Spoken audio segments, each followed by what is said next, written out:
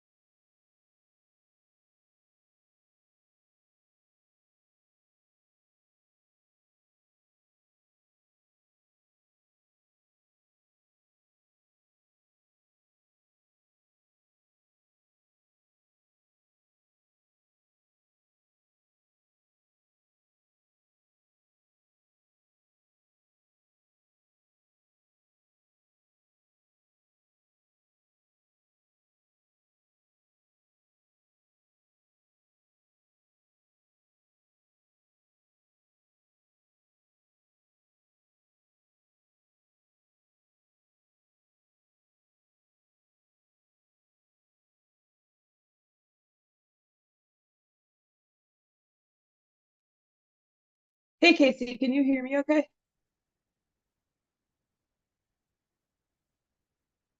Yes, I can. Sorry, lost my mouse for a second. Great, thank you.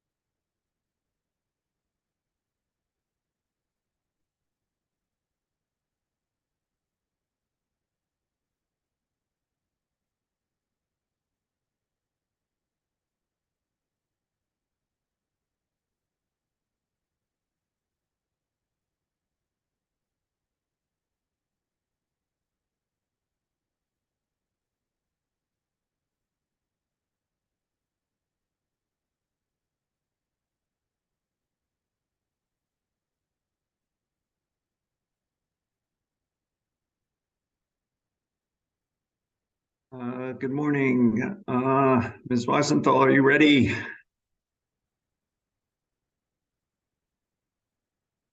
Yes, I am. I'm All sorry. right, thanks. Good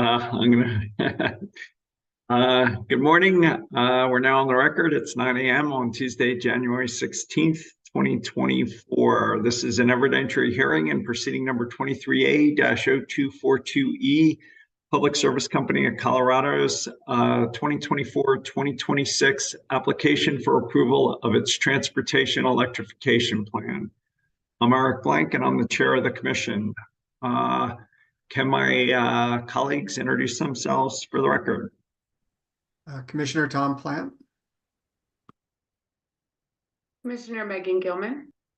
Thanks to both of you. Let's continue with appearances of the parties, starting with Public Service Company of Colorado. Morning. My name is Tyler Mansholt, and I'm counsel for Public Service Company of Colorado. And with me is two co-counsels, Lauren Caliendo and Kaylin Shields. Thank you. Thank you. Colorado Energy Office. Good morning, Cynthia Vitale, Assistant Attorney General representing the Colorado Energy Office. I would also like to enter the appearance of my co-counsel, Senior Assistant Attorney General David Vanis. Thank you. City and County of Denver. Chair, just so you know, one of the attorneys from Denver seems to be having some trouble logging on to the Zoom. He's been in communication with me about it, just so you know. I'll take that as an entry of his appearance or her appearance, and we'll waive none of their rights. City of Boulder.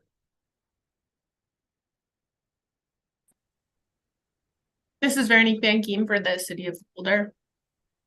Thank you. Western Resource Advocates in the Sierra Club.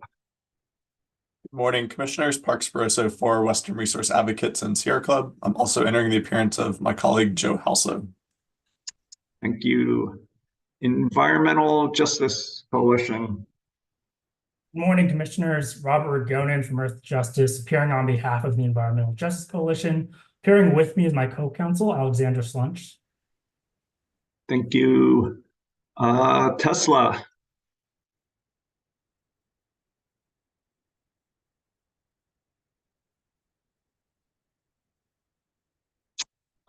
Sweep. Good morning, Michael Hyatt with Earth Justice, appearing on behalf of Southwest Energy Efficiency Project. Thank you.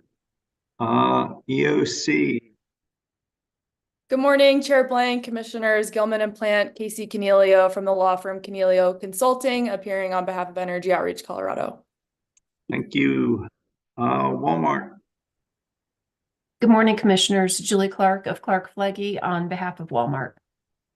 Thank you. EV Energy. Good morning, Commissioners. My name is Andy Ball with the law firm Keys and Fox on behalf of EV Energy Corporation. I'd also like to enter the appearance of my colleague, Mr. Scott Dunbar, who will be participating in these proceedings later on this week. Not sure of the order, but we're jumping to trial staff. Good morning, Commissioners. Christine Roach, Assistant Attorney General on behalf of staff, and with me is co-counsel Katie McLaughlin. Thank you. CEC. Good morning, Mr. Chair, Commissioners. Michelle King of the law firm Holland and Hart. I'm here on behalf of the Colorado Energy Consumers and would also like to enter the appearance of Austin Rushoff. Thank you. UCA. Good morning, Mr. Chairman, Commissioners, and parties. My name is Tom Dixon, and I am appearing with Kate Crampton.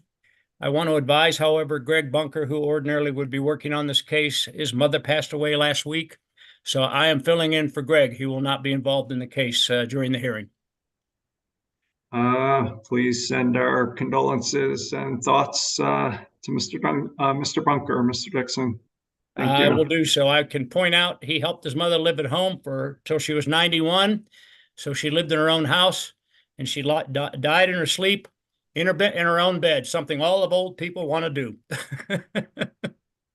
Appreciate that, Mr. Dixon. Electrify America. Morning, Chair and Commissioners. Brent Coleman of the law firm Davis and Van Cleve on behalf of Electrify America, and I would also make the appearance of my partner, David Fitzgerald. Thank you. IECRMA.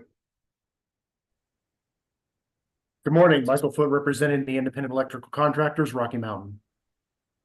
Thank you. Americans for Affordable Energy.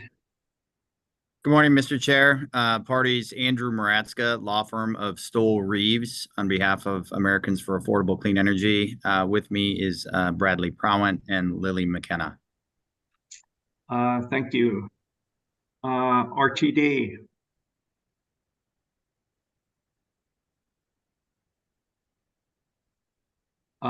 Climax. Good morning, Mr. Chair. Richard Fanyo for Climax Molybdenum Company. Thank you. Finally, Commission Counsel. Good morning, Chair. I'm entering the appearance of Lindsay Dundas as well as Michelle DeCenzo, and I believe Paul Gomez is also on the line this morning. Thank you. Did I miss anyone? Mr. Solomon. Hi, good morning, Commissioners.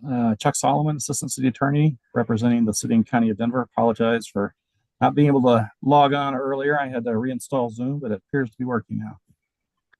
And I missed Kostasia, Mr. Schlesinger, with apologies. Thank you. Not Kostasia today, Mr. Chair, but good morning, Commissioners. Jake Schlesinger for the law firm of Keys and Fox on behalf of EVgo today. All right. Oh, that is my bad. Thank you. Did I miss anyone else? All right, a couple things on electronic process. In order to make this hearing run as smoothly as possible, I'd request that the attorney presenting a document know the exact number of the hearing exhibit they may wish to have presented. It would also be helpful to the legal assistants if the attorneys let them know when they are done with a certain exhibit that has been presented in the Zoom screen so that it can be taken down when you're finished. A spreadsheet marked as hearing exhibit 2200 has been circulated, I understand, that lists the latest pre-filed testimony and attachments. Is there any objection or has there been a stipulation to admitting exhibit 2200? Thank you, Chairman. We have not had a stipulation on the front, but the company does not oppose admitting all the pre-filed exhibits listed on hearing exhibit 2200. Well, let's just get 2200 admitted, then we'll do the exhibits. Does anybody have any objections to admitting exhibit 2200? Hearing none, we'll move that in. And now the exhibits pre-filed direct listed on exhibit 2200. Any objections or fixes? Ms. Vitale, did you have something? Sorry, not on this matter. Okay. Any objections to the exhibits listed on to the pre-filed exhibits listed on exhibit 2200? Chair, staff doesn't have an objection, but we do have one revision. So whenever you'd like to take that up, we'd be happy to discuss it. Yeah, let's take up revisions when we have the individual witnesses present their testimony. So let's do that all at once, if that's okay. Yep, thank you.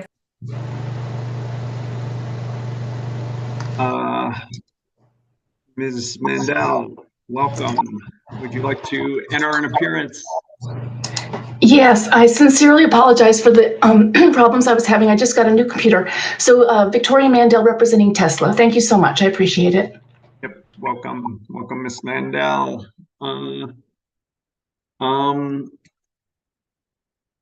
Any objections to exhibit 2200? Hearing and all the pre-filed testimony and other exhibits on it, hearing none, all of those pre-filed exhibits are admitted into evidence.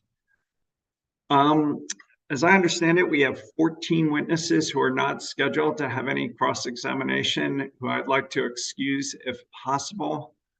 For Commission Counsel, Commissioner Gilman and Commissioner Plant.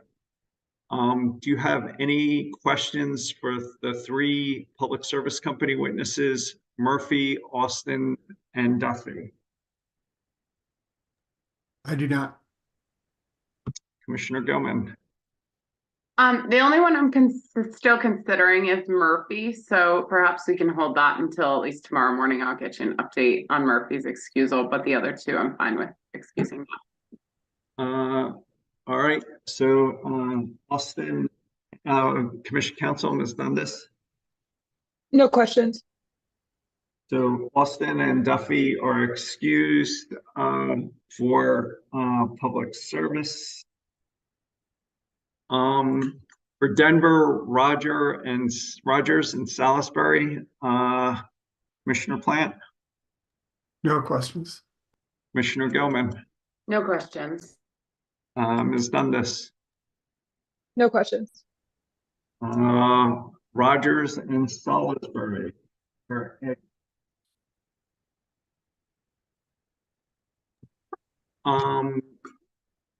WRA and Sierra Club, Jester. Is done. Commissioner Plant. No, I don't have any questions. Commissioner Gilman. No question. Ms. Dundas. No questions. No questions. Jester is excused. Environmental Justice Coalition, we have Barola and Custodio. Commissioner Plant. No questions. Commissioner Gilman. No questions. Ms. Dundas. No questions. Custodio is excused. For Testa, we have Kurowski.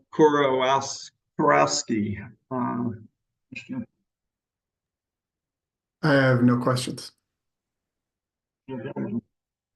No questions. Ms. Dundas. No questions. Let's go to Walmart. Perry. Commissioner Plant. No questions. Commissioner Gilman. No questions. Ms. Dundas. No questions. Let's just see if we can go further. We have EV Energy, Baloo, EV Go, Stiegel, trial staff, Fuller, and McCabe. Commissioner Plant, any questions for those witnesses? I may have questions for McCabe. Commissioner. I'm still considering Fuller, so I'll give you an update on that tomorrow morning. Ms. Dundas. No questions for all four. All right, so Ballo and Stiegel are excused. Let's go to UCA. Neal and Sermos. Commissioner Plant. No questions. Commissioner Gilman. No questions. Ms. Dundas. No questions. All right. Both those two UCA witnesses are excused. EA, Bride, and ICRMA, Stansbury and Villarreal. Commissioner Plant. No questions. Commissioner Gilman. No question. Ms. Dundas. No questions. Three witnesses are excused. I have two more, Scott and Nugent. Maybe I got that wrong. Commissioner Plant. No questions. Commissioner Gilman. No questions. Commissioner Dundas. You're welcome to the bench, Ms. Dundas. Been demoted. Yeah, demoted. Yeah, sorry, my condolences. Any questions? No, I don't have any questions for those IECRMA witnesses. All right. Thank you. With that, I think we're excusing 11 witnesses. I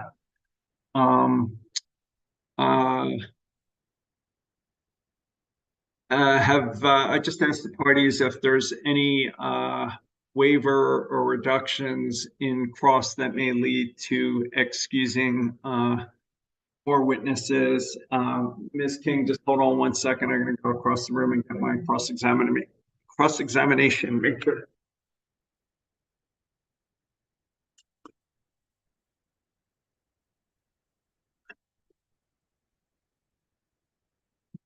Go ahead.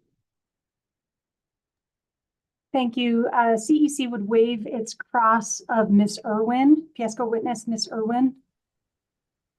Okay. And in addition, we have a request with respect to Mr. Higgins. He has some unavailability this week, and so we would ask that he be allowed to testify Friday. And if not Friday, Monday or Tuesday, depending on where we are in the schedule. I think we can certainly accommodate that. Only Friday or next week. Thank you so much. Yep, no problem. Mr. Fanyo. Thank you, Mr. Chair. Climax will waive our cross of Mr. Eiley and Irwin. 20 minutes each. Thank you. Anyone else? Chair, staff would like to waive its cross of company witness Seth. And it's possible that those 20 minutes we might need to reallocate to other company witnesses that we're crossing. All right, with your 415 minutes of cross. There are a lot of issues. The microscope, so understood. There are a lot of issues that we have. There'll be a lot of flexibility. Anyone else? Mr. Chair, no further waivers, but I may need to be away from the hearing today to take care of a couple matters that came up recently. So I understand that I will waive any bad things that happen with regard to my client during that time.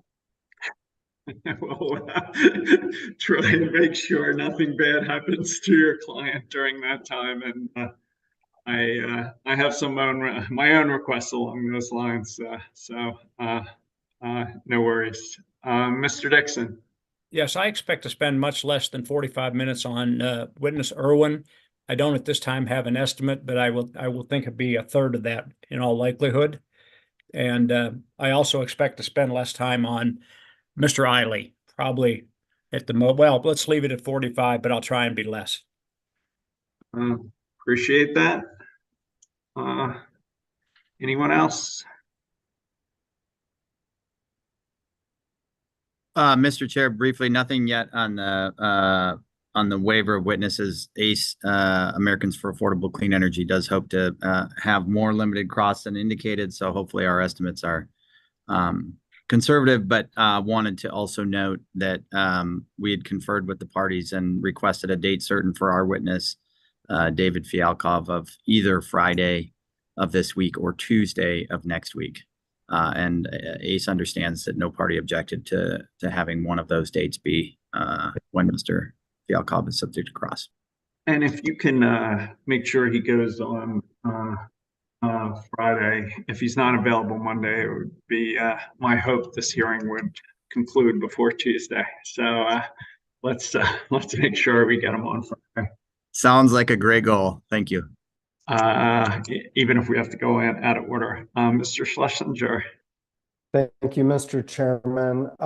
Given that Ms. Stiegel, EVgo's sole witness, has been excused from the hearing and we don't have any cross-examination for other witnesses, it is my client's preference to conserve resources and also is happy to waive bad things in our absence. So we will excuse ourselves for the remainder of the hearing. With that, you may be excused, and unlike with Mr. Fanyo, you'll have to take the hearing as you find it. Understood. Thank you. Thank you, Mr. Schlesinger. Any other cross-examination, witness excusal, or I know there anything else with the witnesses and attorney schedules? I know there's a pending motion. Mr. Ball? Thank you, Mr. Chairman. Like my colleague, Mr. Schlesinger, I would also like to excuse myself. EV Energy Corporation's client, or excuse me, witness is not subject to cross-examination, and we've also waived our cross-examination. You may be excused. Thank you, Mr. Ball. Ms. Van Geem.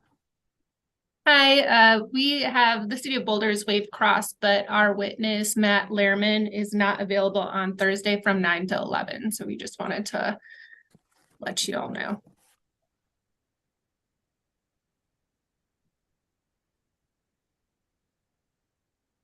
All right, just help keep us focused as we get closer to that. That'd be greatly appreciated. Mr. Solomon. City as witnesses have no cross, and we're not planning on crossing anyone, so I would like to excuse the city from the hearing as well. You may be excused. Thank you. Ms. Canillo.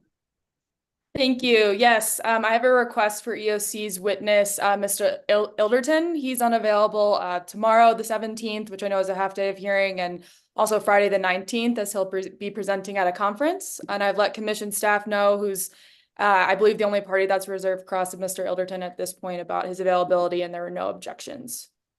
Okay. We'll accommodate that. Ms. Clark. Good morning. Yes, I would also request to be excused, as Ms. Perry has been waived and we did not reserve any cross-examination. You may be excused. Thank you, Ms. Clark. Anybody else?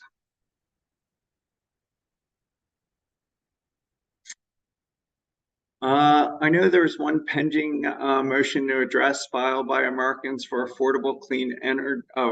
I think we've already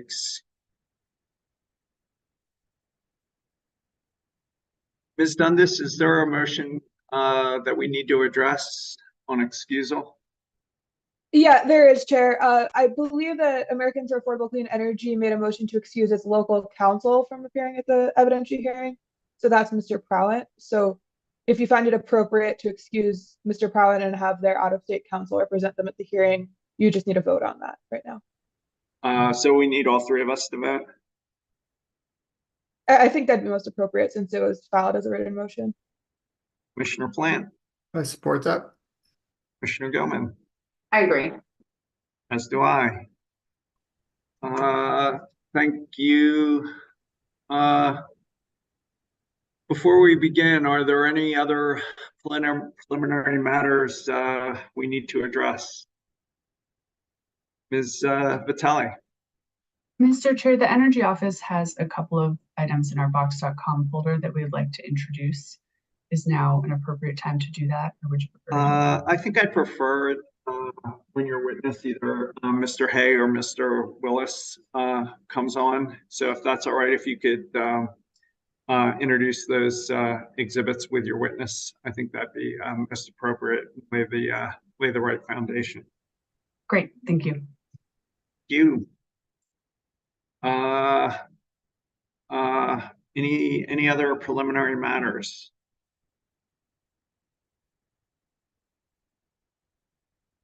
Well, prior to calling the first witness, I do have one other preliminary matter on scheduling that also follows up with what Mr. Dixon said about Mr. Bunker. I very unexpectedly lost my mom on Sunday night, and I'm now back in Philadelphia trying to help my dad and work with my brothers to arrange a funeral. I plan to fully participate in the hearing today and tomorrow, but I've asked Commissioner Gilman to run this hearing starting either Wednesday afternoon or Thursday morning. After conferring with counsel, I'm told that if I miss some of the hearing on Thursday and Friday, it would be acceptable to read the transcript and watch the video to make up for what I missed. I'll do my best to fully engage with the issues. And with that, would the company like to call its first witness? Thank you, Chairman Blinken. I'm so incredibly sorry to hear about your loss. Appreciate it. Appreciate it. The company can call its first witness, Mr. Jack Eiley, to the stand. Mr. Eiley, can you hold up your right hand? Do you swear to tell the truth, the whole truth, and nothing but the truth? I do. Can you put down your hand? Is anybody with you now or communicating with you in any way? They are not. If that changes, you'll let us know. I will. Thank you. Back to you, Mr. Manchell. Good morning, Mr. Eiley. Can you please state and spell your name for the record? My name is Jack Eiley, Jackihle. By whom are you employed and in what capacity? I am employed by Xcel Energy, and specifically in the Public Service Company of Colorado Division. And my title is RVP of Regulatory Policy, which is, I have responsibility for a variety of policy and planning cases, from ERPs to RES plans to clean heat plans, and here electric vehicle plans. And before we end the formalities, I also wanted to express my condolences to the chairman. I'm very sorry to hear that. Appreciate it. The timing of it. So really tough couple days. Yeah. Appreciate it, Mr. Eiley. Keep going. Yeah, Mr. Eiley, did you cause to have filed 4 sets of testimonies representing your direct, supplemental direct, rebuttal, and settlement with corresponding hearing exhibit numbering of 101, 110, 113, and 122? I did. And did you also have cause we filed attachments numbered as JWI1 through JWI4? Yes. Are you aware of the need of any material corrections to any of these documents? I am not. Mr. Eiley is available for cross-examination. Thank you. Rich, you're up 90 minutes. Thank you, Chair. Good morning, Jack. As you know, my name is Christine. I am an assistant AG representing trial staff, and we've got a lot to cover today. So if you're ready, we'll just jump right in. Hey, good morning, Ms. Roach. My first question for you today is, do you think that the inaugural TEP was successful? Yes, it launched a comprehensive set of programs, and some of them are really starting to get some uplift in those programs. And I think we've learned a lot. I think the electric vehicle market of Colorado has accelerated. So I would say yes, it has. Would you say that the inaugural TEP supported the state's goals? Sounded like it from your answer. Yes, I would say that. And I would say both the EV goals and the more overarching state climate policy goals. And are there any metrics that you would use to demonstrate that effectiveness of the inaugural TEP? Yeah, I think there's probably a few. There's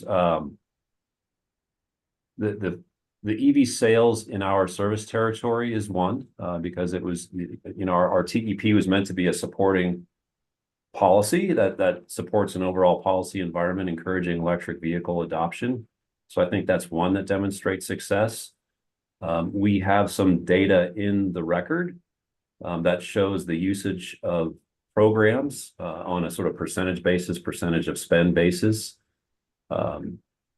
Admittedly, that's a somewhat mixed record, but I also think that's consistent with the spirit of the inaugural TEP, which is we proposed a comprehensive program. I think the commission understood it was, with a lot of things we were trying for the first time.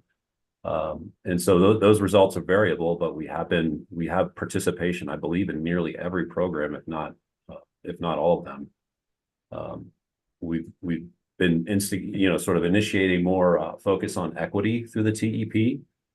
So yeah, again, I'd suggest electric vehicle sales are part of that. The usage of our programs, which is comprehensive. I think every program has been used. That's a couple of metrics that one could determine lead to success. Our overall expenditures through the rider are relatively small to this point. That's another one we could look at. Would you, could you provide the commission with the company's position on what metrics, maybe they'd be the same, that they should use to evaluate this TEP's success in the next proceeding in 2027? I want to think on that for a minute. I think, statewide and within our territory, the electric vehicle sales, the relative usage of programs, because I think what you're suggesting is, if when we come into 2026 or 2027, let's say let me ask you a question. So in 2026, by May 15 of 2026, I'll need to file the third TEP. So are you asking me to put something in there that would be like in my Jack Eiley direct testimony about what the metrics of success are in this third TEP? Is that where we're going here? Well, I'm wondering if you have an opinion based on what is in the settlement. What would show at the end of the next 3 years that this settlement, if adopted, has been successful? Yeah. So again, this is sort of off the top of my head, but I think number one would be EV sales in the state and also in our service territory. I think the relative usage of the programs, noting that each of those programs has a different story, with some understanding that there's going to be a very widely potentially range of usage of those programs is one. Continued lack of controversy in the sort of follow-on processes through rider adjustments and that sort of thing. I think that's another. Would you consider one metric of success to be if in the company's territory, the share of the territory's EV goals has been achieved? Would that be something that you would say shows the success of the TEP program? In the Guidehouse report, they put that the company's share at 540,000 approximately. Would achieving that in the territory be one metric? No, it wouldn't, because 540,000 is by 2030 in the next TEP. Again, I'm not quite sure what we're hypothetically discussing, but it sounds like that's what we're discussing. That would be, I think it would be 2027 through 2029. So it's not an exact match. And we can't control consumers' purchases of cars, but if there's a continued increase in adoption of EVs, which I do expect, I think that would be, I'd hesitate to say that that's a metric that we should be, strictly governing the TEP by, but I think it's a useful informing metric for this commission, just as it is today. Thank you. So would you agree that the overarching dispute between the settling parties and the Affordability Coalition is the overall cost of the TEP? Is that our biggest issue between us? I'm honestly not sure. I sort of think it's like the role of policy and the utility in the EV space. So I'm not sure it's just cost. It feels more fundamental to that than that to me. Would you agree that the settlement's budget is $436 million?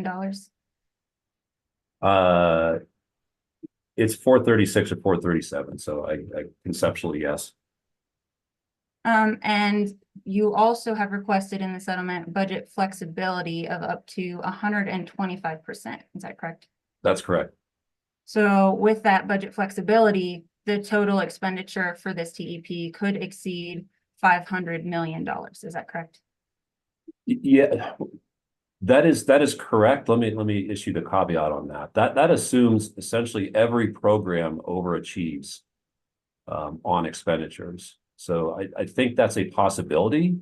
We're building that flexibility into the budget to ensure that we can continue to support Colorado's EV market, which is successful at about 108,000 cars per the Energy Office's dashboard. But that's far short of the 940,000 EVs in the overall state goals by 2030. So we're trying to build a framework that can support that market. Thank you.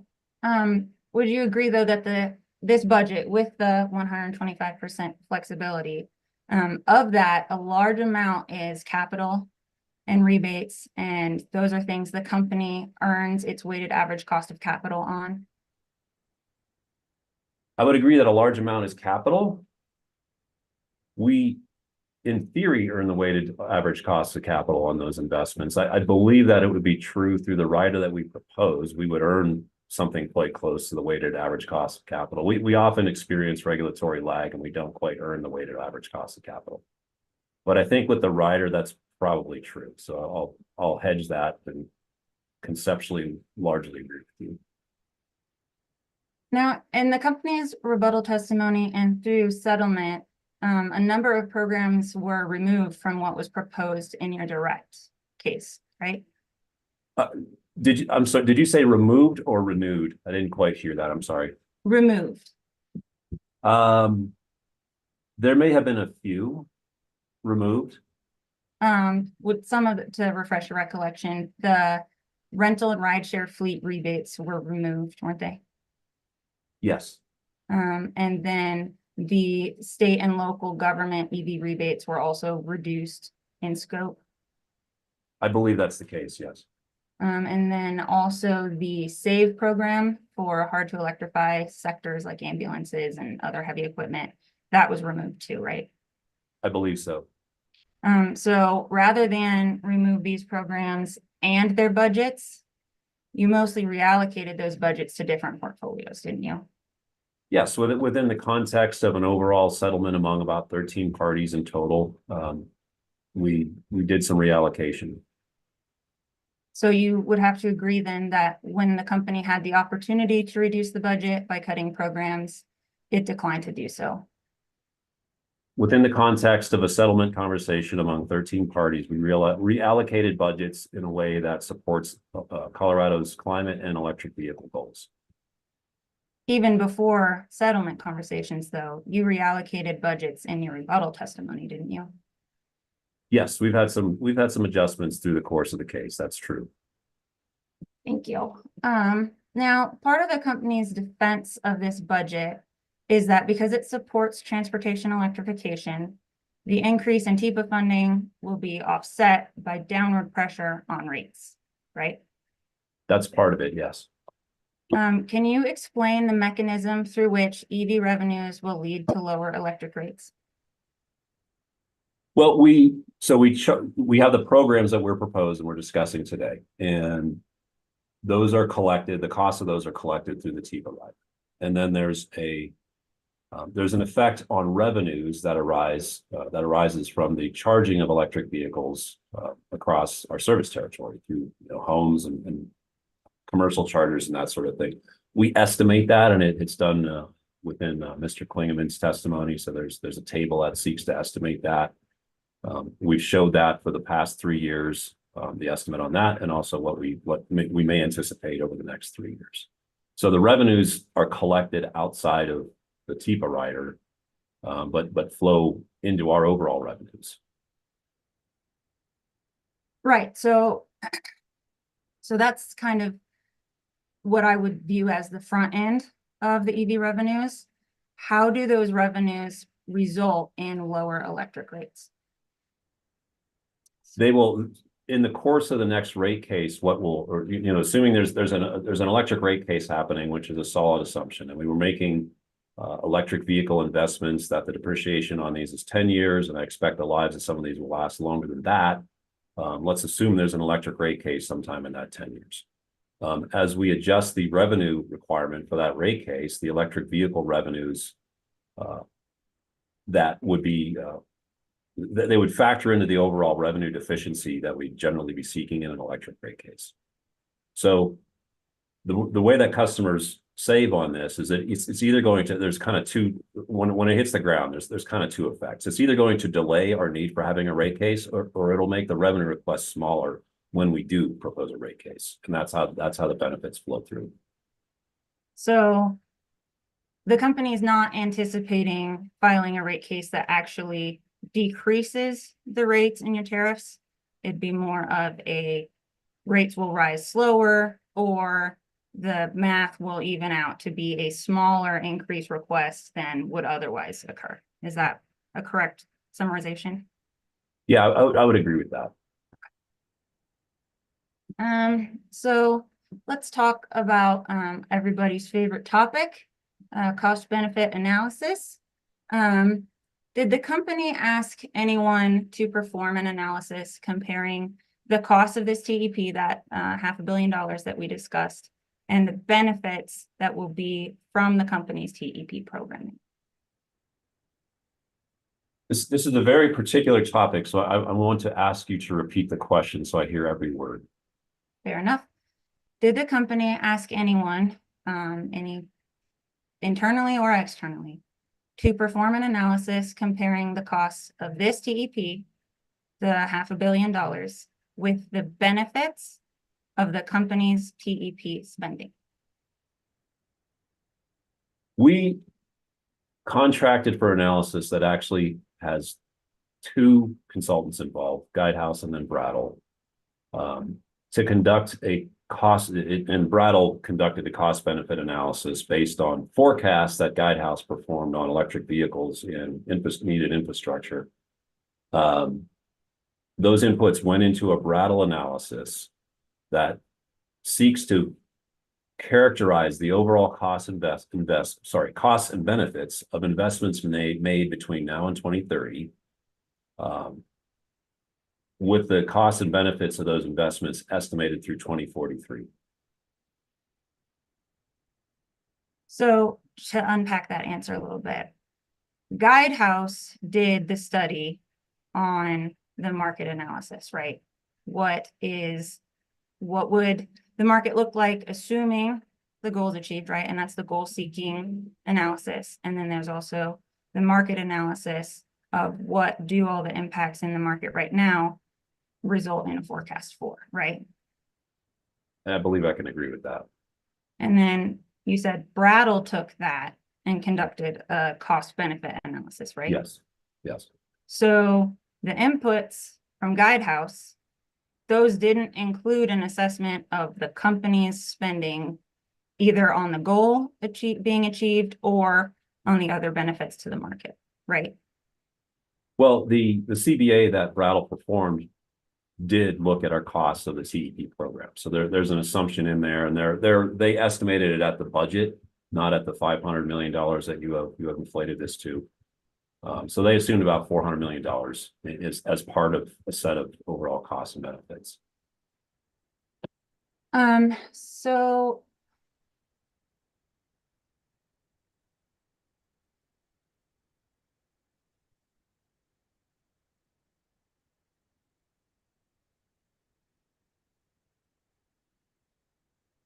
So despite all of those those inputs going through two contractors to get to the study that the Brattle company produced, the company didn't ask anyone to do a cost benefit analysis specifically of the company's proposals.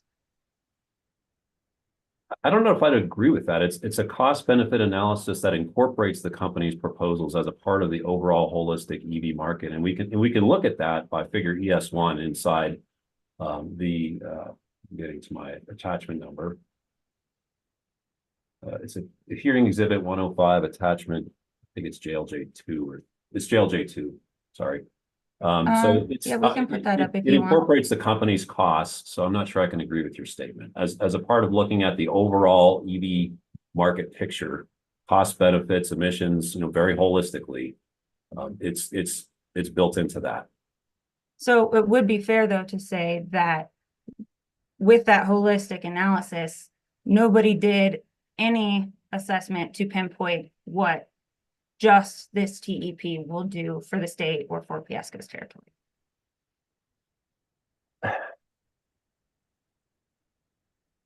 Fair to say, I don't know if I totally accept that phrasing. I think it's a good faith effort to try to understand what our investments do in the context of an overall set of investments. Again, against the overall benefits, and we saw net benefits of $6 billion. So in kind of the course of this conversation throughout the last couple months, your rebuttal testimony criticizes staff's testimony that the TEP fails to seek to minimize overall costs and maximize overall benefits, right? Yeah, that's probably a decent generalization. So let's pull up hearing exhibit 113 and go to page 47.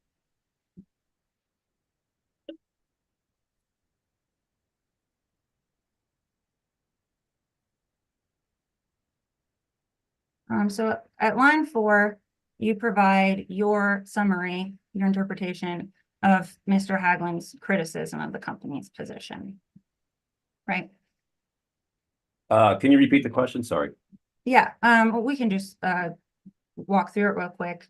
Okay. Starting at line 4, you say that you think Mr. Haglund is advocating for a requirement that the company submit a cost-benefit analysis that attempts to remove the benefits of all EVs in the company's service territory and focus on benefits that are, quote, directly attributable, end quote, to the company's proposals.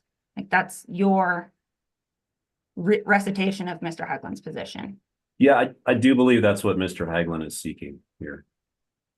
So you use that directly attributable as a quoted phrase. Did you provide a citation for this quote? I don't know that I did in this text. I believe that comes from Mr. Haglund's answer testimony. Can we leave this up and then also grab hearing exhibit 400 and go to page 35? So I can only show one at a time, just so you know. I just mean like leave it open as a tab. You don't need to, I'll come back to it probably a lot. And I'll say, Ms. Roach, I'm not 100% sure, months after the rebuttal, if that's a direct quote or if that's sort of a characterization that's in quotes because it's a characterization. So you said maybe we'll find out soon. Did you say page 35? Yes, ma'am. All right, thank you. Down to line 16. So, Mr. Eiley, your intuition is correct. I want to revisit Mr. Haglund's testimony. Can you read this line 16 and then the rest of page 36 to yourself?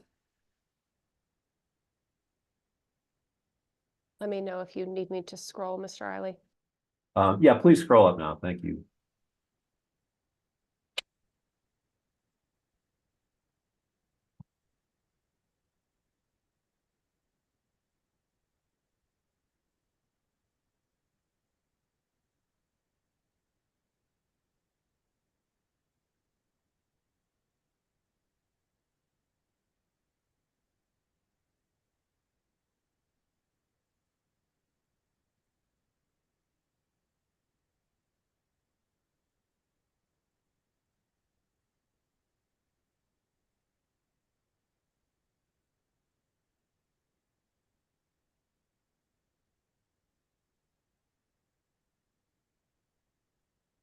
Okay, thank you.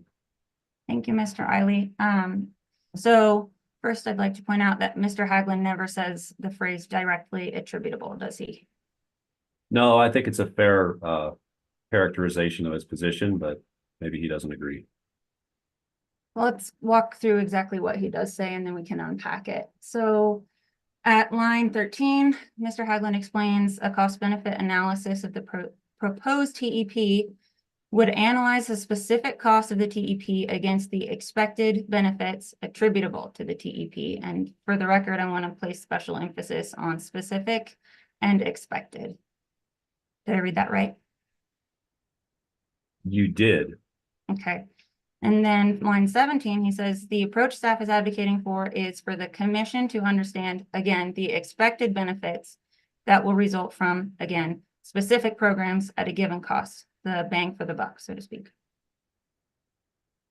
And then on line 15, he explains that this is the same approach used to evaluate demand side management, which for the record is abbreviated DSM, and beneficial electrification, which is abbreviated as BE.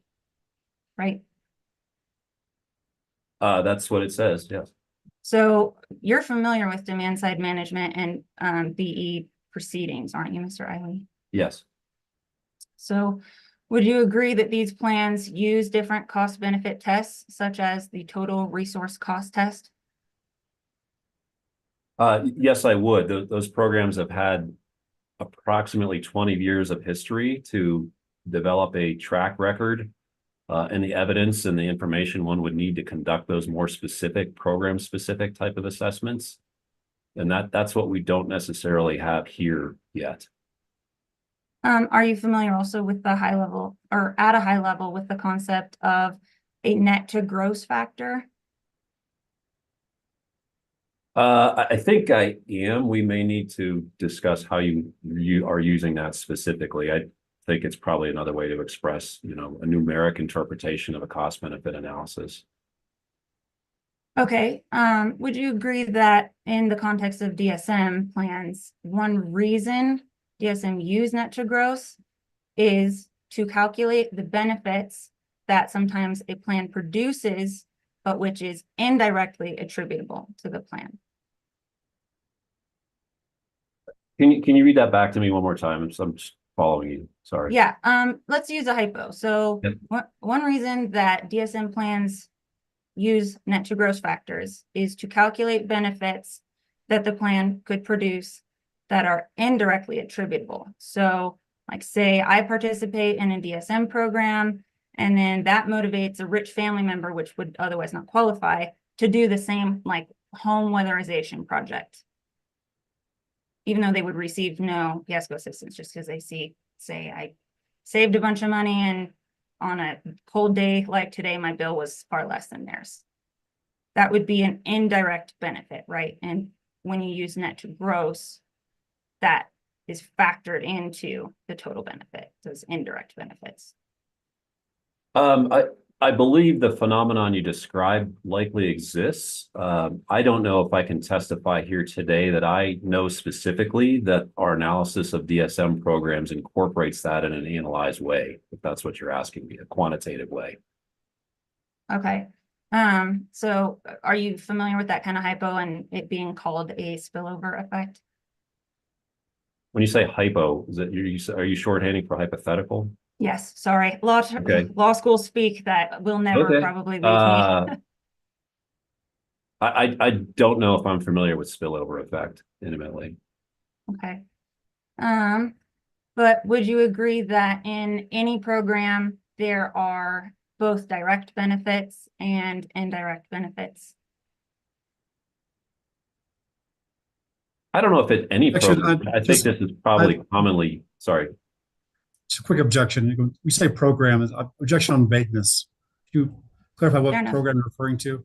Yeah, so if the company proposes a DSM plan, any one of the portfolios or sub-portfolios at issue in this TEP, a beneficial electrification plan, whenever the company takes an action to try and create a result in consumer behavior, regardless of the context, there's direct benefits and then there's indirect benefits, right?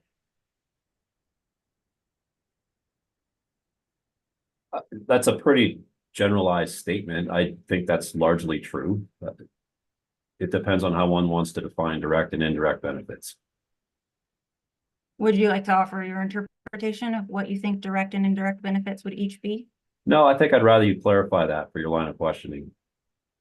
Well, a direct benefit in staff's position would be something like a rural community with little use, maybe at the current time for EVs, decides because of the support that is going to be available for EVSI build out, they're going to put a station in their community, charging station in their community. And they would only do that because of the assistance they're getting from the EVSI programming. That would be a direct benefit. Does that seem a fair characterization? Yeah, I think so. I think it's a fair example for your hypo. Okay. And then an indirect benefit might be something like free ridership, since spillover was not a concept that you felt comfortable opining on. So let's say that the neighborhood has a a young couple and they are pretty well off, but maybe their neighbors are not so much. Their neighbors take advantage of the EV rebates that the company is offering and the advanced level of those for income qualified customers. And they love the Chevy Bolt so much that they see in their neighbor's driveway. They're like, that's cool, man. I want one of those too. And they just buy one. That would be free ridership, right? Well, Or no, I just gave that wrong. That was totally wrong. That one was spillover. Free ridership is the I'm rich and I could afford an EV anyways, but I still take the rebate. That's free ridership. I got my concepts confused. Objection. I'm not sure what we're asking. I can explain. The testimony of Mr. Eiley criticizes staff's desire for more robust cost-benefit analysis by saying that staff is asking for direct benefits. And staff never asked for direct benefits and wants to, encourage the company to produce both direct and indirect benefits. And so the exclusion of indirect benefits and the criticism is what I'm getting at.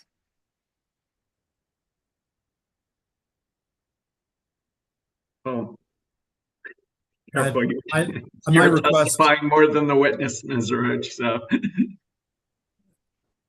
Yeah, I stand on my objection, and I'm still not sure what the question to Mr. Eiley currently is.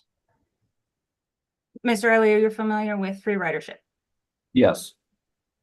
Do you think there's free ridership that would occur as a result of the TEP offerings in the settlement?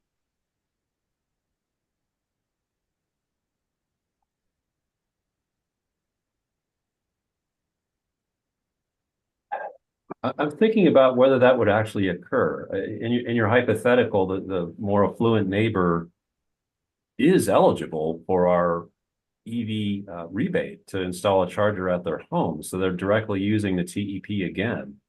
Yeah, that one. They're not maybe getting a vehicle rebate because they're exempt, they're not eligible for that by sake of their income. So because I misspoke on that one, that would be the spillover benefit, and you're not sure that that would be a circumstance that would occur. Again, I'm not super familiar with spillover benefit, or maybe the distinction between spillover free ridership and indirect benefits. I feel like we have 2 or 3 sort of similar concepts in this discussion. I'm trying my best to follow, honestly, and maybe not totally accomplishing that. Well, we can get more down to the heart of it, I guess.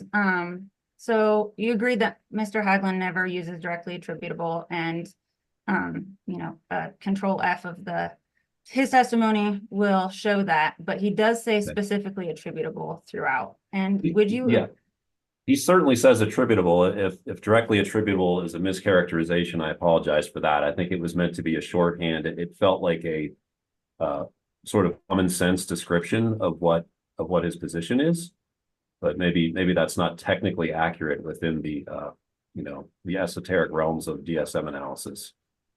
Well, would you agree that specific benefits that are the result, they're attributable to the TEP, could be both indirect and direct, that specific encompasses both kinds of benefits? Can you repeat that? Sorry. Yeah, the word specific, what Mr. Haglund is advocating for. Specific could be both indirect and direct benefits, right?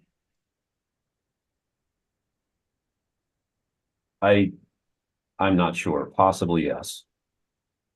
Okay.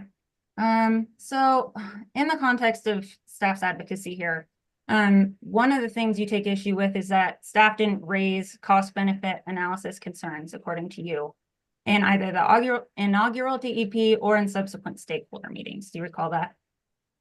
Yes. Okay. And did you ever attend the TEP stakeholder meetings? Yes. Then do you recall, I realize that without records, this might be tricky, but do you recall the Q2 meeting, which occurred on June 30th, 2022? And, well, I'll stop there. Do you recall that meeting? Not specifically. I've attended them intermittently, but I have attended them. I'm not 100% sure I was at that one. Okay, so do you recall potentially at one of the meetings where you were, staff's Mr. Haglund specifically noting he had concerns about quantifying benefits with increased levels of spending? I don't recall that. Okay. It's possible, since you didn't attend all of them, though, that such a discussion did occur, isn't it? It is possible. So you also criticized Mr. Haglund's testimony and for advocating a specific methodology, didn't you? I guess I disagree with the specific methodology he's seeking. Well, that's part of your criticism, right? That he's asking for a specific methodology? I believe he's asking for a specific methodology that neither the commission asked for in the inaugural TEP for this next TEP. It's not required by statute. We performed a good faith estimate to perform a cost benefit analysis to provide information on the context of this TEP as it supports Colorado's larger electric vehicle market. Okay, so is it your contention then that because staff didn't raise the methodology that you were seeing in testimony, either in the inaugural TEP or subsequent meetings, that they've waived their right to advocate for more robust cost benefit analysis? Not at all. I don't think they waive that right, nor would we waive our right to necessarily disagree if they raise this in similar venues going forward. Okay, so let's discuss in the context of cost the Guidehouse report. Is it your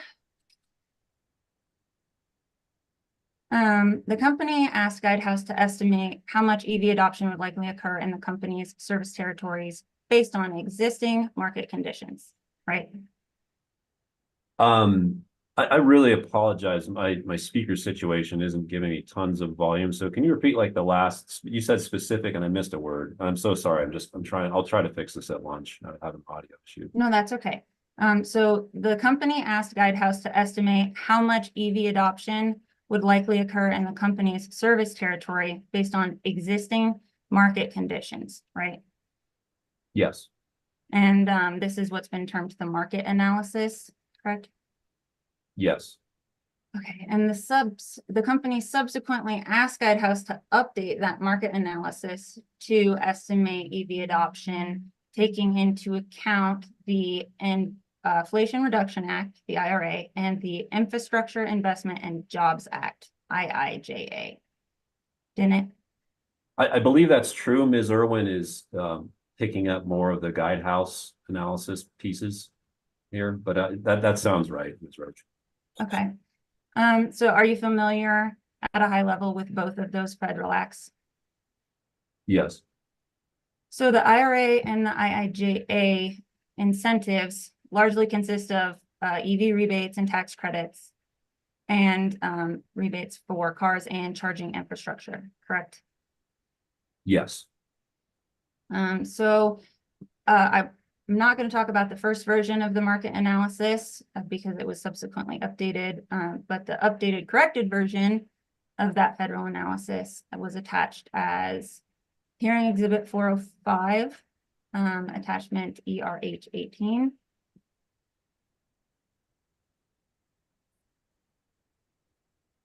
Can we might not need it, but can we put it up anyways?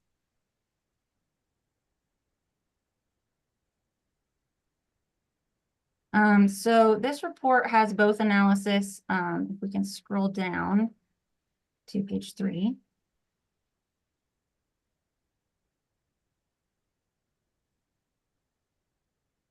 keep going just a little bit. I was page 3 of the report, 5 of the PDF. Okay, so this table 1 and 2, you asked Guidehouse to do an analysis both for Piesco's service territory and for the state as a whole, right? I believe that's true, yes. And then this is the market analysis with federal policy in these 2 tables. And then on the next page, we've got the market analysis excluding federal policy for both geographic scopes, right?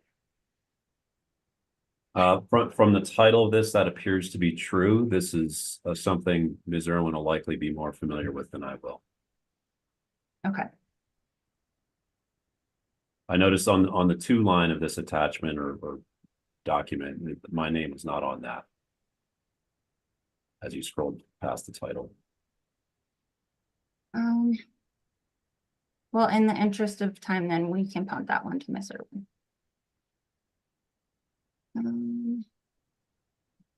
I do still have a couple questions about discovery, though, that your name was on for Guidehouse. All right. So we'll leave it up just for reference.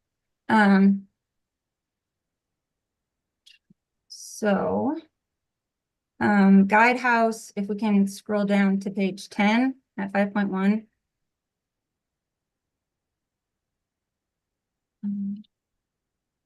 Sorry, 10 of 10, you've got a lot of page numbers. So 10 on that, the bottom. Yeah, 5.1 is right there at the bottom. So if you can scroll up to that. Apologies for the multiple pagination issue. So when Guidehouse did this analysis, they came up with a 3% figure there in the middle of the page, right? That's the difference the federal incentives make.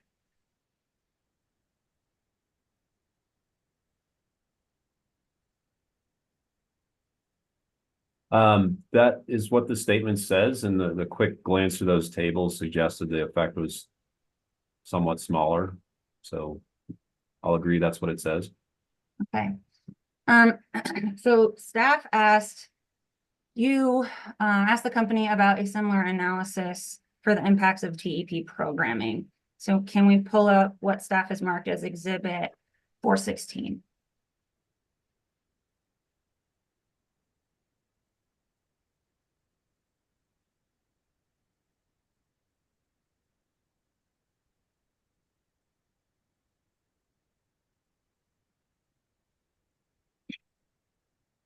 So if we can, minimize just a little bit and go through the bottom of the 3 pages to look at the sponsors here.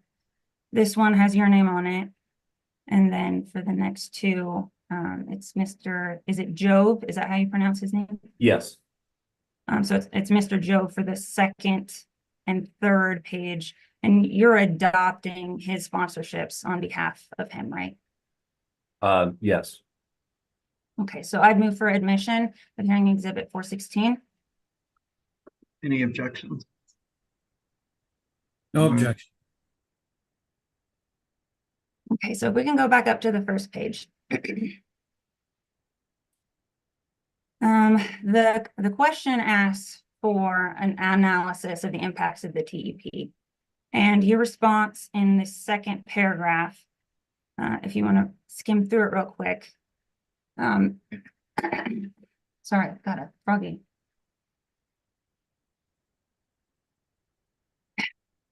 Your response says that such an analysis would not lead to, quote, defensible results, right? Yes. And then if we scroll down to the 2nd page, the question is similar, but directed specifically at the Brattle Company's analysis. And Mr. Jove's response says that there's no current methodology and refers the reader back to 8-1, correct? Yes. Okay, and then for the next page, which is question specific to the Guidehouse Company, the response just refers the reader back up to the former page, correct? Yeah, to 8.5, which I think in turn refers to 8.1. Exactly. Yeah. So even though the company did contract with Guidehouse to estimate federal incentives consisting of, among other things, rebates and tax credits, it did not contract with Guidehouse to estimate the effect of the company's programs consisting of rebates and incentives. Is that a true statement? Specifically asking for the company's rebates and incentives, is that what you're, yeah, I would agree with that, yes. Did the company think that such a study would not be of interest to the commission? I don't know if we thought it was of interest to the commission or not. It was, you know, again, not required by statute, in our opinion, not required or implied by the last TEP. And we have, you know, we have some questions about how provable that is, or how sort of indicative that is. I frankly have questions about that federal analysis that we did contract. I think all this sort of causation-based analysis is pretty tentative or speculative at this point. I think we're creating an overall ecosystem of general EV support that is working, proving that it is caused by a specific action, whether it's the $7,500 federal tax credit or our $500 EV charger rebate in one's home. That gets to be a lot more speculative. The overall environment is supportive and it's working. Okay, can we put up what staff has marked as hearing exhibit 411?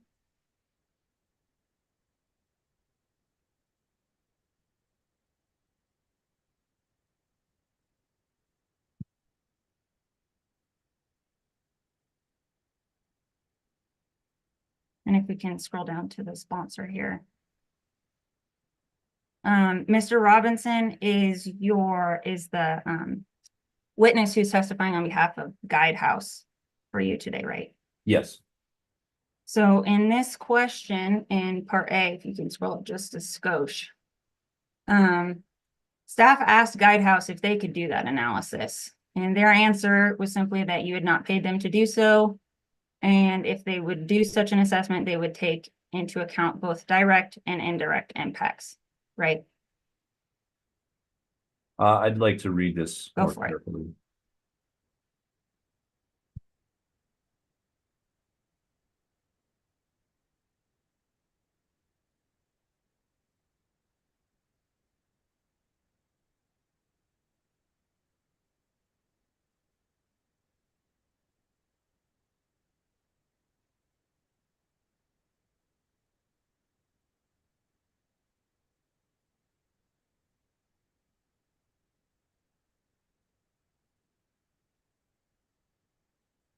Okay.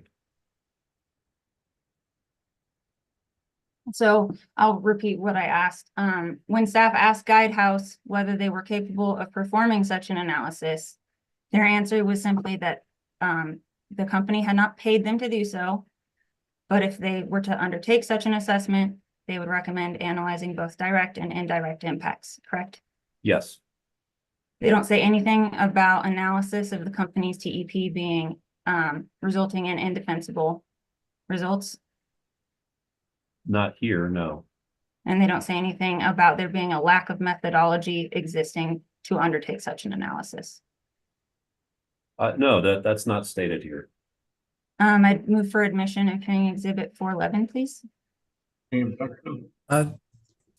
This is, I'm a little confused here. So the sponsor of this is not Mr. Jack Eiley. This is actually a witness that will be on the stand throughout the course of this proceeding. Given he's the correct witness to sponsor this discovery request, I object and ask staff to use the appropriate witness. I mean, geez, it's I mean, it seems like there's, well, go ahead. Why don't you respond, Rich? I can admit it with Mr. Robinson later, but for the purposes here, Mr. Eiley's testimony said one thing, the study can't be done, and then the person they hired to do the study said that it could be done. So I think it's relevant to his testimony and appropriately admitted here. I agree. I think the objections overruled. I think there's proper foundation, and I would admit it. Keep going, Ms. Rich. Thank you, Chair. All right, Mr. Eiley, let's just go ahead and move on to some of the specific programs in this in your portfolios, and we can leave the cost benefit stuff behind. Let's start with the dynamic rate pilot. Would you agree with me that one of the potential benefits of adding EV load is that EV load is flexible? Yes, I would. And the hope is that rate design and managed charging programs can encourage people to charge during times when it benefits the grid, right? Yes. So Senate Bill 19077 requires the commission to consider whether TEP investments and other expenditures are, quote, reasonably expected to improve the use of the electric grid, including improved integration of renewable energy. You've quoted that a lot, so you're familiar with that, right? Yeah, I am. I am. And do you recall that staff proposed in this proceeding a dynamic rate pilot that would offer free or minimal cost electricity during hours of curtailments? I believe that's true. I think we also had a proposal along those lines that was removed in settlement discussions. Do you recall intervener feedback from staff and others, including Boulder and Denver, that the company should provide another rate option with the primary or sole purpose of being to address renewable curtailments? I do. To address this concern, the company included in the settlement agreement this provision. After working with stakeholders, the company agrees to consider bringing forward a dynamic rate or program option by April 1, 2025 through an appropriate commission filing. Do you remember that term? I do remember that term, but I think there's something of a qualifier there. Sure. Can we pull up hearing exhibit 121 and go to paragraph 32.2? And I say that because I don't know if I heard you. Maybe there's another half phrase associated with it or similar. I didn't hear you issue the qualifier. I just want to be clear with the commission on this. While that pulls up, I'm going to tie a knot in my thing and see if I can get the mic closer to my mouth. I'm sorry. So the 121 is labeled as 121 attachment A, attachment B, and attachment C. There's no just 121. Oh, I assume okay. you want A, but I wanted to make sure. Okay, thank you. Thank you. And which you said paragraph 32.2? Yeah, and I think what Mr. Eiley is referring to is probably going to be in 32, the big 32 and 32.1. We can get all three of those on the screen at one time. I don't know if they go onto the next page or not.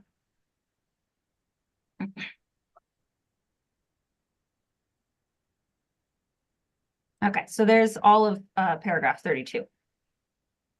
Thank you. And I apologize again. I think the audio issues are more on my end, and it's just a matter of decibels. You are fine.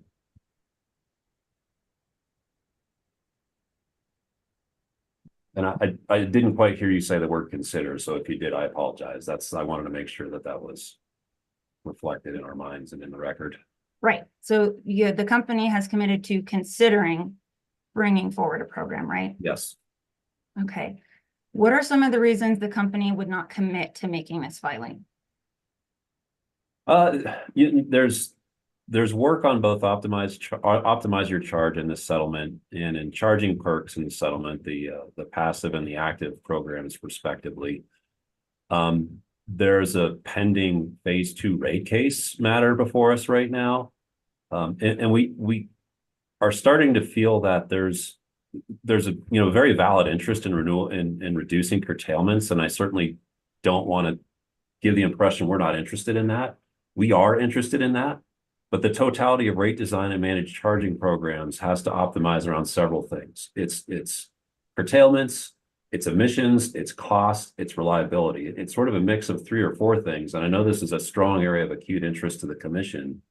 And I just want to make sure, I guess we want to make sure that we have a system of rates and managed charging programs that are considering all those factors appropriately as we try to sort of, essentially guide consumer behavior as to when they consume electricity. So would you agree then that if the company is not satisfied that they can propose a solution that incorporates all of those factors you just mentioned, then it's the company's sole discretion whether to make this proposal, right? That's probably true on the face of it. I think this is an expression of a good faith attempt to do this, but not a guarantee that we must do this. Is there any requirement that you explain to the commission why such a dynamic charging program wouldn't work if you can't get all of those factors to align, like you mentioned? I don't know if there's an explicit requirement to explain that here, but I certainly think that we'd be expected to explain why we didn't at that time. Okay, thank you. And I believe that time is tied to an update of the time of use rates. I think it's the same specific date that we chose there, where there's sort of a scheduled process to update the time of use rates. Okay. I think that's all coincided there. So it would be a filing we would make, and I certainly hear the commission on this. And again, like, we're interested in doing this too. I think it's a great thing to increase load during curtailment periods of time. It's just win-win for everybody, but we also have to balance these other factors as well. The reliability, the emissions, and the cost. It's a complex problem. Thank you. So I would like to move on to discussion of the TEPA. So in the settlement, cost for the TEP will be recovered through the TEP rider, which is known as the TEPA, correct? If approved, yes. Okay. And it's your position that TEPA recovery is necessary because the alternative of rate case recovery is inadequate, isn't it? The alternative rate case recovery leads to, reduced financial outcomes for the company in that case. We don't think that's consistent with a policy program like the TEP. And so that's why one of the reasons we support the rider approach here.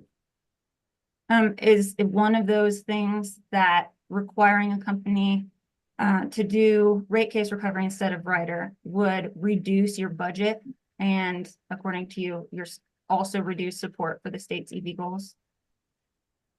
I think with the size of this budget, and you did a good job showing us the size of the budget earlier in our conversation, having that amount of money where effectively that's on a lag. If they're, let's say they're under the hypothetical that we don't have a TEPA rider, we don't have a rider recovery in place, it's a fair amount of money that would be incurring lag on the company. We'd have to essentially, invest that capital without a known return on it or a current return on it. So it's inhibiting. If the TEPA rider were not approved, I think we have to take a close look at what we're proposing in this plan.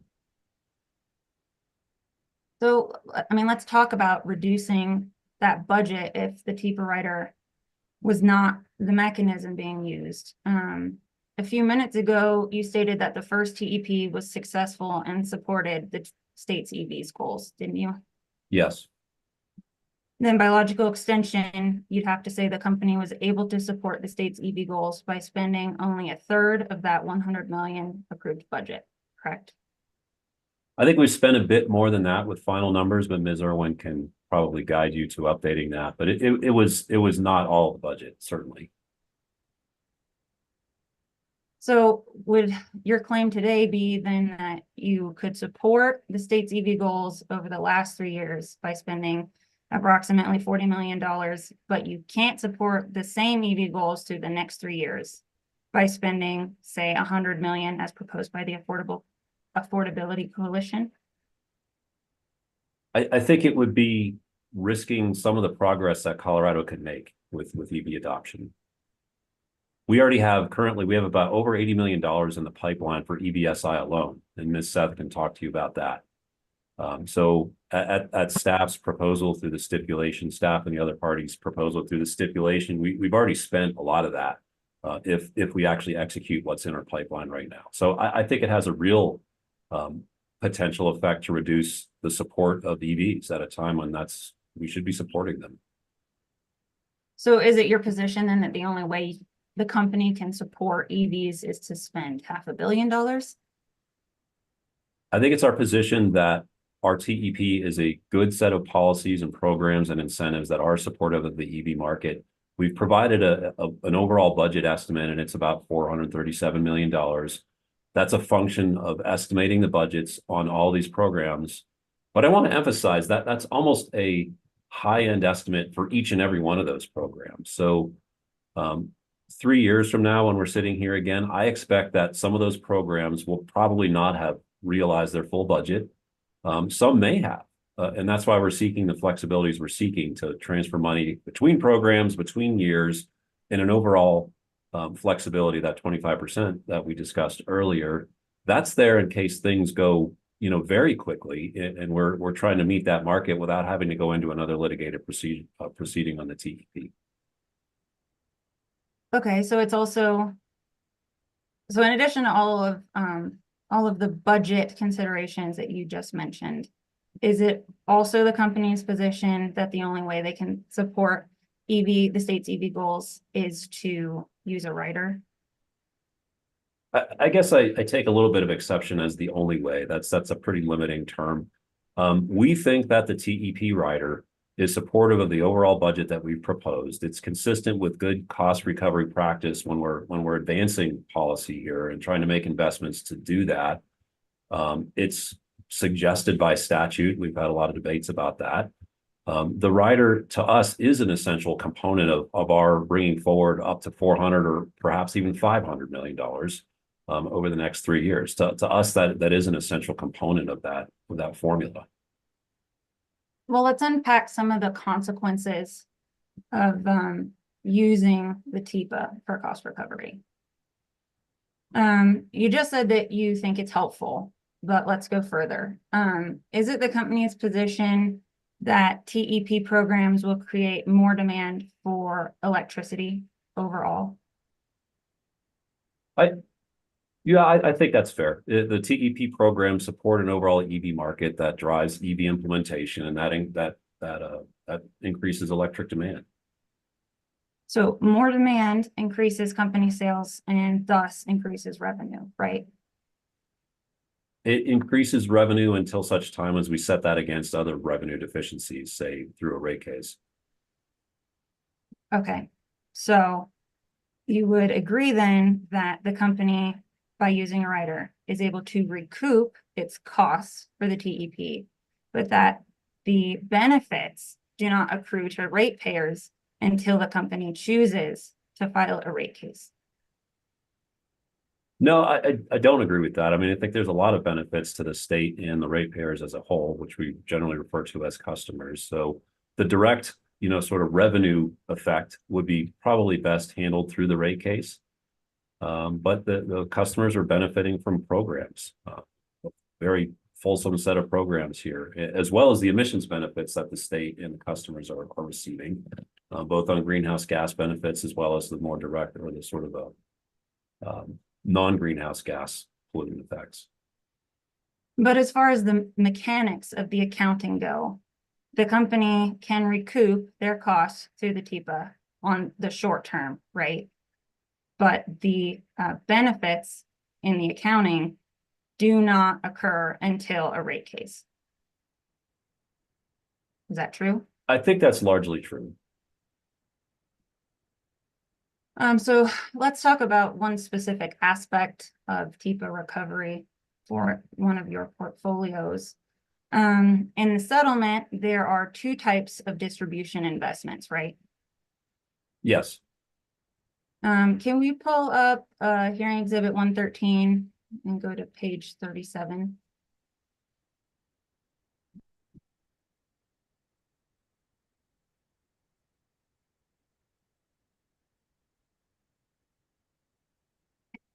At line 9. You refer to a provision of Senate Bill 19077 that states an electric public utility may recover the cost of distribution system investments to accommodate alternative fuel vehicle charging, subject to evaluation and cost recovery provisions that are comparable to other regulated investments in the distribution grid. That's your testimony, and you underlined that are comparable to other regulated investments in the distribution grid, right? Yeah, may I request to see what question this is answering in my testimony, in my rebuttal testimony, I believe. Okay, thank you. So the statute you cited, to paraphrase, says that a utility may recover the cost of TEP related distribution investments in a way that's comparable to other distribution investments, right? Yes, now I'll request to go back to that language. We were at line 9 on page 37. Thank you. So the company does not get rider recovery for any distribution investments currently, does it? I believe that's the case. I'm only hesitating because there may be something that does have a rider recovery, but by and large, that's very true. It's something that's been a concern for us. The company also does not get to recover distribution investments on a forecast basis, does it? No. So can you explain how allowing the company to, 1, receive rider recovery for 2, forecasted distribution investments is, to quote the statute, comparable to other regulated investments in the distribution grid? It's comparable, but I mean, the question's about the WACC return. And so, the question I think is more about sort of the return on the investment that we're seeking to answer with this evidence from the statute. So how are those two things comparable? A rider recovery on something that's forecasted, how is that comparable to what is already being a regulated investment? Again, I think the point that we're talking about here in this answer is about the return at the WACC on these investments with a depreciation period associated with them.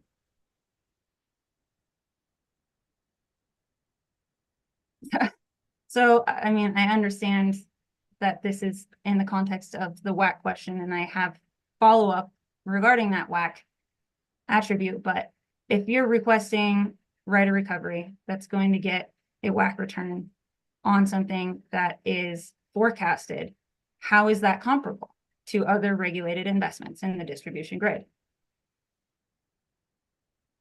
We could probably quibble about what comparable means, I suppose. It doesn't mean it has to be exactly equal to. I mean, we're seeking to do this so that we can accelerate the market and remove barriers to EV or electrification, which is the title of the current M docket in front of the commission. We're trying to move this forward through these distribution investments. The WACC return and the depreciation are comparable, which I would again argue is not necessarily an equivalency expression. Well, you get a WACC return on distribution investments through rate cases, don't you? Yes. You just get them faster using a rider. Yes. Do you have any explanation for how rebates for the purchase of private vehicles are comparable to other regulated investments in the distribution system? Can you repeat the question, please? Can you please explain how rebates for the purchase of private vehicles owned by Piesco customers are comparable to regulated investments in the distribution system? I'm not sure if I need to explain that because this phrasing from statute is about the cost of distribution system investments, not electric vehicle rebate investments.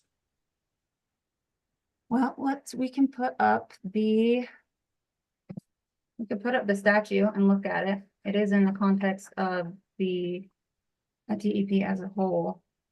That's staff's hearing exhibit 408. Is 408 in box? It should be. It is. Thank you. Sorry, I just wasn't sure if it was on the spreadsheet or not already.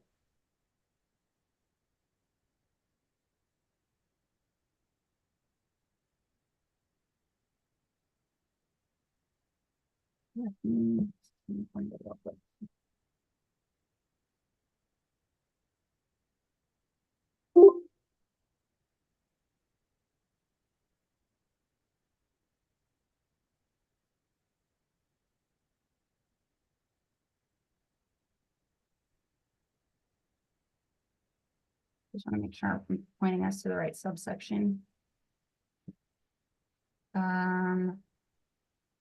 Should be the 5th page of this PDF, section 4.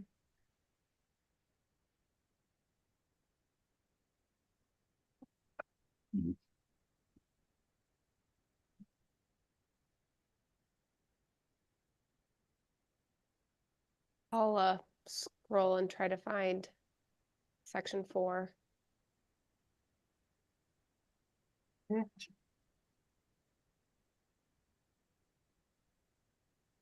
Searchable PDF. That's my bad.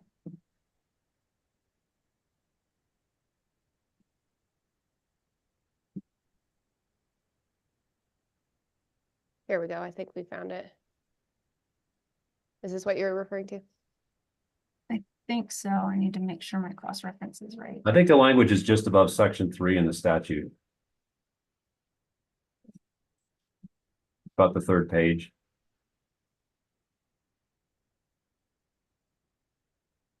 I'm seeing it there in that paragraph entitled 6. Yep. Good find. Thank you, Mr. Eiley. You're welcome.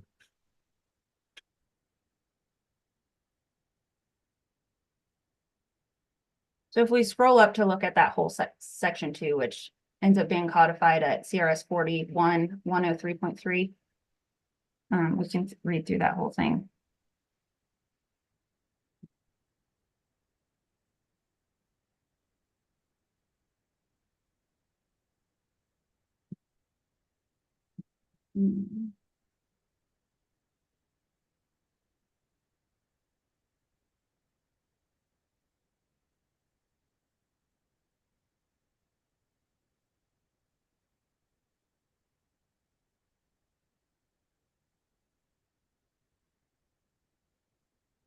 So this is the portion of the statute that you cited in your testimony. Doesn't have anything specifically to do with WAC or rate case. It's specific to TEP programming, right?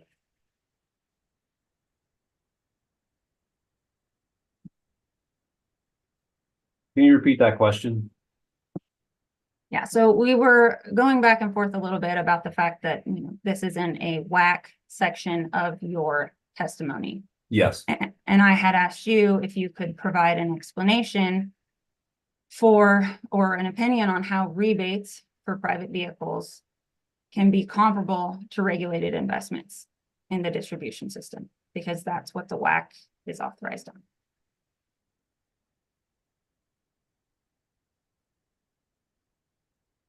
I'm sorry. What is the question again? Can you explain to the commission Yeah.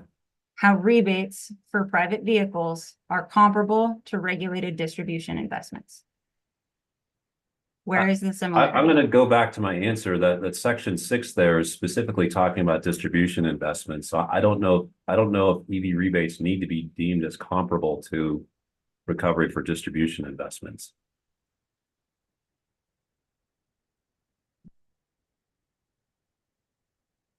I mean, your testimony says that they're comparable.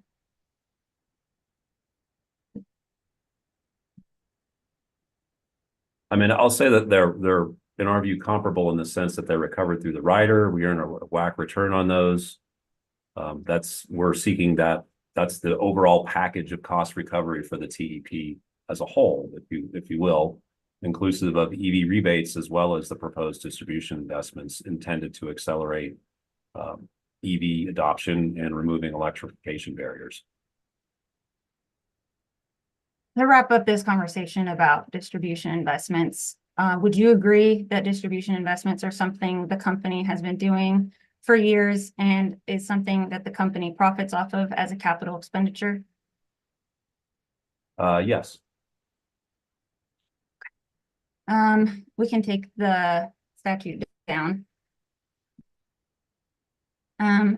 Mr. Eiley, are you also aware that the Affordability Coalition is advocating for a commission order requiring a proposal to sunset the TEPA in the company's next TEP filing? I don't recall that specifically. I'm not totally surprised by that. Can we pull up, you had some testimony on it, so we'll grab that to refresh your recollection. Hearing exhibit 122. maybe that's not your testimony. Hearing exhibit 122 at 54. So that's your seventh testimony, line 13. So this is, if you want to refresh your recollection on your testimony on this concept. I appreciate that. I do recall working through this. There was a lot of material to review, but yes. Okay. So the company doesn't support sunsetting the TEPA, right? No, we don't think that the commission needs to prejudge that. I mean, we're at a stage of the EV market. We're 108,000 vehicles into a 940,000 vehicle goal.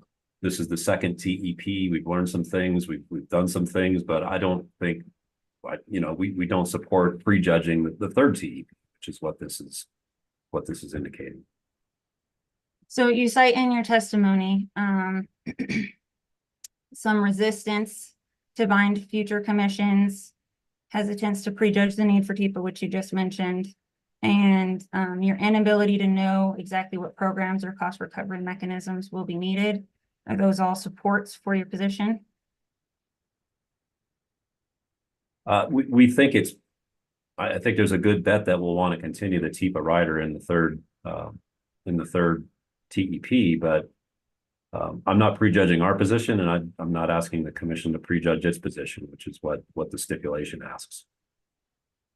Well, the stipulation isn't asking the commission to sunset the TEPA, is it? I'm not sure I agree with that. Well, isn't the stipulation asking you as the company to file a plan to sunset the TEPA in your next TEP? Oh, I see. Okay, well, we're asking not to prejudge our position. So but the commission isn't binding itself to any outcome, is it? I suppose not. We're just requesting that we're not be bound to an outcome either. Well, a proposal for sunsetting the TEPA also isn't a predetermined outcome, is it? It's a proposal that we're not supporting making right now.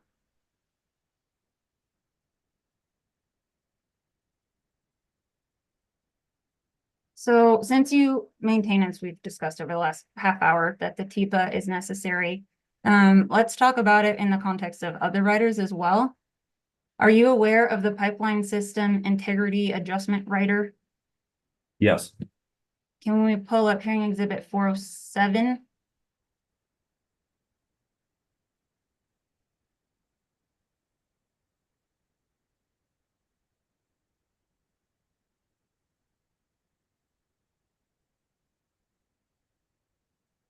And then go down to paragraph 56 and 57. This is a old decision on how the commission would deal with the pipeline system integrity adjustment rider.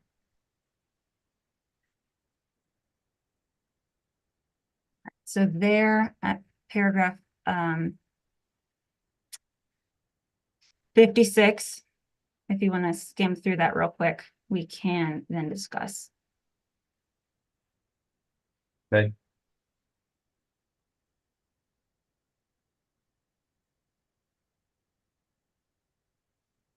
And did you 56 and 57? Oh, I'm sorry. I read 56. Sorry.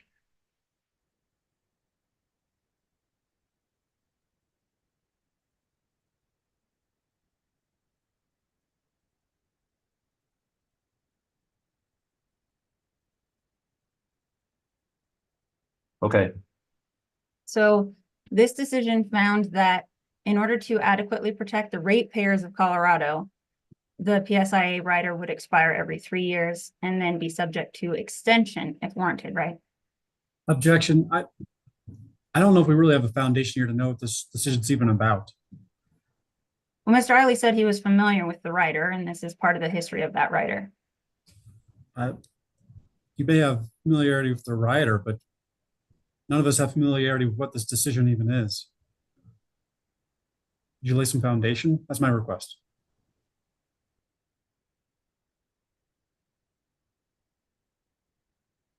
Why don't you, why don't we take a Ms. Weisenthal, do you need a 5-minute break, a 10-minute break?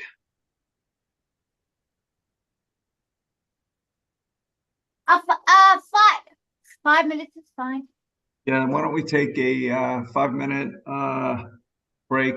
Ms. Roach, you're 75 minutes into the 90 minutes, and I'm gonna hold you to it unless you're prepared to waive cross elsewhere. So If we go over, I don't anticipate going over. Looks like I'll be right on time, but we did already waive Miss Seth. all right, let's take a 5-minute break. We'll come back at 10:50. Thanks.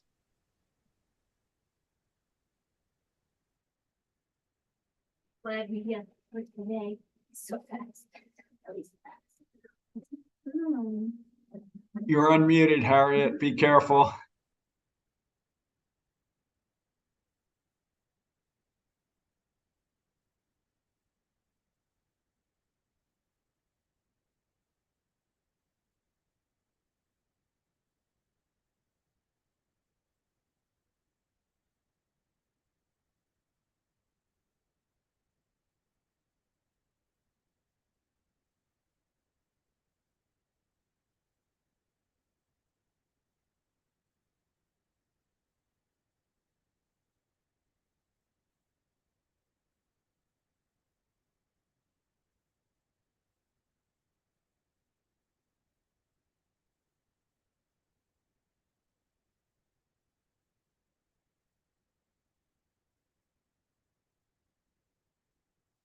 Thanks for today. He's fast.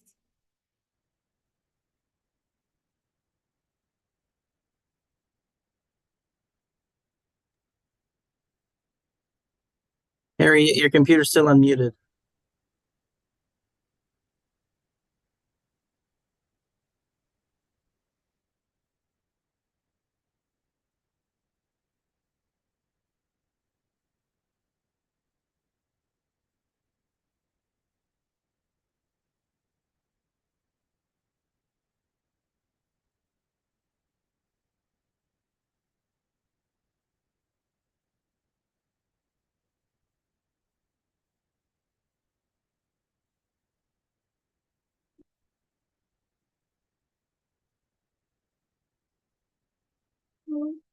Not yet.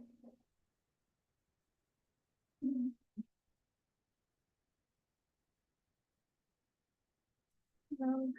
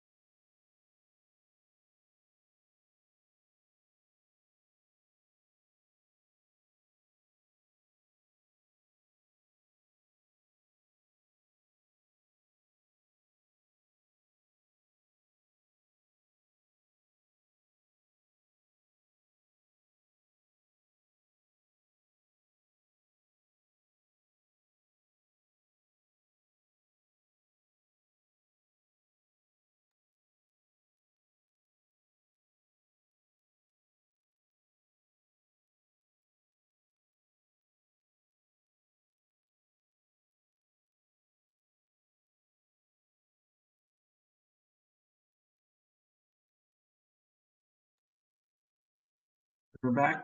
Back up, Ms. Roach. Oh, you're muted. Thanks. Before I continue, would you like further explanation from me, or will you rule on that objection from the company? Why don't you rephrase your question and we'll take it from there. Yes, sir. Okay, Mr. Eiley, so if we back up just a little bit, you said you were familiar with the PSIA rider? Yes, at a high level, Um, yes. I didn't work in regulatory when it was implemented initially, which appears to be what your supporting document was getting to. So you are familiar, though, that the PSIA was something that the company was collecting until recently, wasn't it? Yes. You might recall the date it finally was, you stopped collecting it in 2021, is that right? That sounds about right. I'm not totally sure about that. So since you're familiar with the writer, and since you know that the company has been collecting it for a long time, I'd like to refer back to this order that's on the screen to demonstrate some history of that writer and how that history is relevant to the TEP writer. Okay. So the decision says that in order to adequately protect the ratepayers of Colorado, the rider would expire every 3 years and be subject to extension only if warranted, right? Yes, just like the TEP. We asked for a 3-year rider in the first one. We're asking for another 3-year rider here. And then in the next one, we may or may not ask for another rider at that time. So I think it's very similar. So throughout, since this is a 2011 decision, the company was able to show for the intervening 10 years that an extension was warranted. Correct? I don't know about the 10 years. Well, it's 2011 and it sunset in 2021, right? Well, it appears that we were making filings to continue the collection of revenues through the rider. I view that as very similar to what we're doing right here. We've tried to create a case that collection of the revenues for the TEP through the rider is appropriate. And it's done every 3 years, and it's almost required by statute to be done every 3 years. So couldn't the company do the same thing in the TEP? It's a exigent need because of the energy transition. And you could prove in each subsequent TEP proceeding that you have a need for the rider, couldn't you? Well, we're asking to use the rider here for this TEP. So presumably in the next TEP, which is statutorily required, we would discuss the need for that rider or not. Couldn't you support bringing it back if there was a sunset provision so that it would not continue by default? It does not continue by default.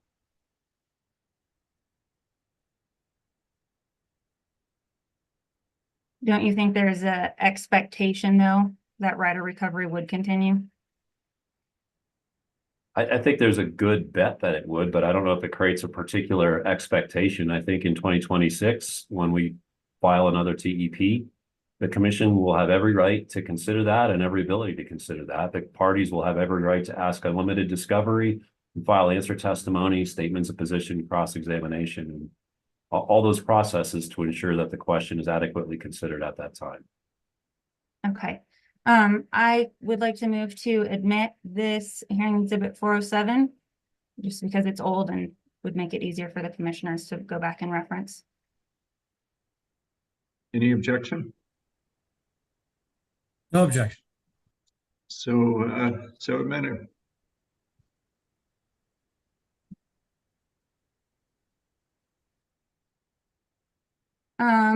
Let's discuss your issues with staff's characterization of riders. If we can pull up hearing exhibit 113 at page 32, lines 5 through 6. Okay, so here you accuse staff of grossly mischaracterizing the company's response to a discovery question, right? Yes. A few lines down at line 17, you reprint what you think is the offending quote, right? Public service views riders as a mechanism for quicker recovery of costs. I think we tried to provide a more holistic explanation of the rider, and this is a you know, a pretty limiting shorthand. That's kind of how we view that. If we look back to your block quote at line 12, which is your language from the discovery response, at line 12, you say a principal advantage is more timely recovery, right? It is a principal advantage, and it allows us to move into the, grow our programs into the markets. It allows transparency, which is something the commission itself emphasized in the order for the first TEP. So there's a lot of factors involved in this. You meant principal to mean most important or primary, right? It says a principal. Do you provide any other principal advantages? We didn't hear, no, but we discussed this more fully in the case. So what you're calling a gross mischaracterization is just just staff citing to the only principal advantage you provide, isn't it? I think the statement sort of suggests that that's the only thing that we view as the rationale for a rider. But that's not what she says, is it? I think it could be read that way. All right, I've got just one more set of questions. I'd like to discuss the different parties in this proceeding. Now, you mentioned in various places in your settlement testimony that there's robust support for the settlement, right? Yes. So let's begin with public service and the various companies in this proceeding. Public service will earn a return at approximately the WACC, like you mentioned earlier, for every dollar spent in the TEP, right? No, not every dollar in the TEP. For the capital investments in the TEP, there's O&M in the TEP that we wouldn't earn a WACC on. You're right. So that the weighted average cost of capital, the company will earn that on capital expenditures in the TEP portfolios. Yes. Okay. Tesla, EVgo, and EV Energy will all benefit in varying degrees from the EVSI portfolio, the distribution system investments, and DCFC rebates, and EV rebates. Those will all enable them to perform various business functions they have, right? I think that's fair. And those entities don't pay for the price of electricity. They pass that on to their customers, right? I don't know their business model for that. I would guess that they recover some of those costs from their customers, but that's not a regulated industry, so we don't have the opportunity to look directly into those questions as we do with our company. Okay. Now the non-governmental organizations and governments in this proceeding, EOC, Denver, Boulder, EJC, and RTD, they are all either eligible to take benefits under TEP programs or represent entities that are eligible, right? That's true, but I would say the city of Denver and city of Boulder have a broader view on public interest. I mean, they can and do testify in rate cases about costs as well as benefits. So I think they're not taking a strictly benefits only perspective on this. And the Colorado Energy Office, which has a broader public interest type of mandate as well, also supported the settlement. So other than, well, every party we've discussed so far is a signatory to the settlement, right? Yes. UCA, or the Utility Consumer Advocate, staff, and Colorado Energy Consumers are the only parties in this proceeding representing broad customer base groups, aren't they? I think directly by their missions, I'd say that's yes, but I'd say the answer is yes, but I don't know if that's fair to the Colorado Energy Office. If you would tell Will Tour that He doesn't represent customers in the state. He may have a different view on that. I think the state is looking through other agencies into these similar public interest types of perspectives. Well, you'd agree though that UCA staff and CEC, their sole focus is to represent customer groups, right? Well, not staff, but UCA I think and CEC. UCA's for sole sure. focus is, I think staff has a broader public interest remit. So I don't think it's solely to represent customer interests. Yeah, you're right. So can you tell us which agreement UCA staff and CEC signed on to? They signed on to a stipulation. Okay, Mr. Eiley, thank you for your time. I have no further questions. Okay, thank you, Ms. Roach. Thank you, Ms. Roach. CC, Ms. King, I have 40 minutes. Thank you. Good morning, Mr. Eiley. We know one another, but for the record, I'm Michelle King. I'm representing the Colorado Energy Consumers. And good morning, Ms. King.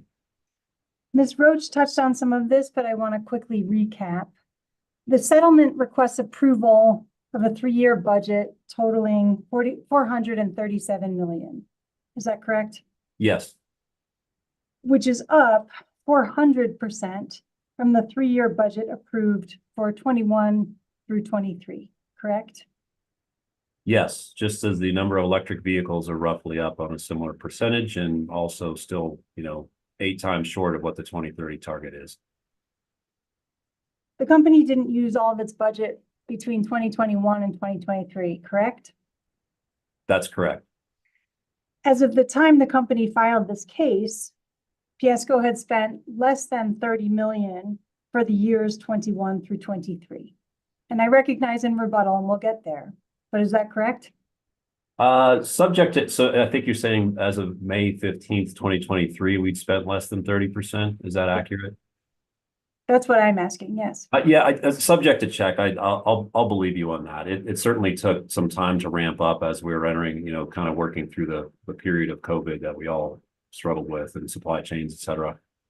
In your testimony, you provide a table JW1D2, you provide the number 28.9 million. Does that seem right, subject to check? Yeah, it does. Okay. And at the time that rebuttal was filed, the company spent 36% of the overall budget, or 39 million for the years 2021 to 2023. Yes, so a fair amount of acceleration between, over those 6 months. Sure, and still well below the approved budget, right? Yes.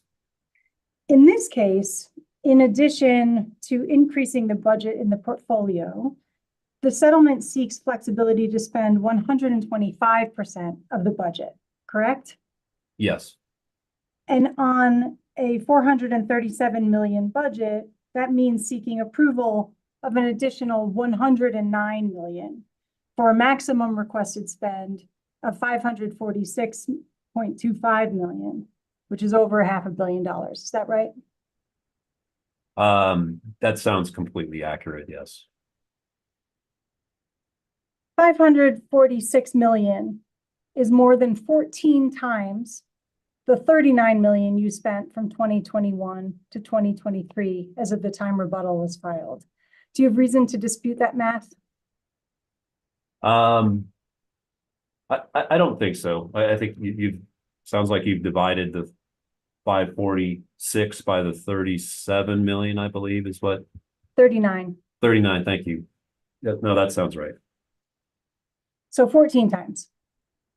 Yes. Okay. In the settlement, the settling parties agree it is reasonable for the company to transition from an annual flexibility mechanism to a plan level flexibility mechanism. Do you recall that provision? I do recall that provision. And so would the company have discretion to use that flexibility from one portfolio to another? Within certain parameters. That's, and I'm trying to recall the phrase that you brought forward there. We were seeking flexibility between years of the overall plan, but there's also specific program flexibility between programs. Sure. And if you want me to pull it up, we can. But that is my next question. And so that plan level flexibility would allow the company discretion to use that budget flexibility from one year to another. Yes. And would that provision and plan level flexibility allow the company to use that 109 million all at once? I'm sorry, the 109 million is the difference between the 125% of total budget and 100% of total budget? Correct. And I'm sorry, can you repeat the question? I'm just thinking through that. Sure thing. So if the company is asking for an additional 25% or 109 million on top of the requested budget of 437 million, my question to you is, would the plan level flexibility that is sought for that $109 million allow the company to use that $109 million all at once?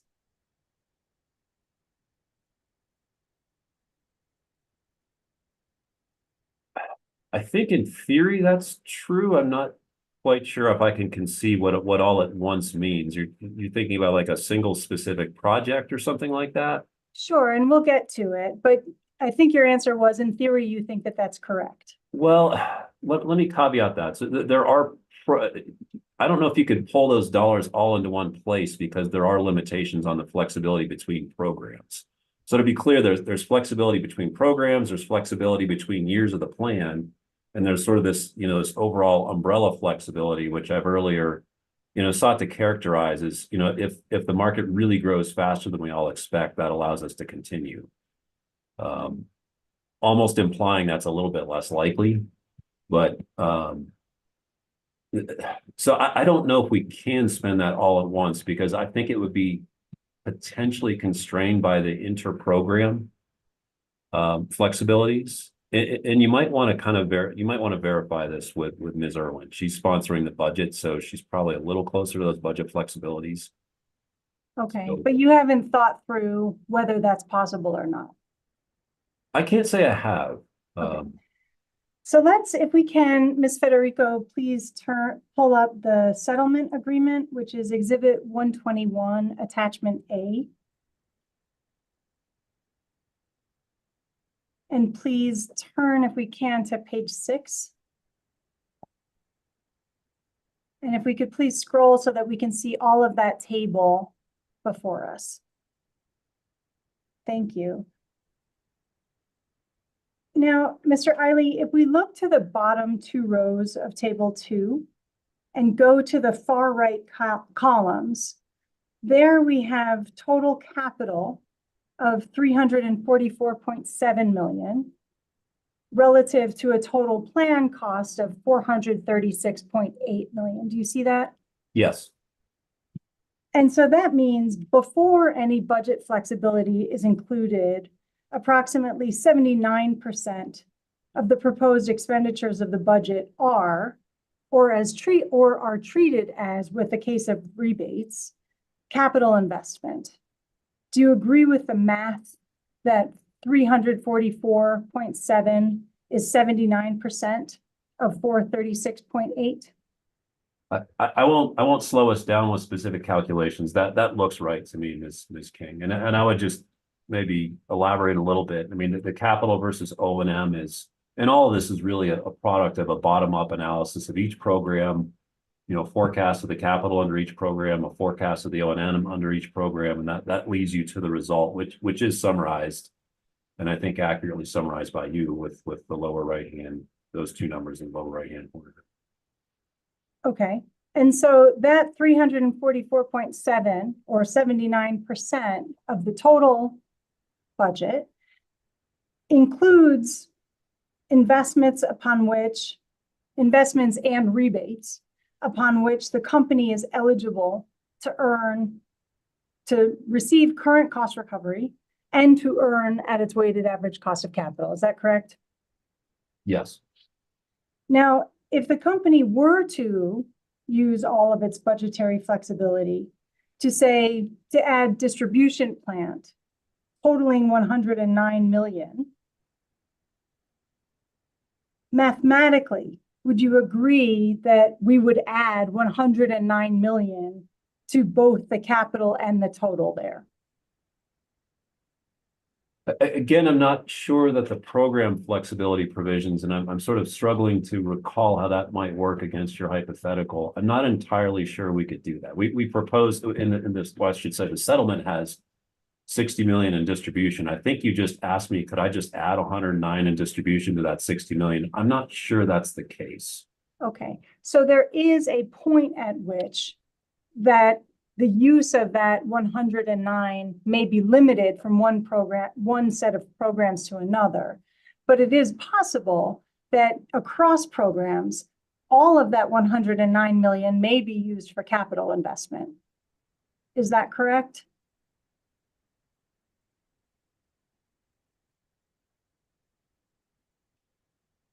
I'm not sure I can answer that definitively without spending a little time with a spreadsheet and reviewing the programmatic flexibilities. Certainly, we could add to the capital with the 109 extra. I'd certainly agree with you that there's a potential for that capital to be the capital number you see here to be increased by some portion of that 109 million.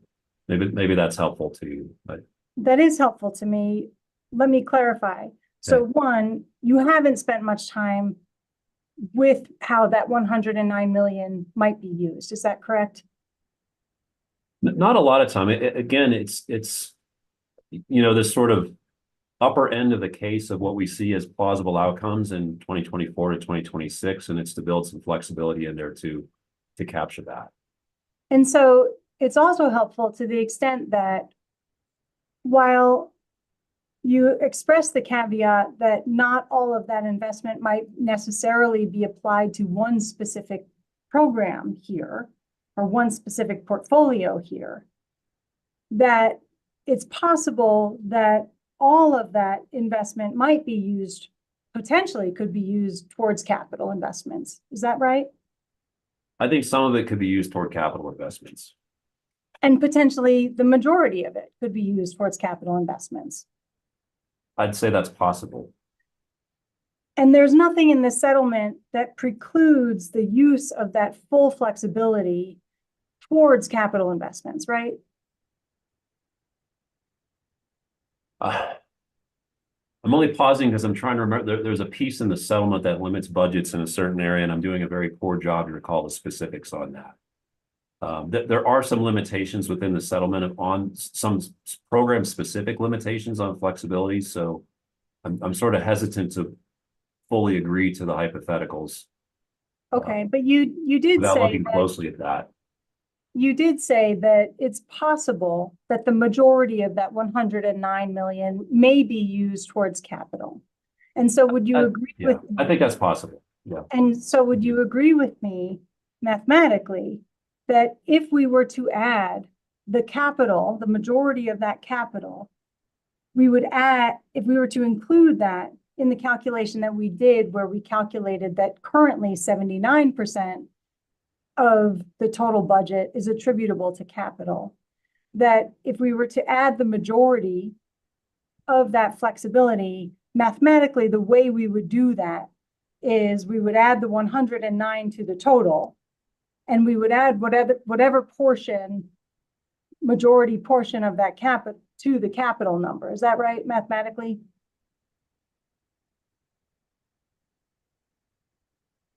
Let me read that back. I think you're saying that the 437 I see would be increased by 109 million, and something more than half of the 109 million would be added to the 344.7 figure. Is that right? Correct. I think that's possible. And so it's also then possible that the percentage of that ratio represents that the percentage may go up from 79%. Now that I don't know. Well, I'll submit to you, Mr. Eiley, that if we added 109 million to both of them, that percentage goes up to 83%. And so if we did something shy of 109 million, adding to this 344.7, then it might be somewhere between that 79% that it is currently and the 83%. Would you accept that subject to check? It also may be less than the 79%, I believe, because you're taking a budget which is 80% capital for all intents and purposes, and we're having a hypothetical discussion around something that's half of it. The addition is half capital and half O&M, or perhaps more. I think that fraction could go down as well as up. As it stands today, that fraction you said is about 80%. Is that right? But I think you said it was 79%, and I said I wasn't going to spend time rechecking you. So let's say 79. Okay. So are you aware, Mr. Eiley, that certain commissioners have expressed concern about how capital intensive the company's clean energy plan was?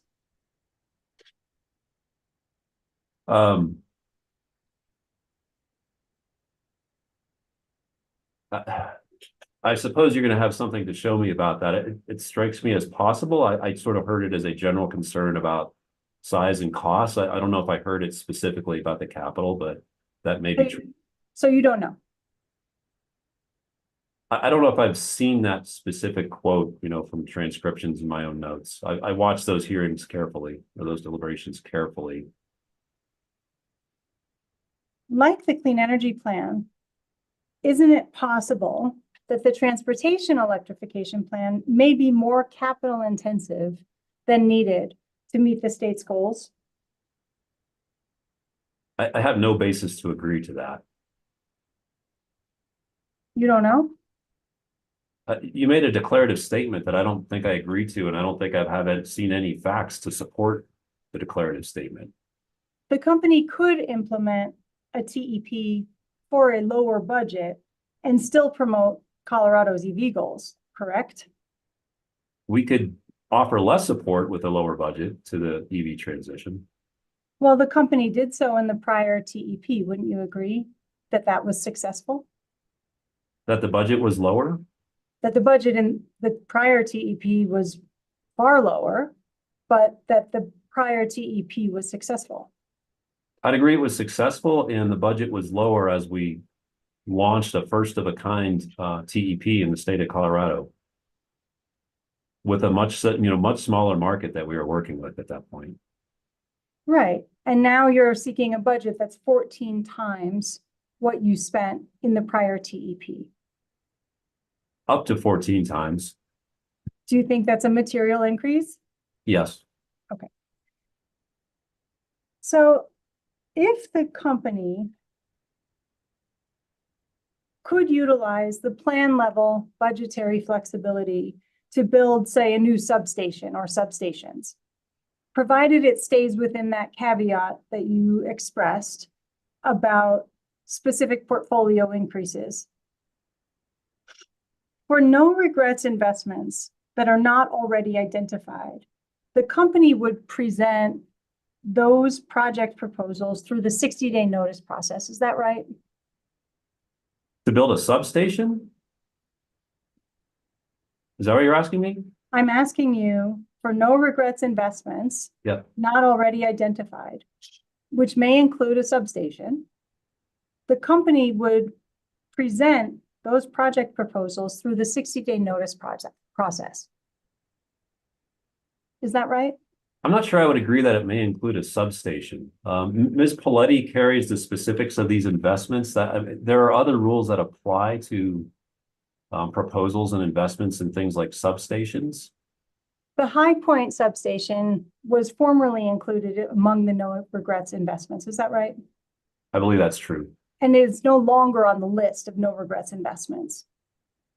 I believe that's also true, subject to Ms. Paletti's correcting me on that. And so if we could please turn to page 15 of this document and scroll down to paragraph 37.1. Mr. Eiley, there it says the company will bring forward any project proposals not contained in table CLP-R-1 identified as no regrets investments during the 2024-2026 TEP via the 60-day notice process for stakeholder consideration and feedback. Do you see that? Yes. And so I'll renew my question. Okay. Is it correct that for no regrets investments not already identified, the company would present those project proposals through the 60-day notice process. That is correct. I believe we're envisioning something more incremental than a substation proposal. Does it say that in the language of the settlement? No, it does not. Okay. And so in that 60-day notice process, the company will get stakeholder consideration and feedback. Is that right? Yes. But as you propose, provided you're within the overall cap of 546 million, there's no need for further commission approval. Is that right? Of the projects presented in the 60-day notice process? Generally speaking, that's right. I guess where I'm hesitating, I mean, we have Rule 3206 in place, and I don't know that we've sought an exemption from something like 3206. We have sought a waiver of the NPA rules in the distribution system planning rules to allow us to proceed on some of these projects, but I don't know that we sought a waiver of 3206, which generally governs things like distribution substations. I can just have one moment. So I think I tried to offer you a yes, but answer. Yes, but Rule 3206. Mr. Eiley, do you recall whether the company sought a waiver of the company's distribution system plan rules if necessary? Yes, yes, we did. Okay. And then any costs recovered, any costs associated with those projects approved via the 60-day notice process would be recovered through the TEPA. Is that right? Yes. And now the company is seeking to recover distribution investment through the TEPA, right? These specific distribution system investments, yes. And so in the ordinary course, distribution investments are typically evaluated through the DSP process or the CPCN process, and then later slated for recovery in a rate case once those assets are placed in service. Is that right in the ordinary course? Yeah, I would generally agree with that conceptually. And so would you acknowledge that the approach spelled out in the settlement puts ratepayers in the position of challenging prudence of a potentially sizable investment after that investment had already been made and recovered through the TEPA? I guess I don't know how sizable it would be. And maybe that's a discussion that Ms. Paletti can inform later in this hearing. Let's say it's $30 million. For a single investment? Mm-hmm. I suspect that's pretty high for a discussion estimate.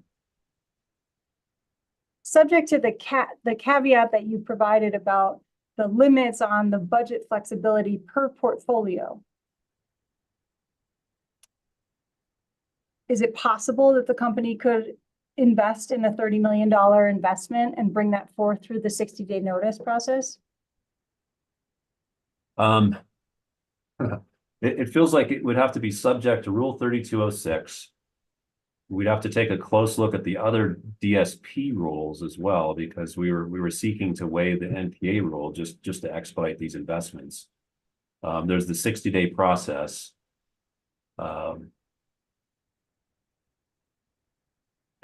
Yeah, I mean, potentially, but there's a lot of overlays there.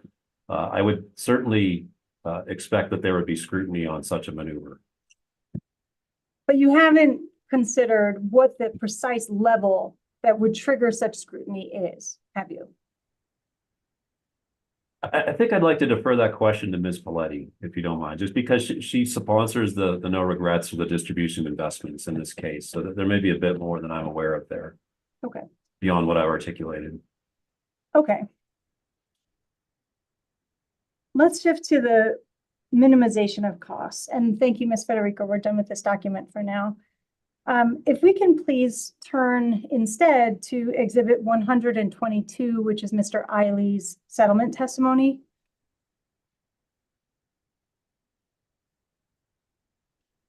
And turn to page 18, please. Lines 3 to 4. Thank you. Mr. Eiley, there at lines 3 to 4, you state, in achieving all these ends, the settlement agreement additionally seeks to minimize overall costs and maximize overall benefits. You see that? Yes. And you are aware that minimizing costs and maximizing benefits is required by the TEP statute. Yes. And I want to focus on the minimization of costs. Is the reference at the end of the paragraph, so if we could please scroll down and just give Mr. Eiley a chance to review this paragraph. Is the reference at the end of the paragraph that the settlement also places overall downward pressure on rates to benefit all customers? Is that the sum of what you believe shows the minimizing of overall costs? No, I don't think so. I mean, we generally seek, we try to implement competitive sourcing processes and some competitive aspects to projects that we fund as well. I think our efforts to minimize costs have been shown by the fact that we've tried to carefully manage the TEPA rider as well. We proposed an out-of-cycle reduction of that to reduce costs to customers at that time. So I think it's more than that. Well, the management of the TEPA rider, that was behind us. We're looking at a new plan for 24 to 26, right? Yeah, I think that's fair. I think it's an example meant to demonstrate that that's how we intend to operate the rider, which has incentives for us to, well, it has no incentives in there, actually. It has we pay the whack on it if it's over collected, so we're incentivized not to over collect. And if we under collect, we have to basically front that capital without recovery. So we're pretty incentivized to keep the TEPA rider pretty accurate, let me put it that way. Mr. Eiley, it's your testimony that the TEPA rider has no incentives? The So administration, you don't see current cost recovery and the ability to recover your whack on capital investments and rebates as an incentive for the company? Let me qualify my statement, which I was trying to color in with those comments. In terms of the over collection and under collection aspects of this, it doesn't have any direct, we literally don't have an incentive to over collect. We don't have an incentive to under collect. I'd say we have disincentives to do either. So that's what I was saying. So then is it your testimony that there would be value in right sizing a TEPA budget or a TEP budget? I think you're greatly extrapolating what I'm saying. Is that fair to say? Say it again, please. Is it fair to say that there is value for both the company and customers in right sizing a TEP budget? I don't know what right sizing means. You don't? No, what do you mean by right sizing? Can you be more Sizing the specific, please? budget just to what is needed to meet the state's goals. We think that we have proposed a budget that's needed to meet the state's goals, which I'd point out again, we're at 108,000 vehicles. The state's goals are not, and that's statewide. And the state's goals are 940,000. So it requires quite a bit more investment, which we've demonstrated in the record. I'll point out that the CBA, the analysis done by Guidehouse and the CBA have over $4 billion of investments needed through 2030. So our proposal is about 400 million on a over $4 billion projected need, and that's outside of the vehicles. That's the infrastructure. Yes, I understand it's 14 times greater than what you spent in the last case. And so arguably, there's a lot of runway between the two bookends. Would you agree with that? There's a lot of runway between what may happen and what is needed. Okay. You discussed downward pressure on rates with Staff Attorney Ms. Roach. Yes.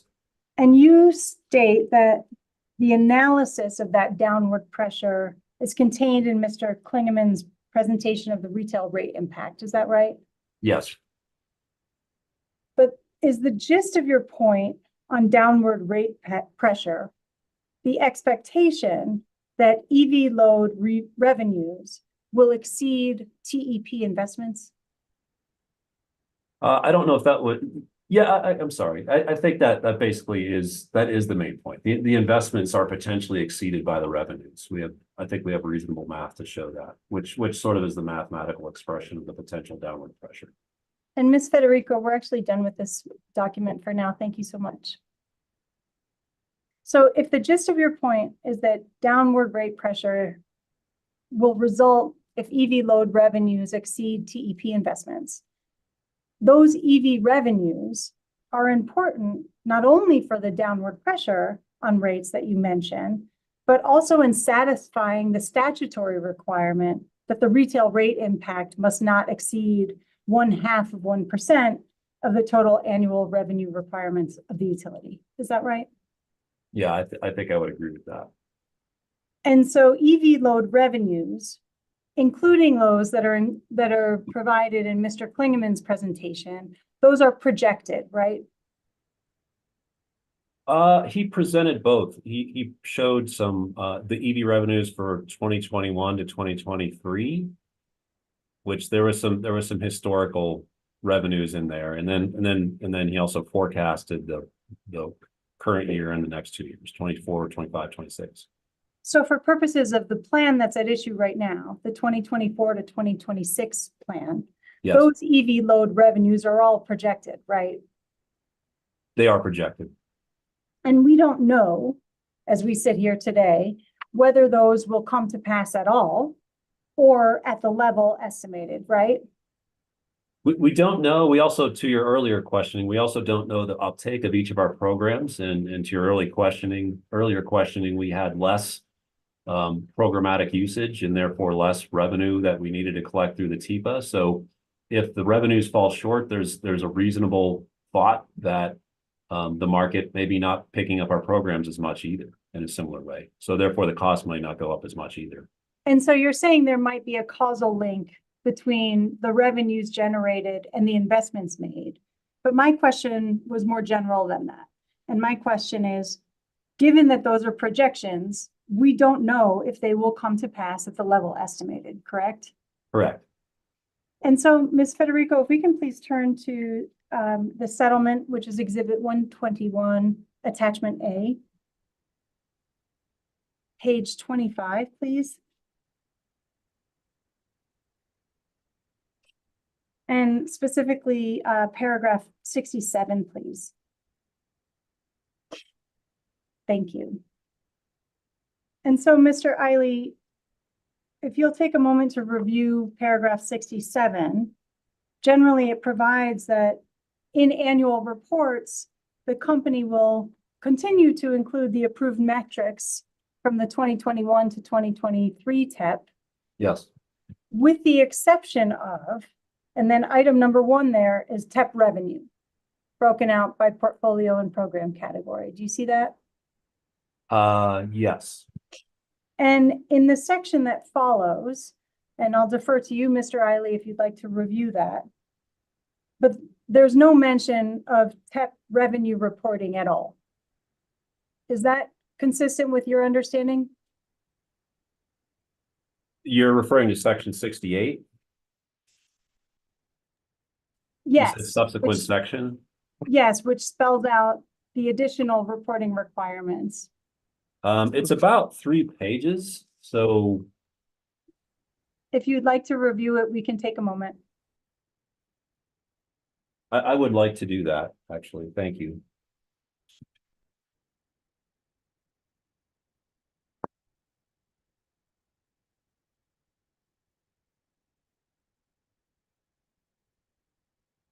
And Mr. Chair, to the extent that there's concern about time of my cross, I'd note that we did waive cross of Ms. Irwin, which was an additional reserve 40 minutes. And while I certainly don't expect to need all of that, if I need another 10 minutes or so, I'd like some grace with that, if No that's worries. okay with you.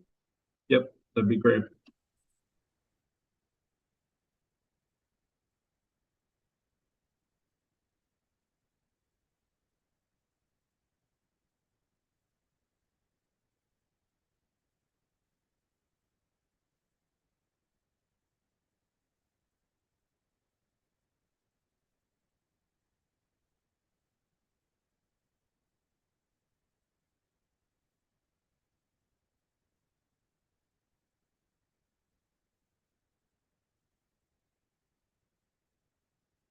Okay, I think I'm ready, Ms. King. Okay, and subject to your review, Mr. Eiley, in the section that follows that spells out the reporting requirements that the company is committing to in the settlement, is there any commitment to report on TEP revenue? I'm honestly a little unsure. I don't see it in section 68. 67 is suggesting to me that it won't be broken out, but I'm not clear that it won't be shown. And I believe this is also shown in our annual TEPA filings. So the expression of the revenue, you might want to, if you have time with Mr. Klingeman, you might want to ask him where the revenue might be shown. Okay, and so as we sit here today, you don't know whether the company has committed to report on TEP revenue at all. I would say would be surprised we're not planning to report on that. I'd be quite surprised. I'm not seeing that requirement here. Okay. I'm not sure I'm not seeing it here either, based on the language of 67(1). You agree based on what 67(1) provides that reporting on TEP revenue, comma, broken out by portfolio and program category is specifically excluded from the categories of information upon which the company has agreed to report on. I'm more sure that it's the broken out by portfolio and program category that is accepted. But that's not stated here, right?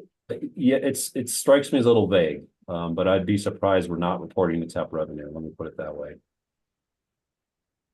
Oh. If we can please,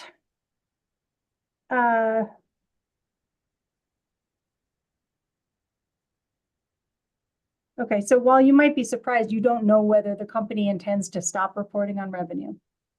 I don't believe the company intends to stop reporting on revenue. Okay, but you do agree that there's not a provision in this settlement that requires that it do so. In these two terms, I'm not totally sure that it requires us to in these two terms. Is there a different provision of the settlement that you would have us look? I am not sure right now. Okay. This has been part of the TEPA discussion and annual reporting for the last 3 years. So I do find it surprising that we wouldn't report that. Okay, but it's specifically excluded from the categories that you have agreed to report on. Would you like me to commit to an estimate of the annual revenue? It's your settlement that you're proposing. Okay, I asked the question. It's your settlement, Mr. Eiley. Okay, understood.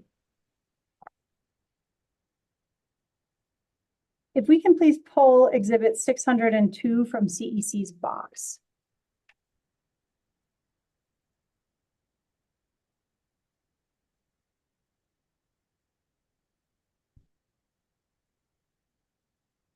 Thank you. Mr. Eiley, do you recognize this as decision number C21-0017 in the preceding 20A-0242E, which is the commission decision granting the inaugural TEP?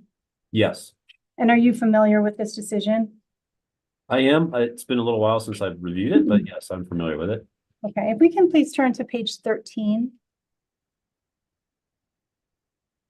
And there at paragraph 41, you see the language, Mr. Eiley, to facilitate a more transparent and accurate revenue estimate, we require public service to file a detailed description of how it will estimate the EV revenues to be included in the retail rate cap calculation. This is in addition to the annual report that the company will file with information such as TEP revenue. Do you see that? Yes. And so you're aware that the commission previously ordered the company to report on TEP revenues. Yes. And if this commission wanted insight into whether the company was satisfying the statutory retail rate impact cap, or in fact having downward pressure on rates as promised, it could again order PSCO to track and report on TEP revenues in this case. I would agree they could, yes. Okay, because as we sit here today, in the absence of any reporting, we can't verify whether those forecasted revenues will indeed result from the TEP. Is that a Correct. statement or a question? Correct? I heard it as a statement. Is it correct? Can you repeat the question? As we sit here today, we can't verify whether those forecasted revenues will indeed result from the TEP. Is that correct?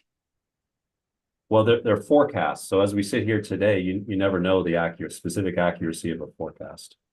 But we don't know if those forecasted revenues will indeed come to pass, right? It's a forecast. So there is uncertainty on the up or downside of that forecast.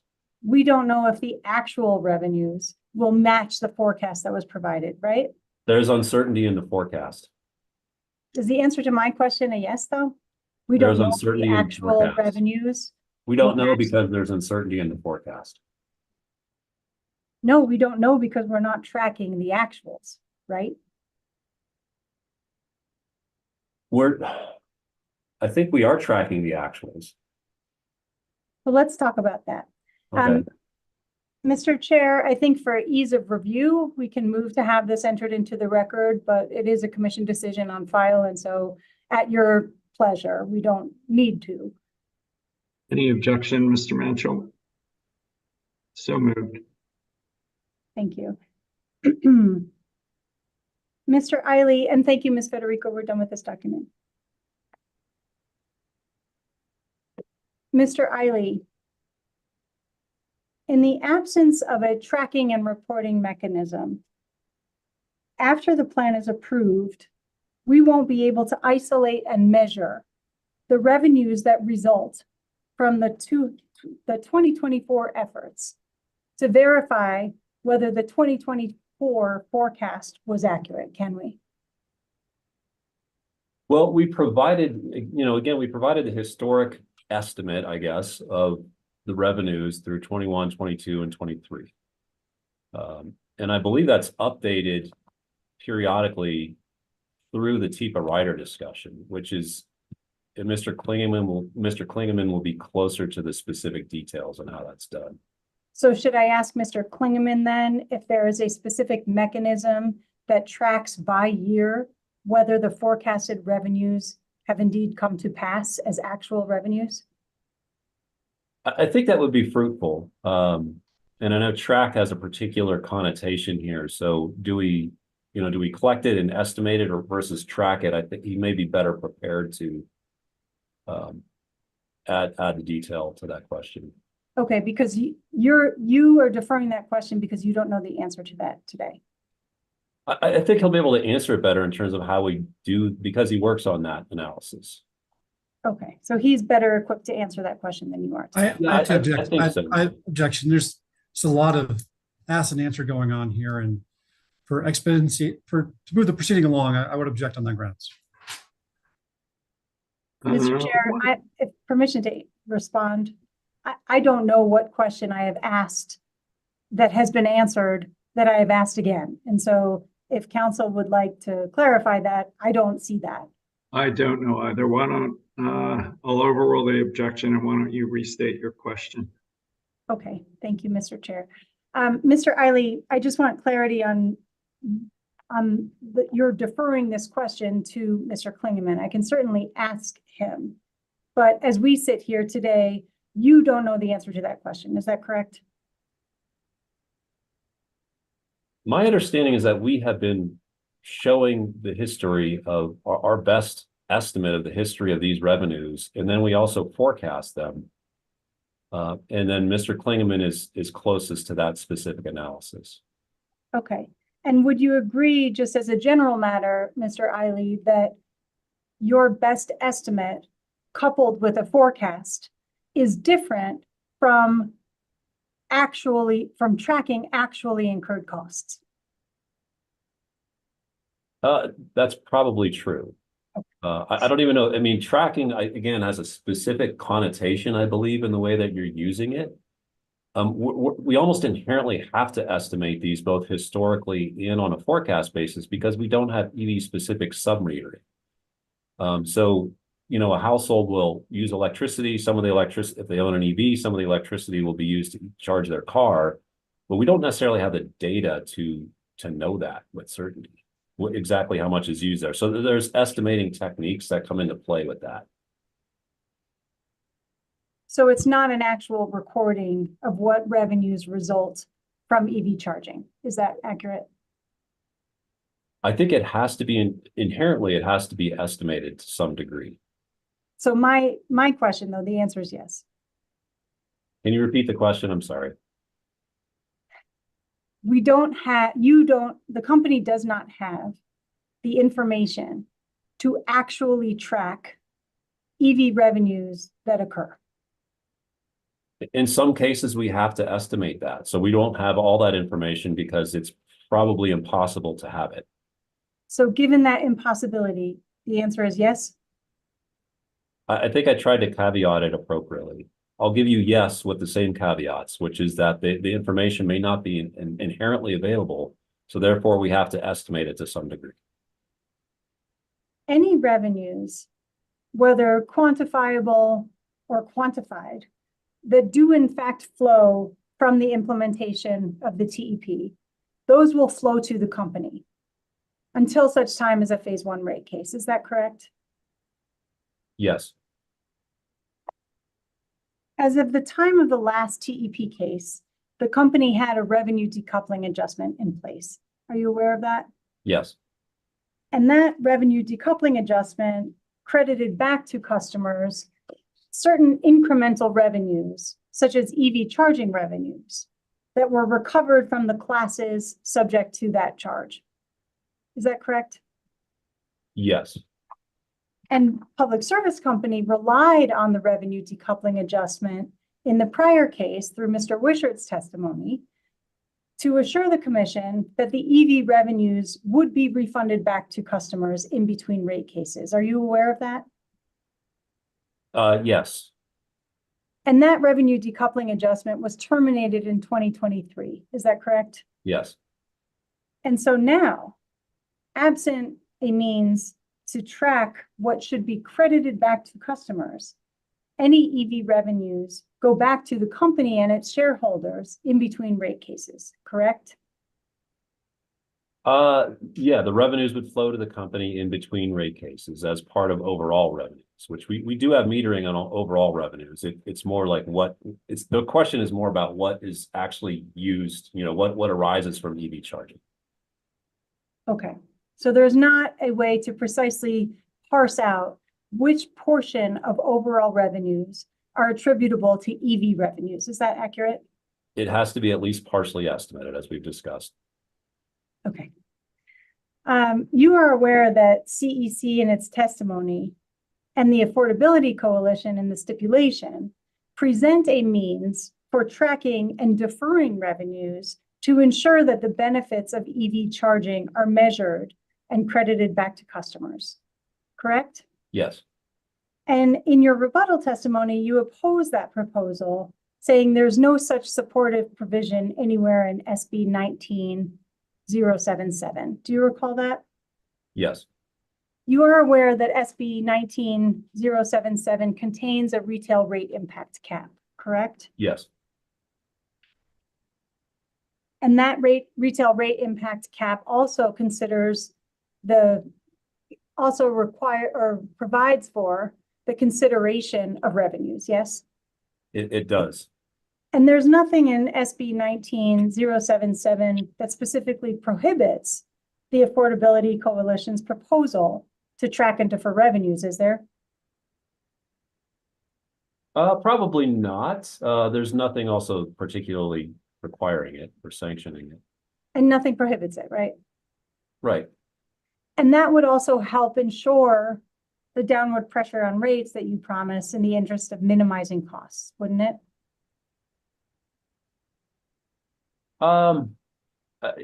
I think the overall customer experience, what would happen is that we'd be forced to do rate cases earlier, most likely, or larger rate cases. So I could see your argument.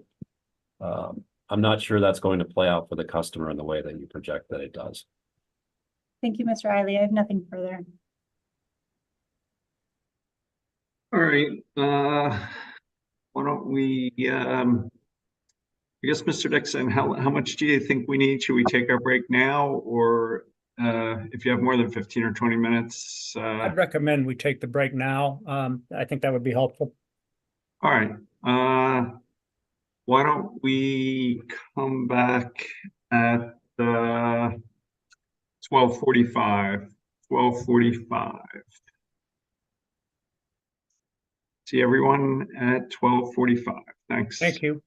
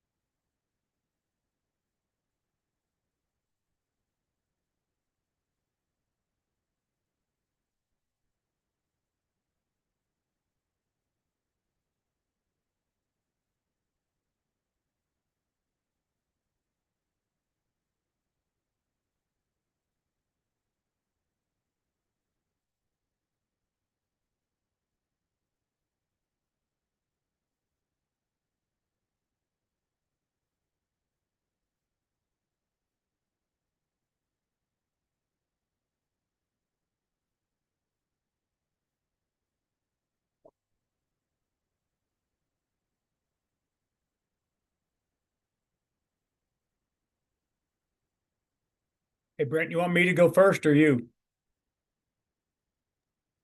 I just have an administrative issue that I wanted to raise maybe before we went back on the record. Okay, good. Then I'll do my thing. Thanks.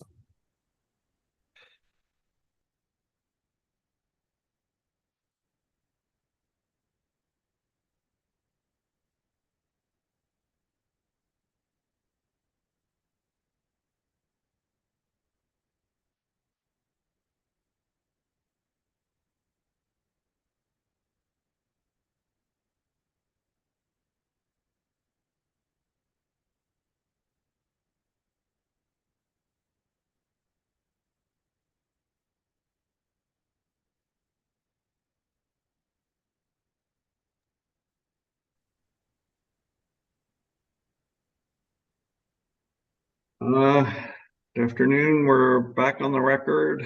I think I'm gonna turn this over to Commissioner Gilman a little early. So, Commissioner Gilman, you wanna deal with the procedural issues? Go ahead, Commissioner Gilman. I'm completely looking forward to dealing with the procedural issues, Chairman. My condolences and thank you.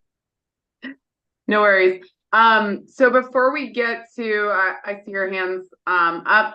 Before we get to those issues, I just want to notify you all of a potential scheduling conflict.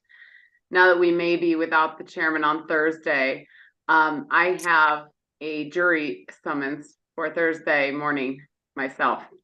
So I will be calling in at 5 p.m. tomorrow, Wednesday, which is the earliest that I could possibly know about my fate for Thursday morning. So Ms. Dundas or other commission counsel will email to notify all of the parties with respect to Thursday morning as soon as we are aware, which will likely be just after 5 p.m. tomorrow. If I do have to attend, that will affect our schedule Thursday morning. And so we will notify you with further information and instructions tomorrow, just after close of business. So apologize for the additional complication here, but without the chair, we would be without a quorum Thursday morning if I do have to attend. So just wanted to make you all aware of that. Obviously, we'll notify you just as quickly as we are able, and the expectation would be just after 5 o'clock tomorrow. So with that notice out of the way, I think Mr. Coleman, you had something you wanted to get to before we go back on the record. Yes, Commissioner, just briefly, and just administrative purposes, and maybe this is belt and suspenders, but there is an ice storm that is forecast up here in the Northwest. And schools are closed. The world is sort of shut down up this direction. All due respect to my Northwest folks, I don't find them quite as robust as my Rocky Mountain friends when it comes to storms. But there is a possibility that we may lose power. To the extent that happens, we do have for Electrify America, we do have some redundancies in place, and we'll put those into place. But just wanted to sort of throw out that possibility that hopefully it doesn't happen in the middle of my need to be having conversations with anybody, but is a possibility and a potential likelihood. No worries. If you face challenges, see if there's any way you can reach out to Commission Counsel and they'll relay to me and we'll make adjustments as necessary. Thank you. Ms. King, something else before we go on the record?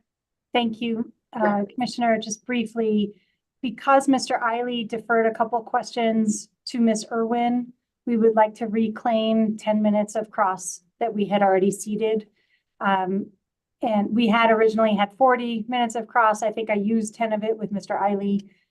We'd like to claim maybe another 10 and hope to make it up in efficiencies with both Mr. Klingeman and Mr. Hay. Okay, and just so I'm clear, you had, I think, previously waived Irwin entirely, so that's just 10 now for Irwin? Correct, thank you. Okay, no worries. Anything else before we go back on the record? Okay. Do we have the court reporter here and ready? Ready, Commissioner. Thank you. Okay, no worries. All right, Mr. Dixon, I've got you down for somewhere less than 45 minutes. Even better. I'm going to waive cross. I notified Mr. Coleman, who would be next up. And so I'm giving you back 45 minutes that I'm happy to yield some of it to Ms. King. I want to say, Commissioner Dillman, you're doing a great job. Things are going quite smoothly, Chairman. Thank you. All right, next up we have Electrify America. And with respect, or with, I can't think of the right word, with respect to Chair Blank, all due respect, I am also going to waive my time in favor of Chair of the Commissioner doing an efficient job. Ms. Roach and Ms. King covered the issues that I intended to participate. I'm not trying to take any shots about your efforts and administration. The council did a fantastic job for our issues, and I'm gonna waive the cross that I have set aside for 30 minutes. Got it. Okay. Next up I have IECRMA. Mr. Foote. Yes, thank you, Commissioner. Mr. Eiley, good afternoon. I'm Michael Foote representing IECRMA. I would like to focus my questions of you this afternoon on EVSI. Hey, good afternoon, Mr. Foote. Good to see you. You too. Thank you. Just from a bigger picture perspective, you would agree that EVSI is an essential part of EV charging infrastructure, right? Yes. And sufficient EV charging infrastructure is important to increasing EV adoption. Is that fair to say? Yes, we've proposed and implemented some robust programs with EVSI, so I do agree with you. And you've said previously during your testimony here today that that's the goal of this TEP is to increase EV adoption, right? Yes, among other goals, but yes. Okay. And you recall indicating in your rebuttal statement that, quote, successful EVSI programs ultimately lower barriers to EV adoption, which in turn drives higher EV adoption. Do you recall that? I'm sorry, where was that stated? I can pull it up if you'd like to, but it's, or I could ask staff to pull it up if you'd like to, but it's hearing exhibit 113, your rebuttal testimony, page 62. I don't think we need to pull it up. I can agree to that. Okay. Sorry. No worries. And you would agree that you need qualified electricians to install EVSI. Yes. And would you also agree that delays in installing EVSI could cause delays in building the charging infrastructure that's necessary to meet Colorado's 2030 EV adoption goals?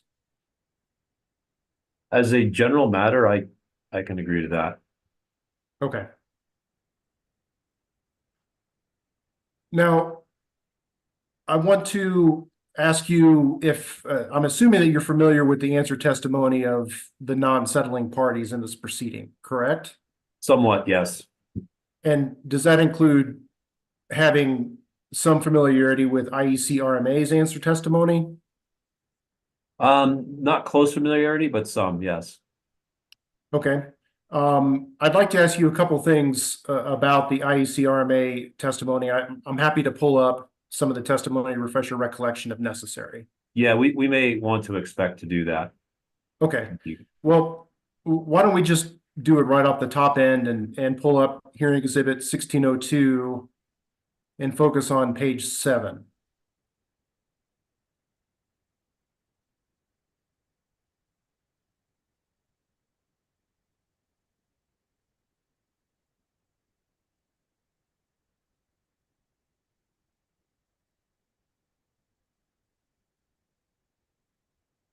Sorry, everyone. I'm having some cutout issues, but I caught that. Just give me a second. 1602, page 7. Great, thank you.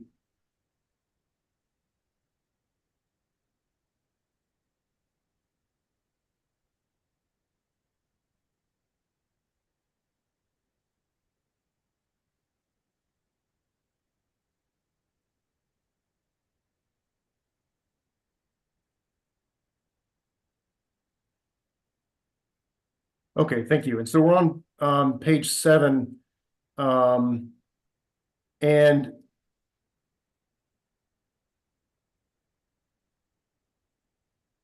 let's see.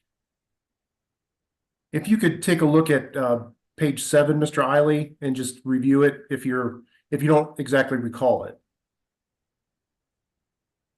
I'll review quickly. I know that you had 4 pieces of answer testimony. I reviewed the one which was from the CEO of the organization, but I may not have reviewed this one. No, it's understandable. Just feel free to. I'll review this quickly. Great, thank you.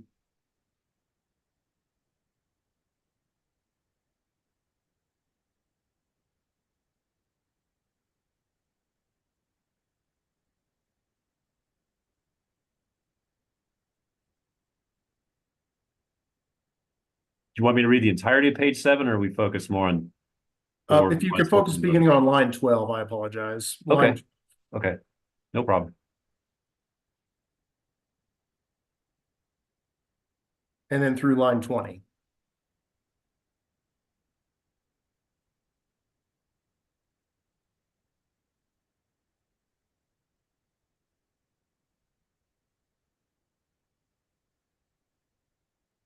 Okay. Okay, so just to quickly summarize what this testimony, or those lines that I asked you to review, what that testimony says is Colorado already has a shortage of qualified electricians, which is only going to be exacerbated by increasing electrification across the board. And do you have any reason to dispute that assertion? I don't have a reason to dispute or support it. I'm not aware of a particular shortage of electricians. I mean, what's being stated here, I also don't quibble with necessarily. You know, I respect the skilled trades and generally recognize there's been some, you know, it's been challenging to get enough people into the skilled trades. So I'm not totally surprised by this, but I don't have data in front of me nor personal knowledge of that to support the statement that there is a shortage or will be a shortage.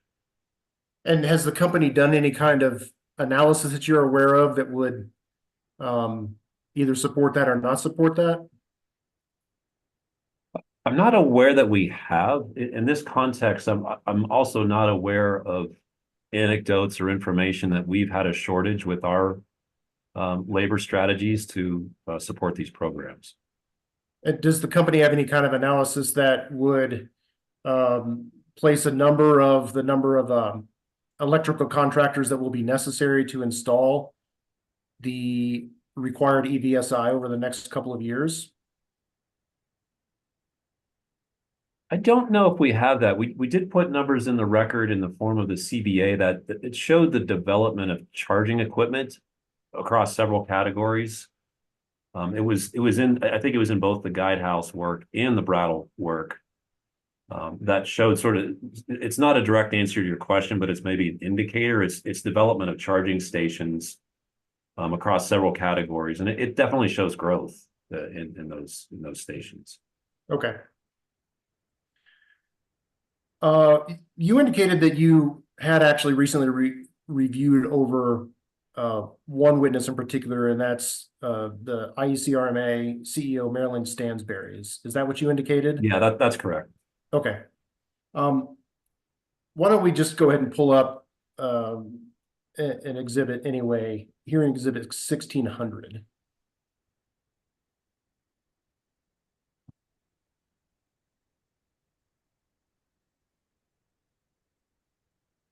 And page 10.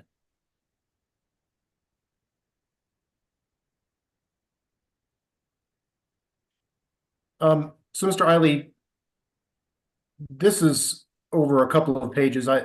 Unless you want to, I won't ask you to specifically read over it in the interest of time, but feel free if you wanted to refresh your recollection. But in general, particularly starting on line 3 of page 10, this testimony described the IECRMA apprenticeship program. Do you recall that? Yes. And then going over to page 15 of this same exhibit, hearing exhibit 1600.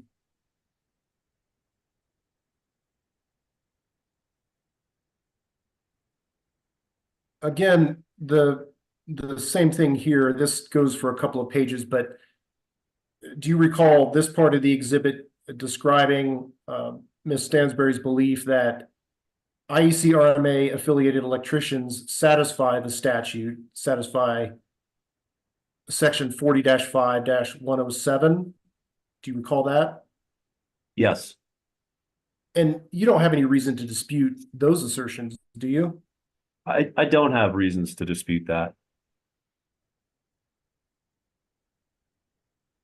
I want to ask you a little bit about another witness from the IEC-RMA. That's Carla Nugent, and that's hearing exhibit 1603.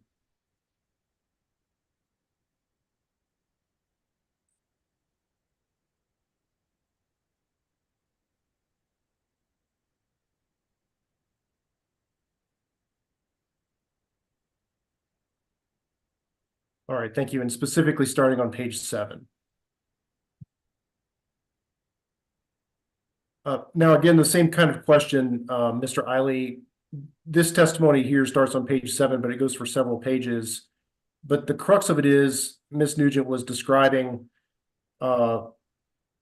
difficulties and ultimately being unsuccessful to be considered for EVSI installation contracts, despite meeting the statutory requirements for qualified electrical contractors over the course of 3 years. Do you recall that in general?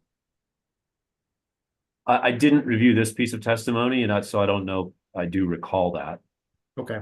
I believe there are some themes in the previous testimony that were similar to this. So this seems like a supporting anecdote to the. Okay, and the themes you're referring to are themes about certain IEC-RMA affiliated electrical contractors that could not even be considered for any kind of company-owned EVSI installation contracts, correct? Correct. And you don't have any reason to dispute those assertions or anecdotes? They may be valid anecdotes that are being shared by these folks. We have an approach where we have used IBEW signatory contractors to do this work. That was something that we stated in our original TEP and also maintained that approach. It was approved as part of the first TEP. So, you know, in any sort of process to source services or you know, materials, what have you, there'll be some people who are successful and some who are not. And under the conditions of our TEP that we stated and was approved, we conducted that process in that way, meeting our commitment. Okay, understood. But just to be clear, those that are successful are those that are IBEW affiliated and not anyone else, right? I'll say IBEW signatory. We may be saying the exact same thing. I'm just being a little cautious. That's how we've expressed it, I believe. Okay. I'll try to remember to refer to it that way as well, because I think we are referring to the same thing. So IBEW signatory contractors, those are the only ones that have been successful in getting contracts to install company-owned EVSI, just to be clear. I believe that's true for the EVSI piece, yes. And for so commercial EVSI. I'm sorry to interrupt. Well, let me, sorry. For commercial EVSI, now there is a rebate for residential chargers and supporting equipment. Some of that money could be used to do what could be considered EVSI, I believe, at a house, and there isn't a specific requirement for that for those residential installations. But for commercial EVSI, I believe what you're saying is true. Right. Okay. And that's a good point. And I'll just make clear that this is what I'm asking about is commercial EVSI throughout this question. Okay. I just wanted to point out that there is a market that these folks have likely been able to participate in. Okay. And apologies for jumping around a little bit, but and we don't need to necessarily pull this up at this moment, but going back to Ms. Stansberry's answer testimony, do you recall that she indicated that at least some of the contractors that had been excluded for commercial EVSI company owned, let me rephrase that. Some of the contractors that had been excluded from company owned EVSI installation contracts included women and minority owned businesses. Do you recall that in her testimony? Yes. And you don't have any reason to dispute that assertion in her testimony, do you? I don't think I do.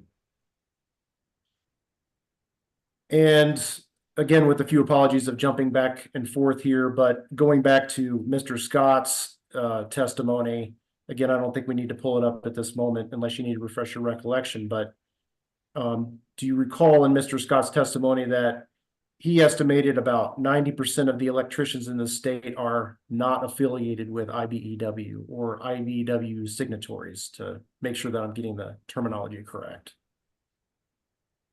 Apparently that's his testimony. Okay. Do you have any reason to dispute that element of his testimony?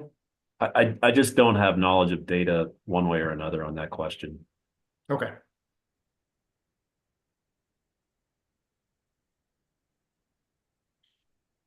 And in your rebuttal testimony, again, I'm not sure we need to pull it up unless you would like to refresh your recollection, but in your rebuttal testimony, you indicated that in addition to the fact that the company has not contracted out with non-IBEW signatory contractors, that, quote, the company does not intend to deviate from its support for the quality labor services that promote safe and reliable operations as provided by IBEW signatory contractors. Do you recall that part of your rebuttal testimony?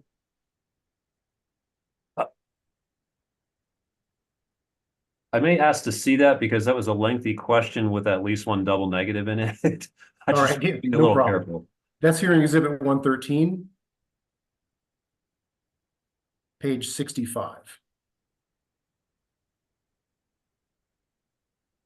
Lines 6 through 8.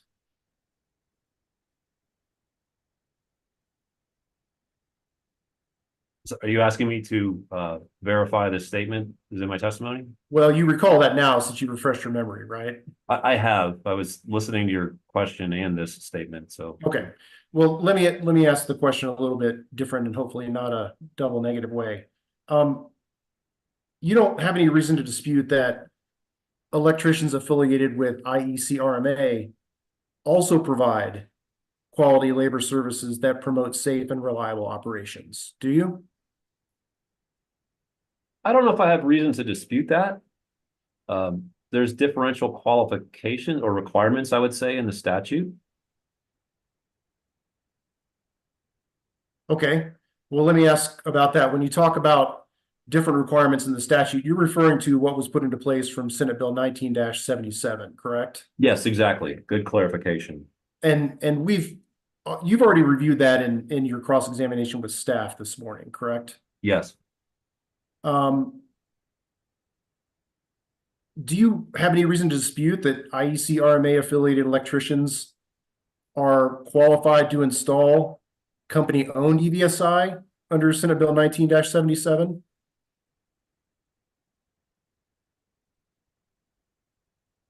Well, I'd point out that the statute says that the utility shall use utility employees or qualified contractors. So first of all, it does say utility employees, which are IBEW, or qualified contractors if the contractor's employees have access to an apprenticeship program. Okay. And we just went over this a couple of minutes ago, but do you have any reason to question that IECRMA affiliated electricians have a qualifying apprenticeship program? I don't know if I have reason to dispute that. No. Okay.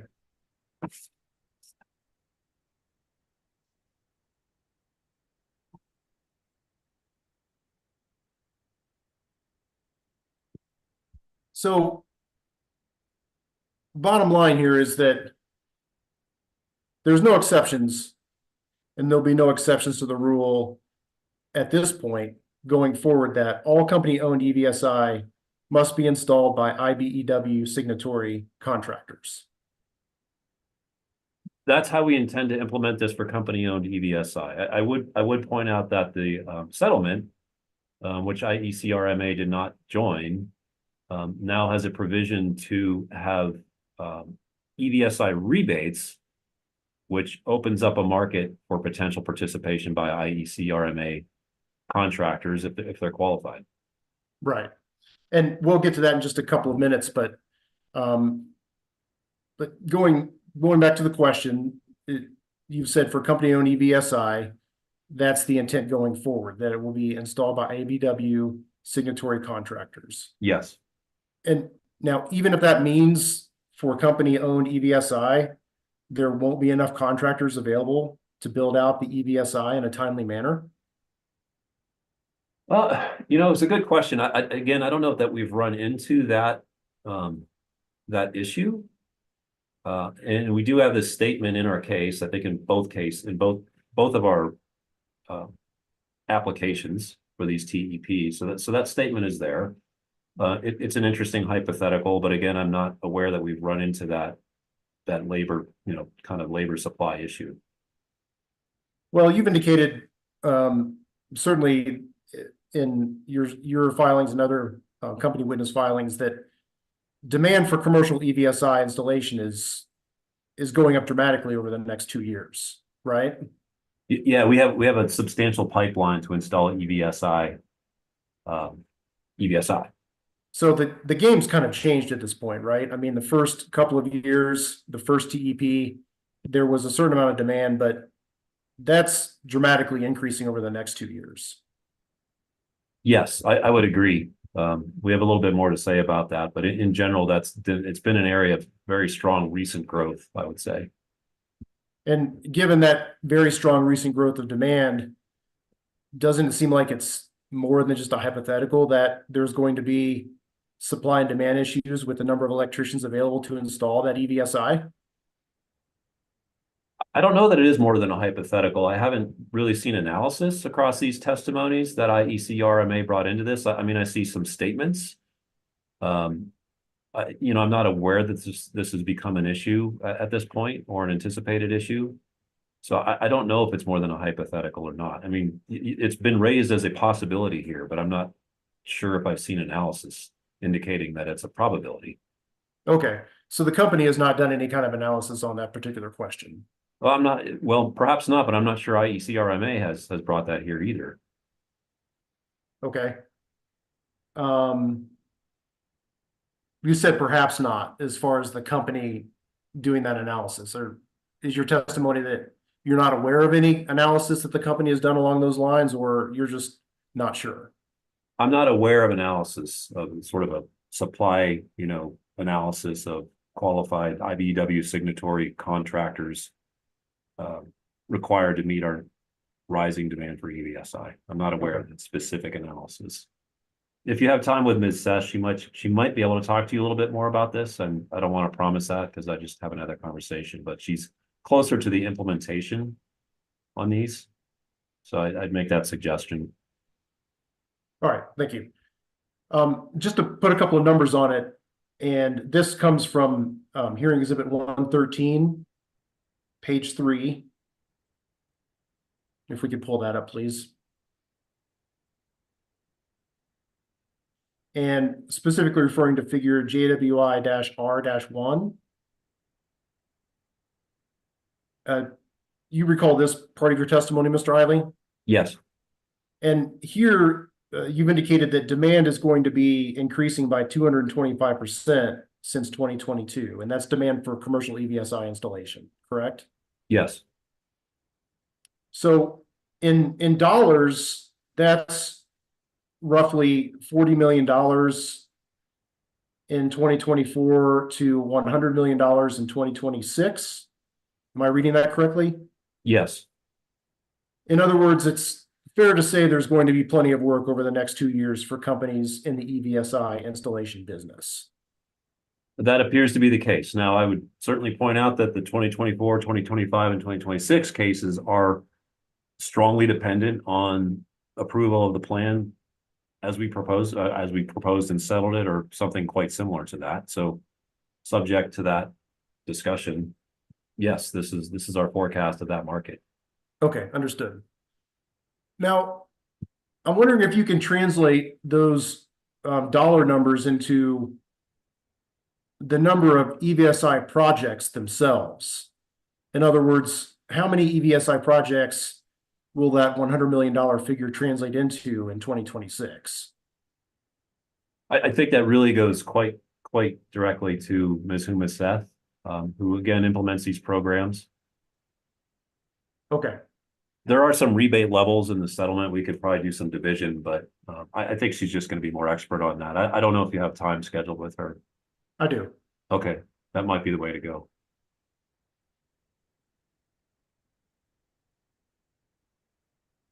And you may have the same answer about referring this to Miss Seth, but I'm going to ask you about it anyway and see if you might be able to answer it. And that's about the Guidehouse Revised Guidehouse Revised Memorandum. I think you testified about that earlier today. You're familiar with that, correct? Yes. And if we can pull that up, just so I can refer you to the numbers, it's Hearing Exhibit 119, Attachment SAR 1.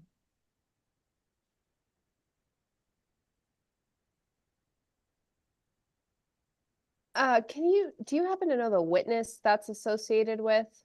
With Mr. Oh, never Robinson. mind. I found it. Yes, thank you. Thank you. SAR 1, you said? Yes.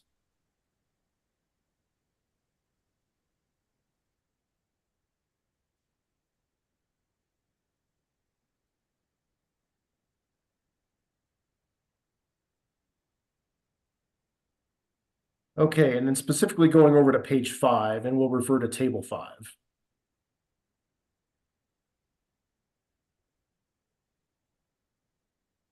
I think we have the same problem we had earlier. Do you mean PDF 5 or the page 5 down here? There's two different page numbers. Oh, well, I know it's not this page on the screen, so maybe if you could scroll down, it's table 5. And I'd point out, Mr. Foote, that Ms. Irwin sponsored this piece of the testimony. Ms. Seth is closer to the EVSI, and Mr. Robinson is also available for questioning, but we can proceed if that makes sense. Okay. I'll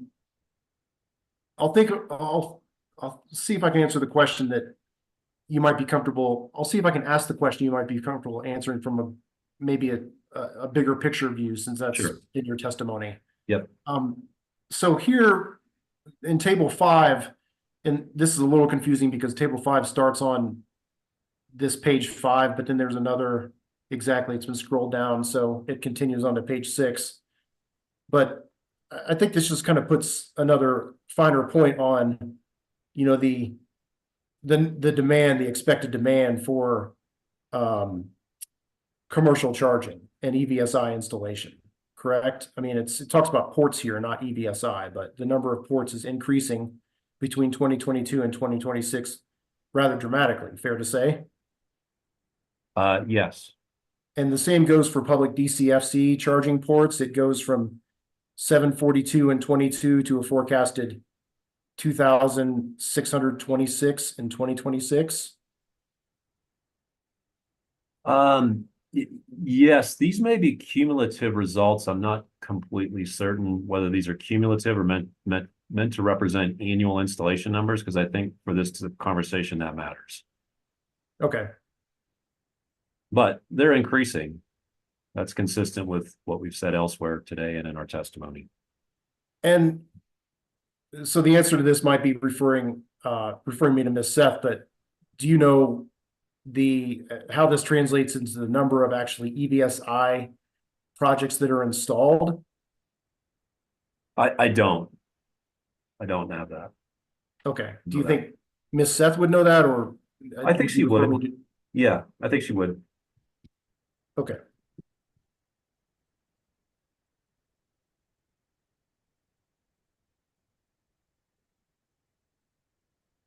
All right. We can take this particular exhibit down. Thank you. Mr. Eiley,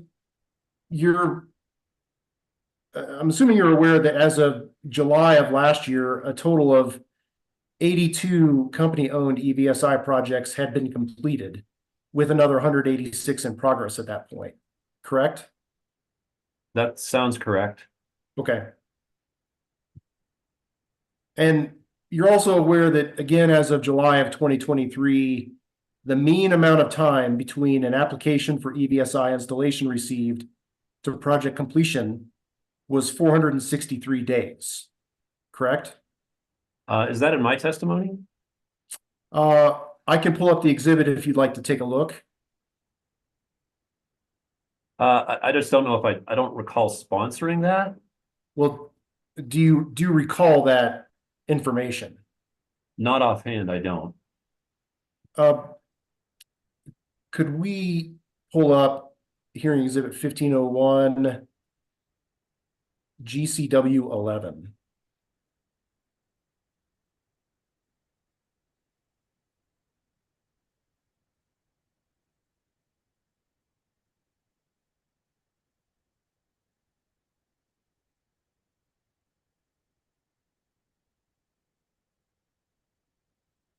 And so, Mr. Eiley, I realize this is not your testimony, but I was wondering if you could take a look at it and see if it refreshed your recollection about wait times between EVSI installation.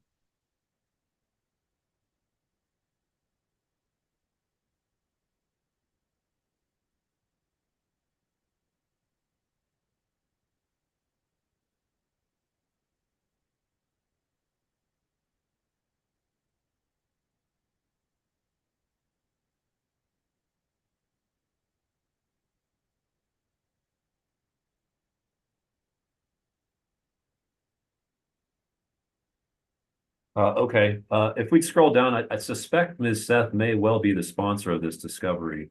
Yes. I'm correct. So just noting that. Okay, but you think this is correct though, right? It's our answer to a discovery question. So Okay. yes, I believe it's correct. So just kind of putting this in layman's terms, that's about 15 months of wait time between the application for EVSI installation and completing the project. Does that sound right? That's what we've stated here. That's an initial application through several steps leading to construction before the project is deemed complete. Okay. So I believe that's accurate. Right. And I mean, to maybe put a little finer point on it, what we see here is that the company has a lot of EVSI installation work already, which is only expected to dramatically increase, as you've indicated before. And the wait time already is 15 months, correct? I don't know if that's a wait time or just a project. The first time you've heard of a project before it turns into a working project is 15 months. I don't know if I describe that as wait time, but I may be quibbling. Yeah, I was going to ask, how is that different than wait time in your mind? Well, I'd suggest you take this up with Ms. Seth. I understand I represented the labor issues here, but you're going well into the realms of EVSI implementation, which I think she can better inform. So I understand why you're asking me, but I'm not sure I'm your best witness to most inform this commission on this. Okay.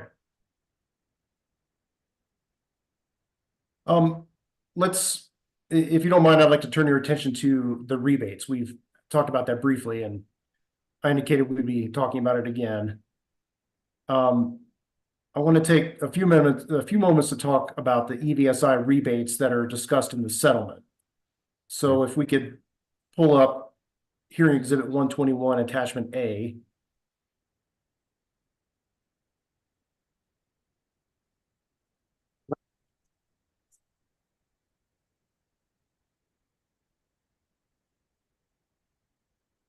And page 22.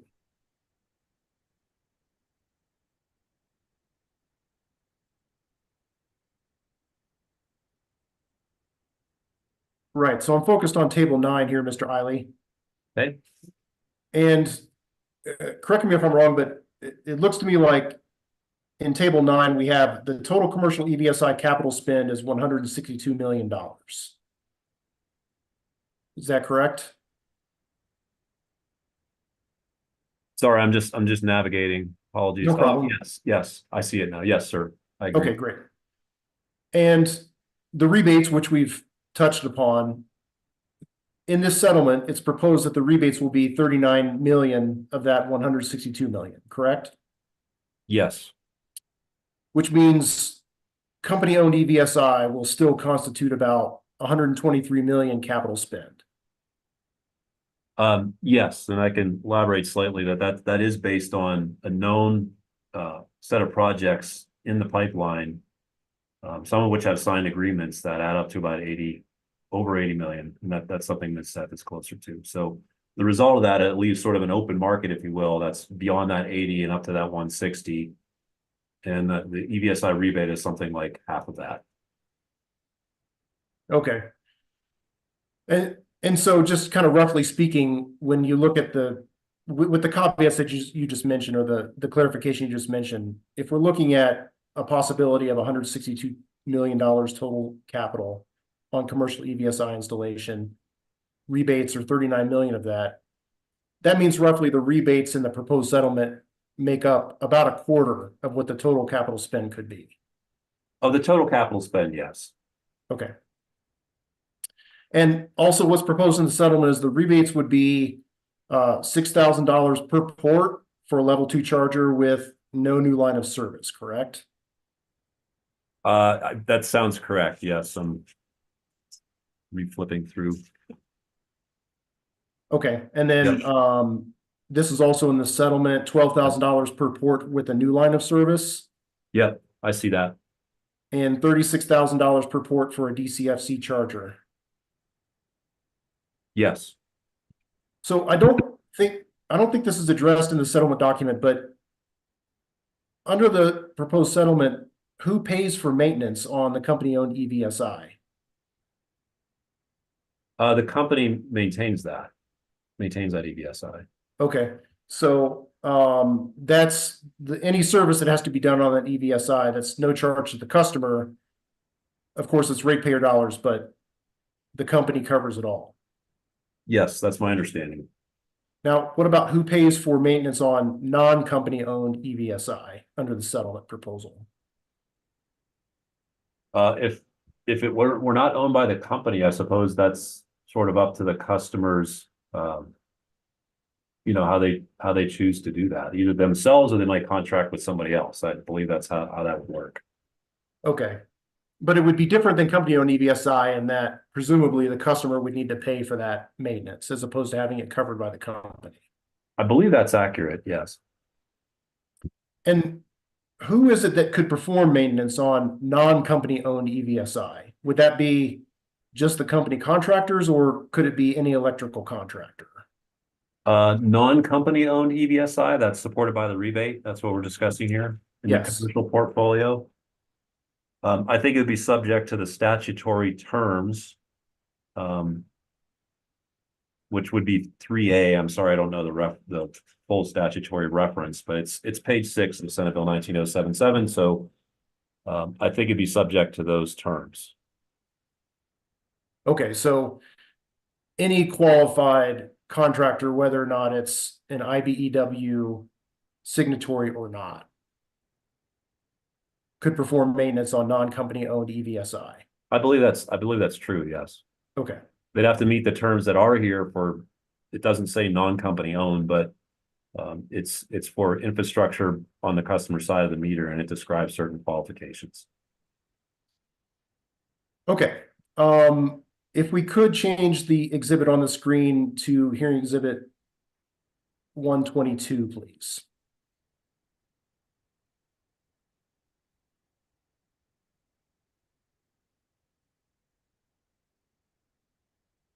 And page 18. Right.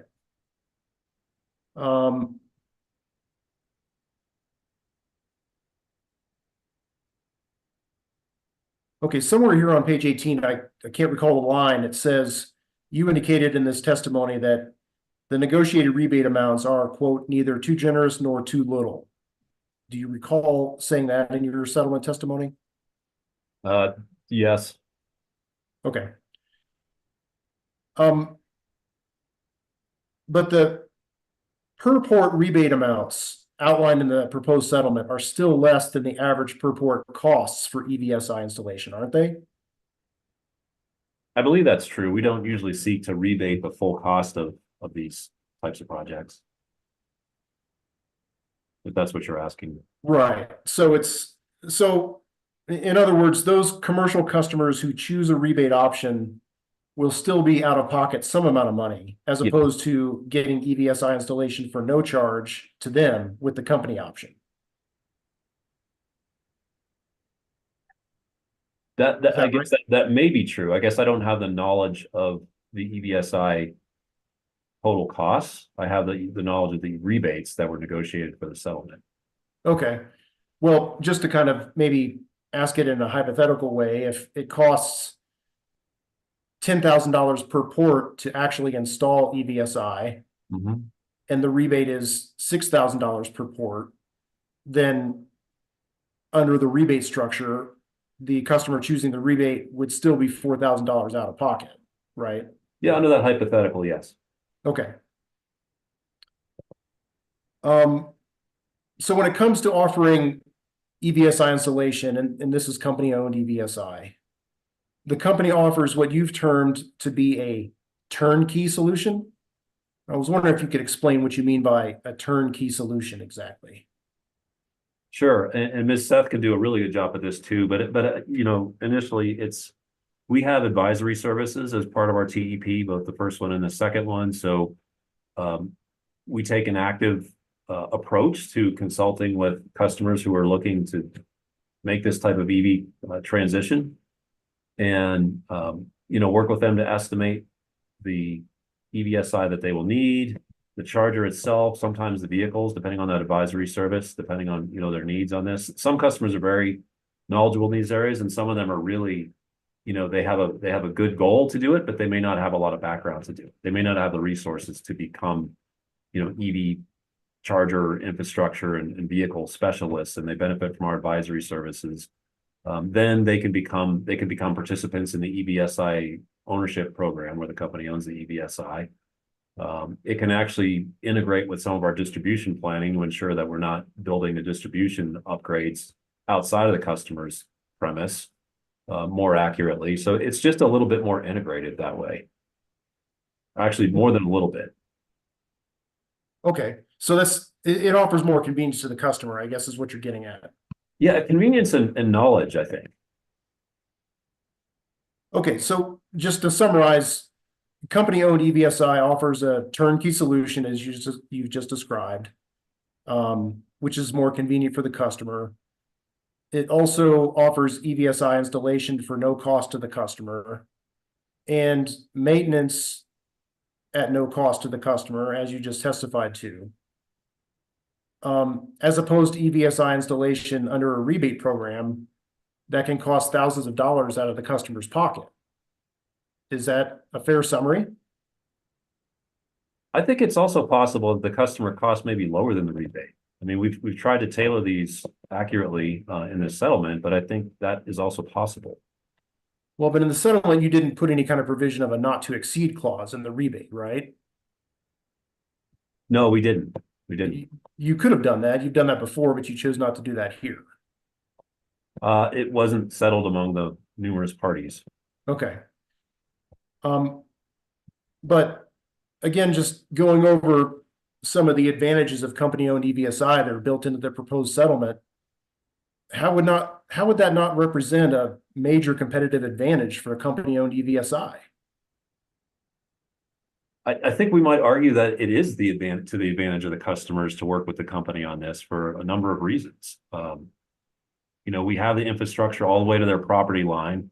We've built EV expertise within the company to help them do that. We can own the infrastructure. It's intended to be supportive of the EV market. Right, but you have all those advantages according to your testimony, yet still in addition, the customer under the rebate program would still have to pay an extra thousands of dollars to go with a rebate program, right? So why would any rational commercial customer choose to go with a rebate program?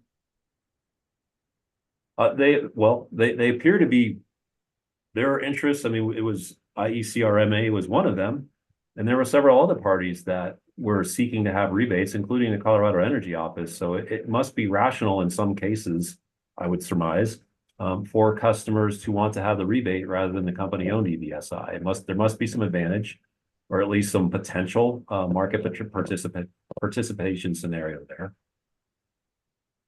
Right, but you'll recall that the CEO recommendation in its answer testimony was for a 100% rebate option, correct? Do you recall that? Yes. That's not what this is though, right? It's not a 100% rebate option. It's a fixed rebate option that could very well be less than what the customer would pay, or less than, let me rephrase that. It's a fixed rebate option, correct? Yep. And as a result, the customer could be out thousands of dollars by going with the rebate option here, correct? It's possible they could, and they may not benefit from they also may not benefit from the advisory services, although I think we'd offer them the advisory services, but it's just sort of a more integrated process. Would there be any advantage that you can think of that a commercial customer would go with the rebate option as proposed? Some prefer to kind of, you might have a larger customer who is pretty sophisticated, who wants to just go off and do these projects on their own and not necessarily use a more company implemented process. They just would like to reduce the cost of the EVSI or the electrification project that they're planning to undertake anyway. And so they might just prefer to do it on their own rather than have the company own it. Even though it's going to cost them a lot more than under the company owned. It may cost them more. Could it be that the rebate option could actually get the EVSI installed a lot quicker? I suppose that's possible. I don't know that, but it is possible. There was no analysis done though by the company as regarding how much quicker it would be for a rebate option as opposed to company owned installation. Well, we didn't propose the rebate option. Other parties did. So we agreed to work with the rebate option in the context of the settlement. So no, we didn't bring an analysis of the advantages of something we hadn't proposed. Okay. Thank you, Mr. Eiley. That's all the questions I have. Okay. Thank you, Mr. Foote. Thanks, Mr. Foote. Next I have AACE.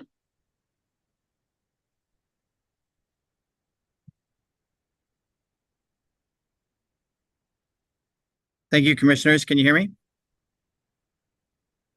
All right, great. Well, appreciate the cross to date. I think my ACE's cross has been limited. So hopefully we can have this relatively resolved relatively quickly, Mr. Eiley. I'm Andrew Moratzka, attorney at Stoll Reeves, representing the Americans for Affordable Clean Energy. Asking you a few questions today. If I am not clear, if you can't quite hear me with technological difficulties, please do not hesitate to interrupt. Thank you. Nice to meet you, Mr. Moratzka. Nice to meet you as well. If I could have Exhibit 115 pulled up with a direct versus rebuttal tab.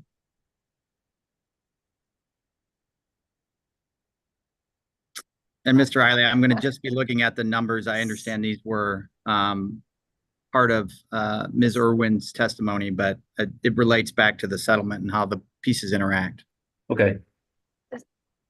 Sorry, I don't understand what you mean when you say direct and rebuttal tab. I've got 115, but what? There are four what page tabs. are you? There are four tabs. One is direct v rebuttal, one is summary, one is portfolio direct case, and one is portfolio rebuttal case. So I'm looking at the first tab. Okay, so there 115 is testimony, and then there's I'm so attachments sorry. DEE6. I'm sorry. Okay. My apologies. And it's are you saying you want the executable version or the PDF version? Executable version, please. Okay, that's going to take me a bit longer. Just a second. My apologies.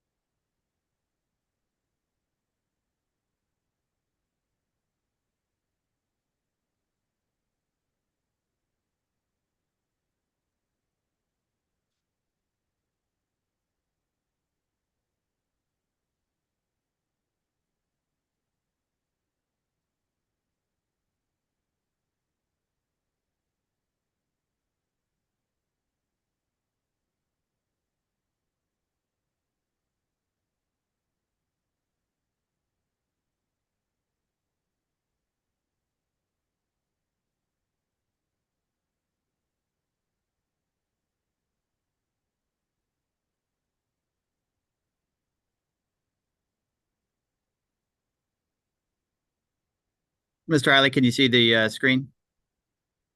Yes, I see three versions of our budget. At a high level. If staff could or commission could just scroll up just a little bit to see what the columns are entitled. This is the full, there's no Looks more. like there's some that's blurred on my version, but or overlapping. There's nowhere else I can scroll other than down to nothing. Okay. All right. Well, we'll have to work with this. It's a little blurry on my end. Hopefully you can make it out, Mr. Eiley. We'll give it a shot. Okay. So is it your understanding that in direct testimony, Mr. Eiley, that the company was proposing a total capital budget of $344.7 million? Yes. Yes, it is. And included within that $344.7 million, if you look up to the public charging acceleration network portfolio, that was roughly $120.3 million.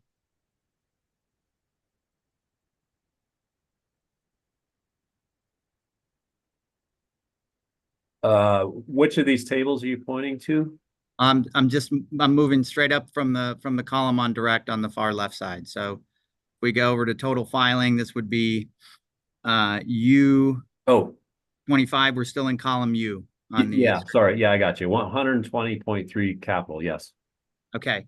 And then in the company's rebuttal testimony, so if we go over to column AB, the total filing capital was $344.7 million. Is that correct? Yes.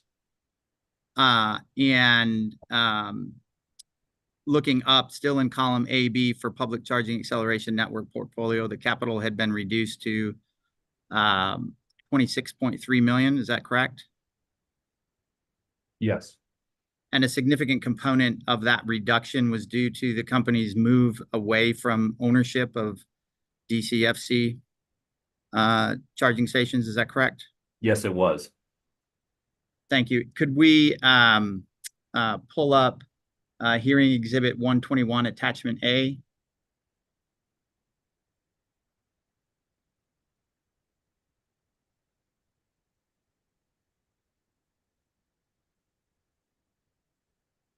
And then we'll turn to page 6 to start.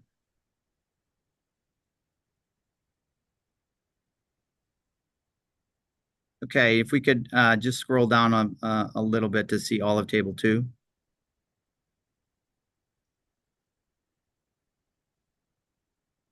And Mr. Eiley, you'd agree that here the total filing budget for capital is again $344.7 million? Yes. So from direct to rebuttal to the settlement, the capital has stayed constant at $344.7 million? Yes.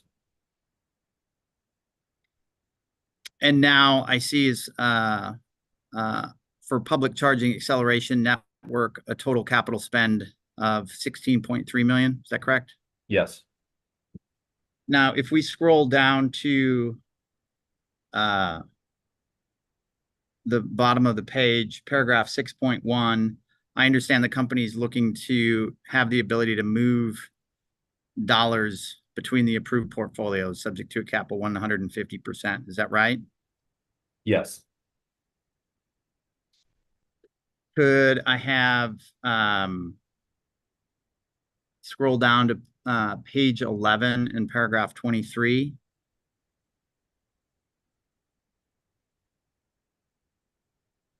Now, as part of the settlement, it's my understanding that the company is withdrawing its proposal to develop additional company-owned DCFC stations. Is that correct? Yes. Does the budget flexibility, Mr. Eiley, allow for the company to revisit that withdrawal? Oh, to pivot and essentially begin again to own company DCFC? Correct. No, I believe this term is our conceding company-owned DCFC for the purposes of this TEP. Okay, so, and just to zero in on this TEP, Mr. Riley. Paragraph 23 says, in a future proceeding. Is it the company's intent that the future proceeding is the next TEP? I think that's largely the intent. I'm thinking through a scenario where we repropose to do that. I think we were keeping some flexibility. Again, I mean, it's sort of the theme of the market. I think this mostly implies the next TEP, but we created a little flexibility there if we wanted to or needed to do that outside of that. I think that's the best place to do it. Okay, but just so that the record's clear, Mr. Riley, that the company's position is that it may reevaluate company ownership at DCFC stations prior to the next TEP? It may. We've seen this market move around a lot in the last 12 months or so. I think we're saying it says what it says, what, reserving the right in a future proceeding. I think the main intent of that is to be the next TEP. But it may be a future rider proceeding?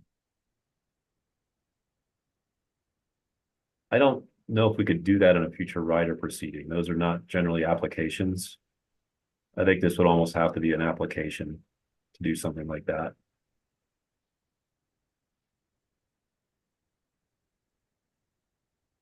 Thank you.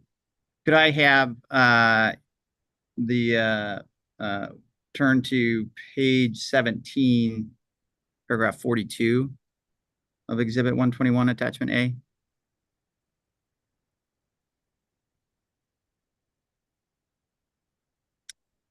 Mr. Riley, I assume you're familiar with this provision in the settlement? Yes, I am.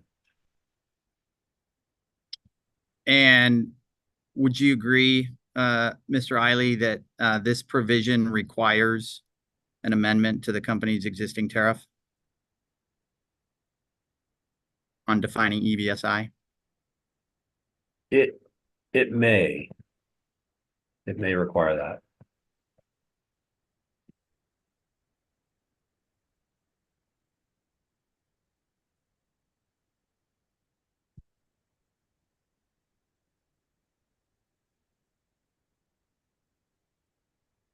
And in fact, Mr. Eiley, that's why this term was included in the stipulation to amend the existing tariff? That's plausible. I'm not 100% sure that's why it was included here.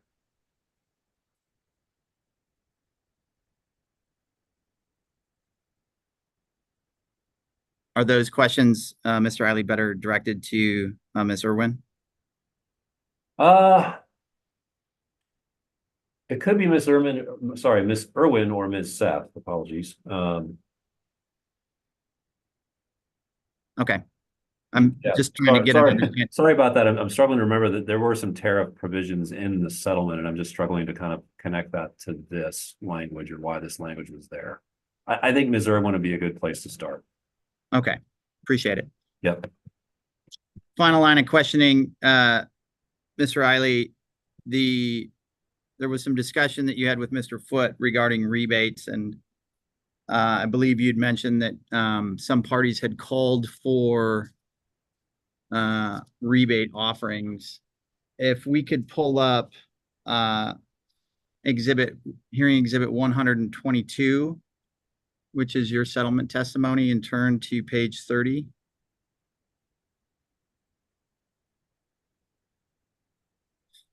Now, Mr. Eiley, on lines 9 to 10,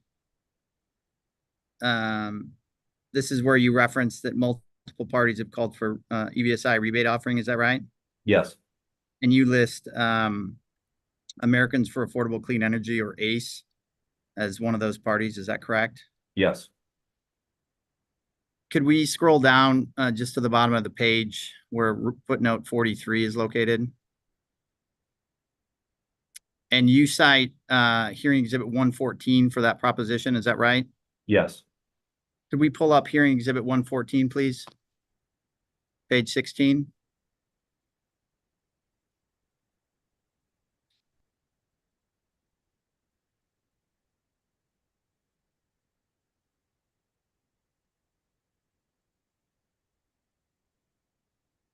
Could we zoom out just a little bit? Thank you. And scroll down so we can see all of the paragraph on starting with line 10.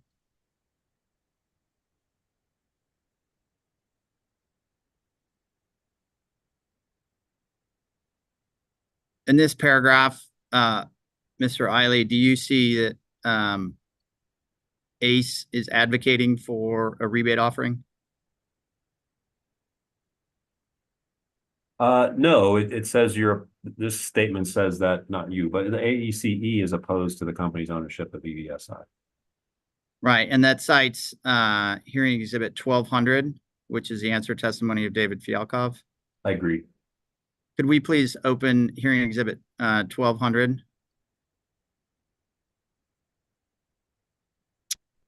And go to page 30. I'd point out that Ms. Seth was the one who was rebutting the AECE testimony, so I'll say that as a precautionary comment.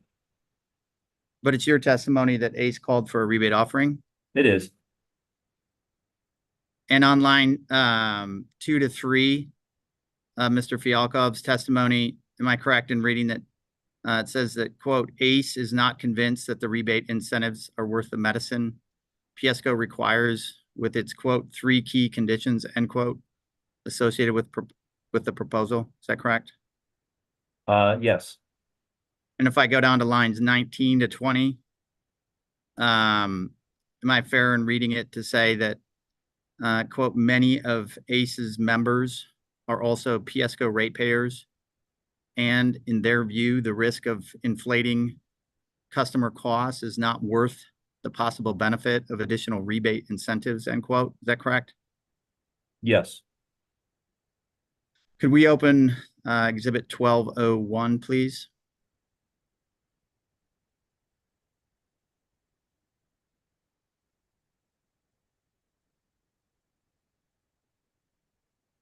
Could we turn to page 8?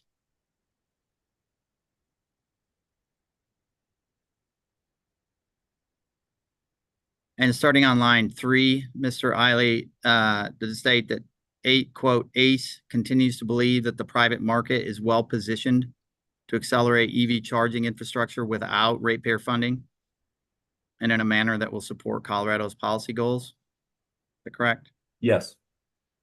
And if I go down same page, starting on line 15. Well, actually, can you stop here? AECE agrees that a rebate-based approach is a better option as compared to the pecan. So there's some degree of positive commentary here. Well, would you agree, Mr. Eiley, that the answer to the first question on the top of page 8, where the question is, would ACE support a rebate alternative such as those proposed by interveners? The answer is maybe. I would agree with that. And would you agree that starting on line 15, the testimony states, quote, if the commission were to authorize rebate spending under this TEP, ACE agrees with staff and the UCA that the commission's policy of rate-basing rebates must be revisited? To say that? Yes. And so if I could just go to page 10 at the bottom. And you would agree that starting on line 20 and going on to the next page, that ACE's position is that if a rebate alternative is approved, that the commission should follow the cost recovery recommendations proposed by staff? Yes. Yes. Have you seen any testimony through this review, Mr. Eiley, that suggests that ACE is actively supporting a rebate proposal?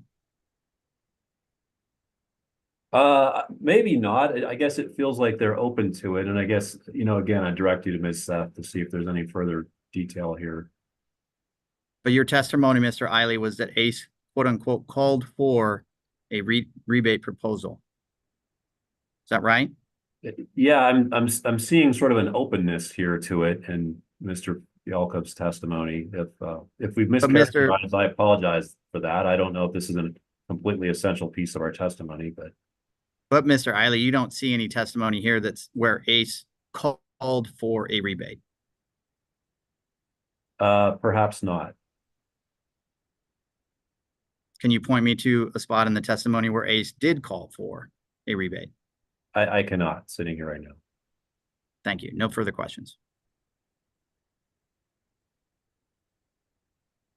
Thank you. So I do believe that's it for the parties. So next up would be Commission Counsel for Mr. Eiley. Commission Counsel has no questions for Mr. Eiley. Thanks, Ms. Dundas. Before we go to Commissioner Plant, let me just check in. Is the court reporter good to continue on for Commissioner Plant's questions?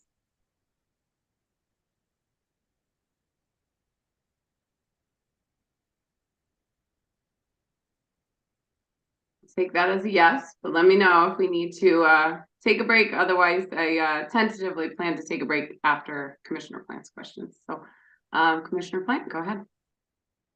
Thank you, Madam Chairman. Good afternoon, Mr. Eiley. Good afternoon, Commissioner Plant. Good to see you. Good to see you.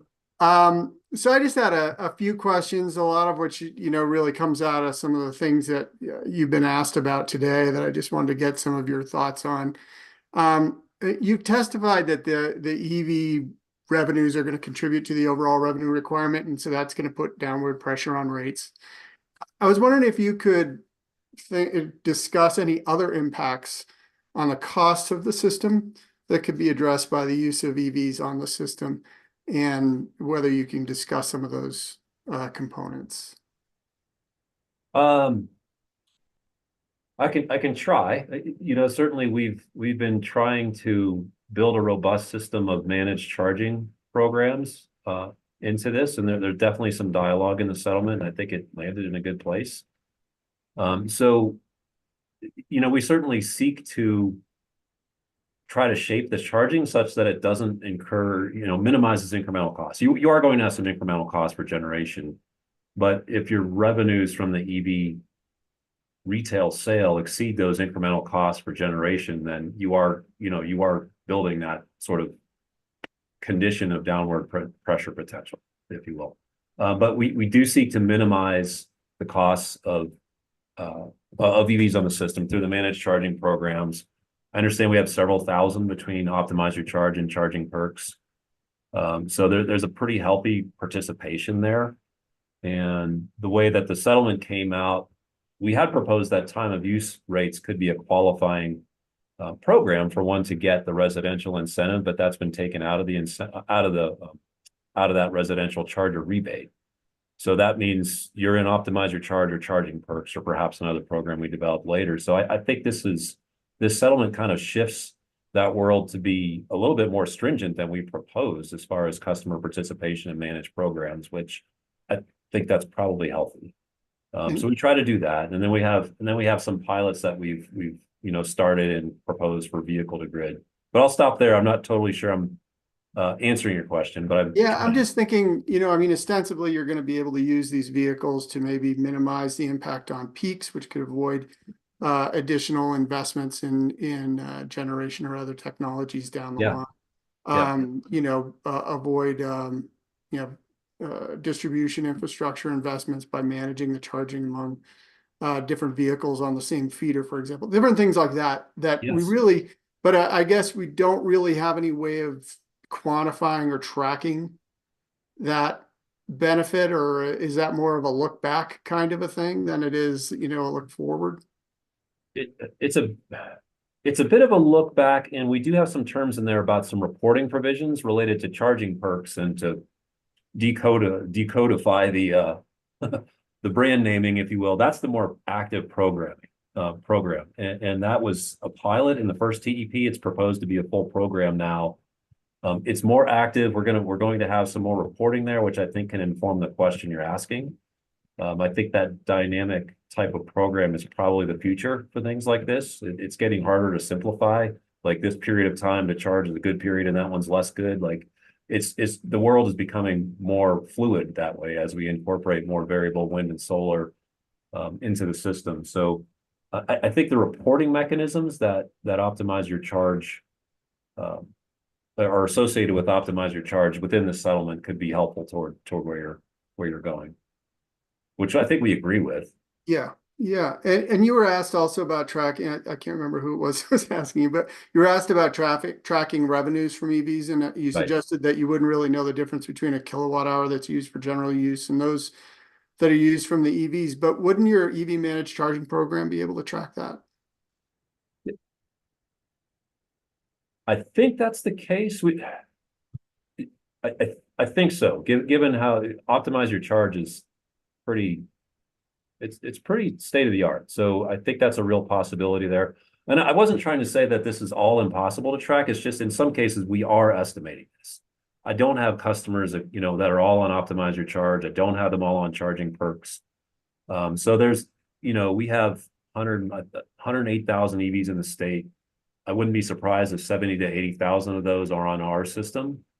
And we have, I think, about 4,000 on optimize your charge and a little over 1,000 on charging perks currently. So we don't have the majority yet of these EV customers in those programs, and that's where the estimation comes in.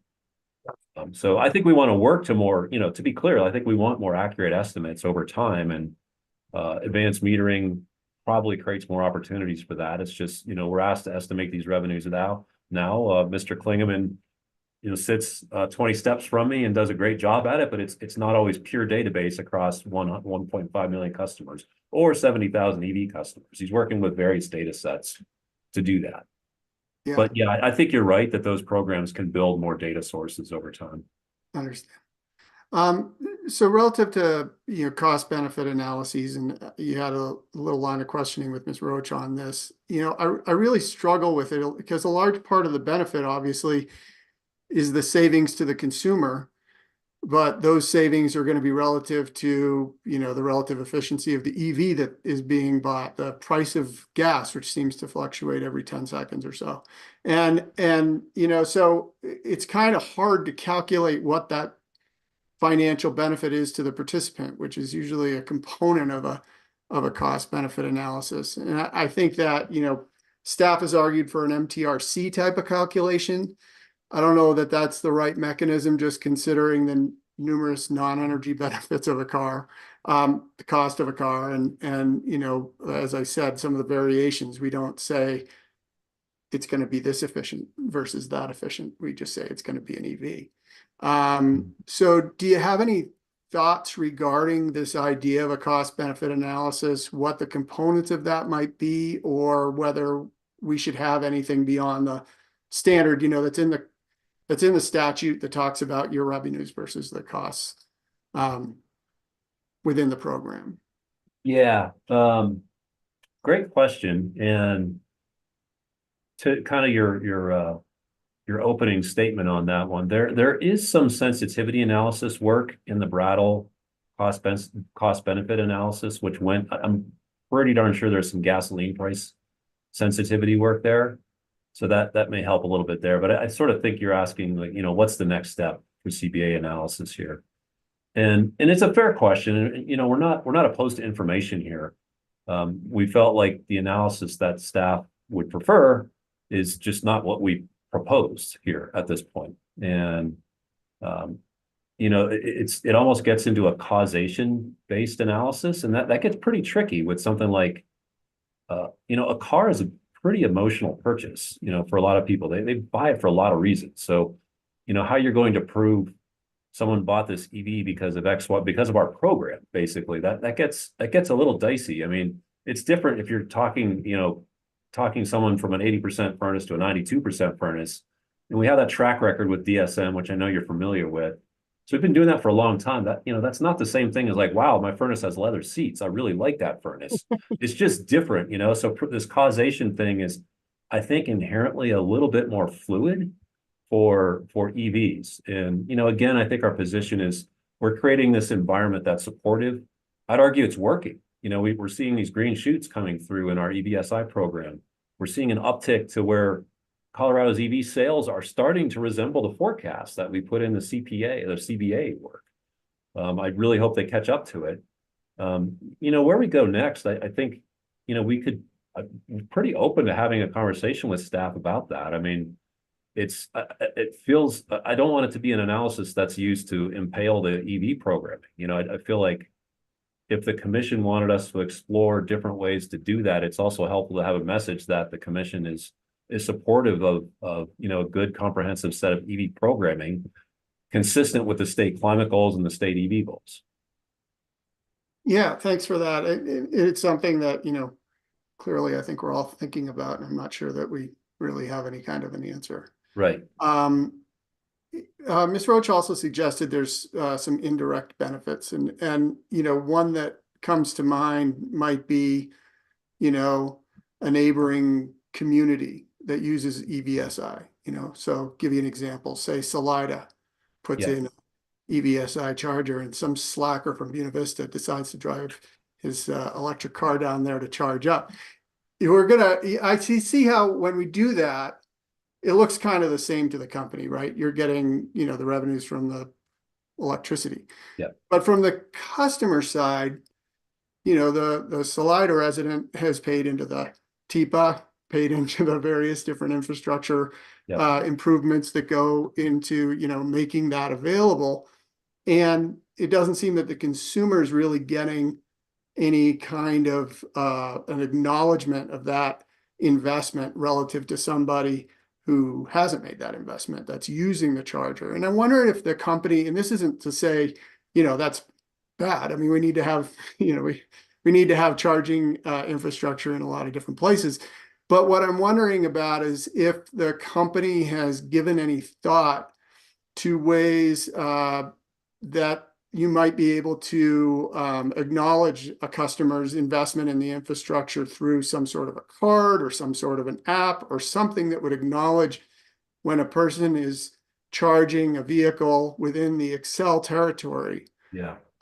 They would be given a certain rate versus somebody who is not an Excel customer who's charging within the Excel system.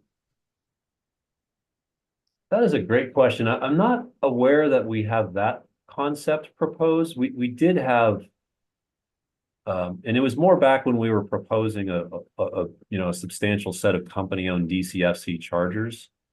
We were looking to recognize where the customer was an Excel customer, helping to pay for that in that realm. So we sort of backed away from it. So I think that's to say that it may be technically possible. To have some kind of accrediting system. And you're thinking on the fast charger, or is it level 2, or does it matter for that question? Yeah, I don't know that it necessarily matters. Yeah. And I don't know, this may be a question that's more appropriate for Mr. Hay or somebody at CEO, because I imagine this is an issue that as people travel and charge in different places, they may be in this utility versus that utility, and having some way of simplifying their charging experience so that they're not carrying around 6 different key fobs, and also attaching it to the utility, so that they can either have a simplification of putting it on a bill, tracking they're charging that way, getting an acknowledgement of investments that they've made into the electric charging infrastructure. All those things might be things that would be beneficial overall to the customers. And I don't know that this is necessarily specifically for you, or if maybe this would be something that is being thought about statewide. But it just seems to me that it would help if we had an acknowledgement of the consumers that are paying into the infrastructure that's being used or not. Yeah, and frankly, all the Colorado taxpayers are paying into Colorado-wide programming, so there's some homogenization or universality of that benefit, if you will. And again, we'd probably argue that there's the downward pressure that our customers would we believe receive I think you may be saying that may not be terribly tangible to the customer pulling up to the station. That's fair. I think it's worth a little bit further thinking on that. I myself have been sort of wondering like how it is to, travel between how many utilities we have. We have 40 different co-ops or something like that. I really don't know what the standardization of rates is across the state, much less the user experience of having to be a member of charging network at X, Y, or Z. But so I think it's worth thinking about. I'm glad you raised the example because it's another illustration of how this CBA it's just more complicated than our traditional DSM program. DSM, it's like, okay, you do this thing at your house, you do your heat pump at your house or what have you. That's at your house. The work that we're doing could be building infrastructure that's creating a generally, comforting or supportive environment for people to travel through different, through our service territory, whether they live there or not, or even live in the state. So that's one of the things that's hard to characterize in the CBA, and one of the reasons we didn't pursue that line very, in our work here. I understand. I just wanted to raise it as a thought. Yeah, no, it's welcomed. One of the other things I noticed in one of the attachments, which I can quote if you need it, but the O&M expenses relative to the residential and commercial programs were really high relative to the actual programmatic expenses. And I was wondering if that can all be attributed to, upfront costs, or if the company's identified something that's making those O&M costs so sort of out of whack of the actual programmatic costs that are being incurred. Yeah, I think I'd probably defer that to Ms. Irwin, who's a little closer to the budget. So I think she could probably help you out more on that. I'd be venturing more into speculation when maybe we don't need to as much. That's fine. Thank you. One of the other aspects and a component of this that I do like a lot is the 97% uptime requirement, which I think is sort of comes off of the NEVI. Clearly that's been one of the barriers that we've seen in people's concerns about having chargers available when they get there. And so, clearly that's an important component.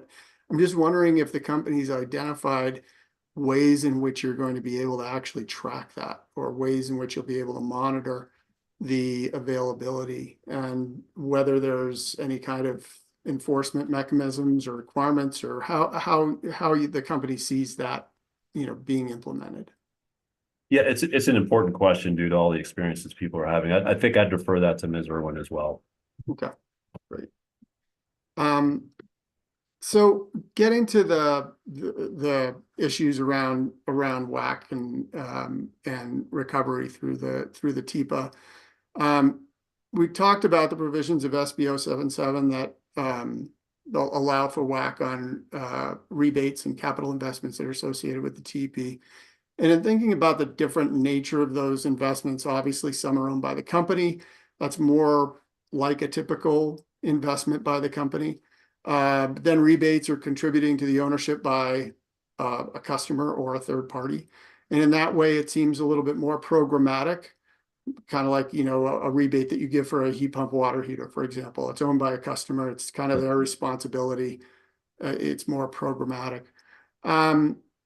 And also those kinds of investments are more passive, right? You're driven by the customer, or you're driven by the participant that's taking advantage of those rebates, as opposed to being driven by the company and making a decision on when those investments would be made. And I'm wondering, as a look at that, is there a reason for the 10-year amortization that's being proposed on those more programmatic types of investments? Is there any way that the commission should be thinking about those kinds of investments differently than a more traditional investment? Maybe a couple things there. The amortization is set essentially by an estimate of this type of equipment's lifespan. That's our current understanding, which may evolve on charging equipment type investments, unless there's an exception, unless it's a distribution investment, and then we put it on a more traditional distribution depreciation cycle.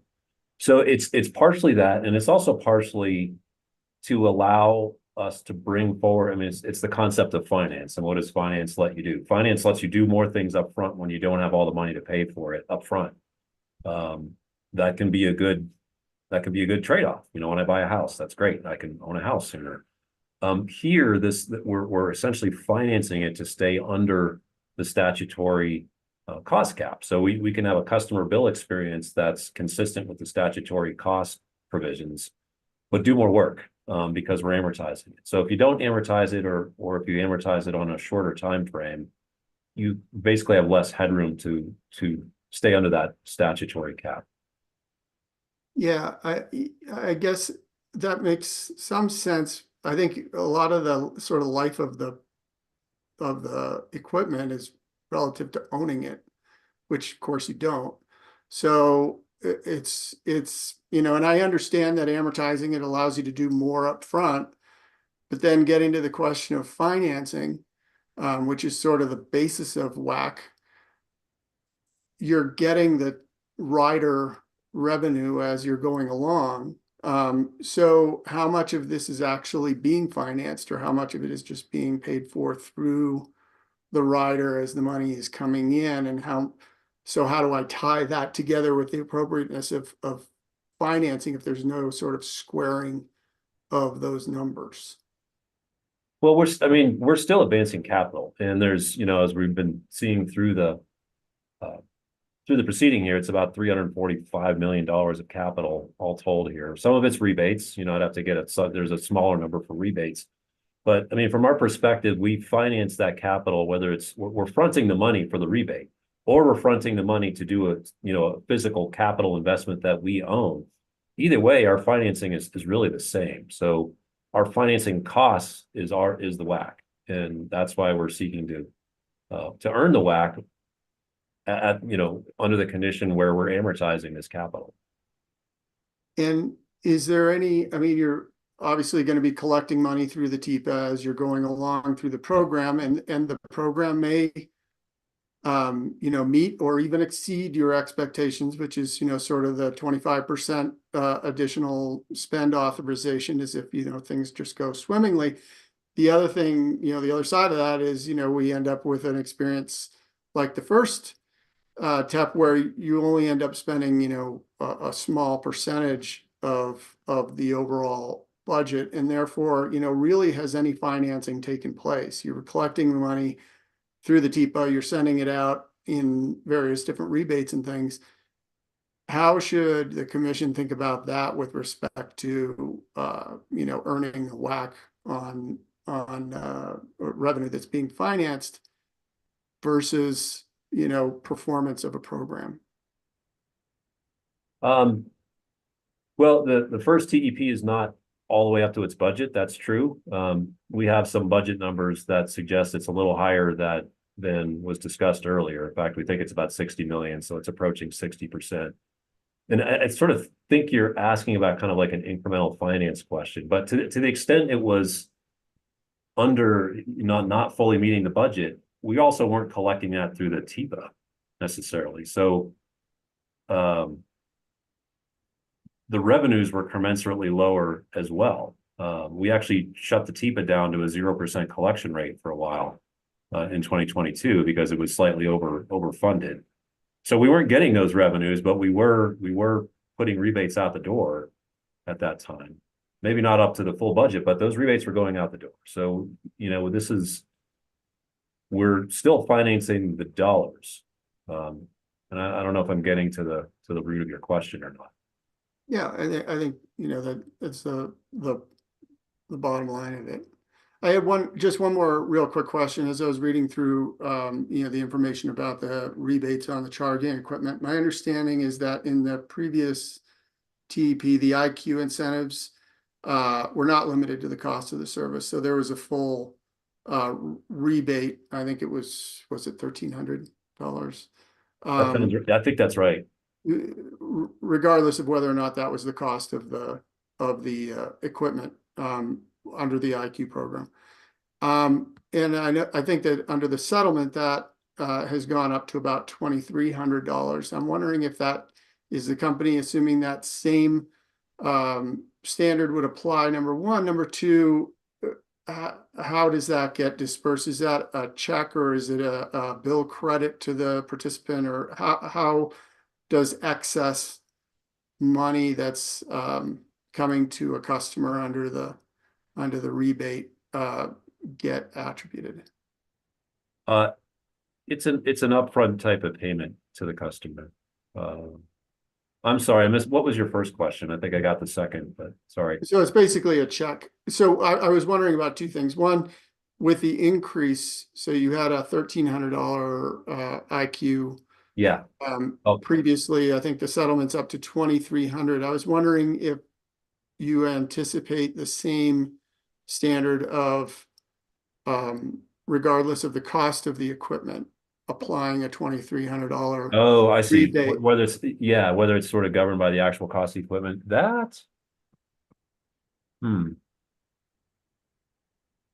I am not 100% sure on that one. I may need to phone a friend on that one, and it might be Patrick Murphy who's talking about some of the IQ outreach pieces of this. Okay, that sounds good. And I can find out the answer. Yeah, apologies. I am not 100% sure on that one, but you're right on how we did it in the first TEP. Great. Thanks. I don't have any other questions, Madam Chairman.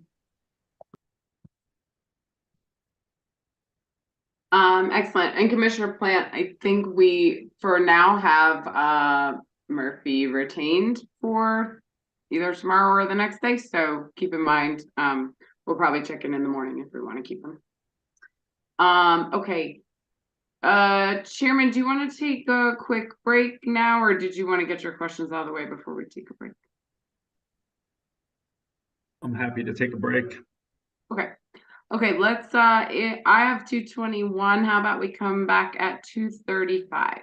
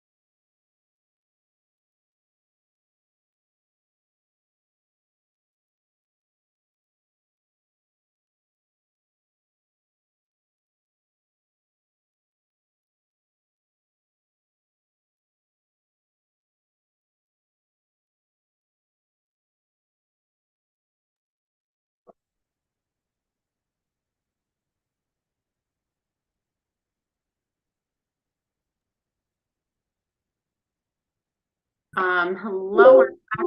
I just want to check that we have the court reporter with us. I'm here. Excellent. Thank you. And we'll continue with the chairman. Thank you, Commissioner Gilman. Good afternoon, Mr. Riley. Good afternoon, Mr. Chairman. Thank you. I want to start off asking some bigger picture questions. I found 9 news articles that suggest that there are about 5 million registered cars, motorcycles, RVs, and light trucks registered in Colorado at the end of 2023. Does that seem roughly right to you, or is there any evidence on this record or that you're aware of that would suggest a different number? That seems about right, and I'm not aware of any differentiated evidence. Okay, thanks. And our goal is to have 940,000 EVs on the road by 2030. Is that right? That's the statewide goal, yes. Okay.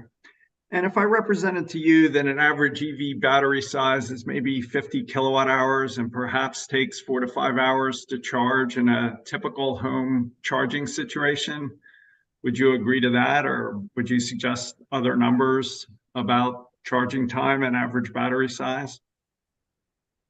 That suggests they're charging at 10 to 12 kilowatts, more or less. I believe there's some experience that a fair number of these are actually level 1 charging, so that's going to be slower. Sitting here right now, I don't know if I have a statistical breakdown of level 1 versus level 2, but it sounds a little hot for level 2 also to me. If they're going to, well, first of all, they don't charge your battery from 0 to 50. If it's truly a 50 kilowatt hour battery, they might be charging, a day-to-day basis, they might be charging from 30 to 45. Okay. And they generally won't go from 0 to 50. Okay. But, for back of the envelope purposes, I think you're on a reasonable envelope. Okay, this is all back of the envelope, so. Yeah. So assuming we exactly hit that target, if every EV owner charged at once, which of course they won't, but for purposes of this conversation, is it fair to say that would be almost 10,000 megawatts of potential incremental load, 940,000 vehicles times 50 kilowatt hours divided by 4.5 hours? And, sticking with the back of the envelope, element of this, I guess the point I'm trying to make is these numbers are really quite large, the total potential EV charging load. So any thoughts on that maximum potential number of 10,000 megawatts? I'm getting a little nervous with the envelope there just because, and I'm not saying it's not insignificant, it is potentially significant. Again, I don't think they'd be doing this at exactly the same time. To the extent that they're moving through our programs, I think they'd almost be prevented from doing that. Whether they'd be charging at 10 kW at their house, again, I don't think that's going to happen simultaneously. I think this gets into sort of the, what's a non-coincident peak kind of perspective versus a coincident peak perspective. You're sort of postulating that this will be coincident peak. I suspect it's going to be a fair amount lower than that. But I'm not quibbling that it's going to be a significant potential peak load. The idea is to try to keep it off of the system peak so that you're not driving incremental costs onto the system. I totally agree with that. And that's where I want to go with this. But and just as a rough order of magnitude, is it fair to say coincident peak demand across both Colorado's 2 balancing authorities is roughly 10,000 megawatts? I think yours is 6,000 to 7,000 megawatts, depending on the wholesale customers, and the WAPA balancing authority is maybe 3,000. Yes. Okay. And again, if we go up to all 5 million vehicles or EVs, then the total incremental load would, potentially be a maximum of 50,000, and depending on when they charged, could be as much as, even if 20% charged at once, it would be the current coincident peak demand of the state. Yes, I think there's some to where you may be going, but I think there's some useful insights as to where we are currently now, and I've seen it in our semi-annual reporting, where we look at what it actually contributed to on a coincident peak type of basis, and it's pretty muted, honestly. I could probably grab a number out of my desktop file if that's of interest. Oh, you mean the existing charging is not coincident against the other? So you're saying customer charging is not coincident, or that EV charging is not coincident with the system peak? I'm not. It's more the latter. It's that it's not as coincident with it's not terribly coincident with system peak. There is some contribution to system peak, but not, you know, it's not like lining up. It's less than more. Let me put it that way. Okay.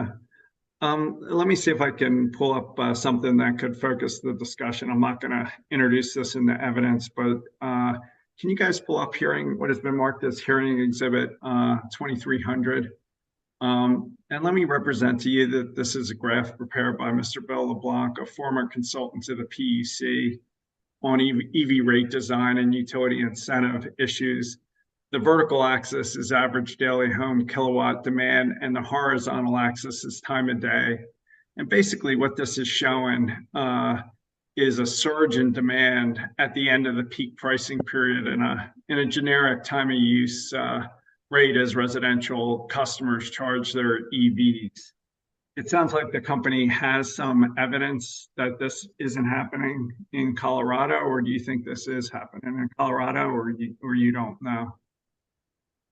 I pulled up our semi-annual report, which it's in the proceeding, the previous DEP proceeding, and the number that this is October 2023, so we've been doing these semi-annual reports semi-annually. That's the most recent one. The average demand on peak from the EVs that we estimate is currently 40 megawatts. On non-coincident demand, meaning I think this means not coincident to the system, is 88 megawatts. So a third of the EV charging is showing up during peak demand periods. Is that right? Yeah, I think what this is saying is the contribution to system peak during actual system peak is about 40 megawatts currently. So it's, you know, not anywhere near the magnitudes the back of the envelope took us to just yet. All right, let's talk a little bit more. You can take this down. Let's talk about how system peak is defined. I've had the company's phase 2 ERP report from proceeding number 21A-0242E marked as hearing exhibit 2301. In this case, can we turn to page 92? And I just ask you, is it fair to say that in this report, and you can go down to the bottom,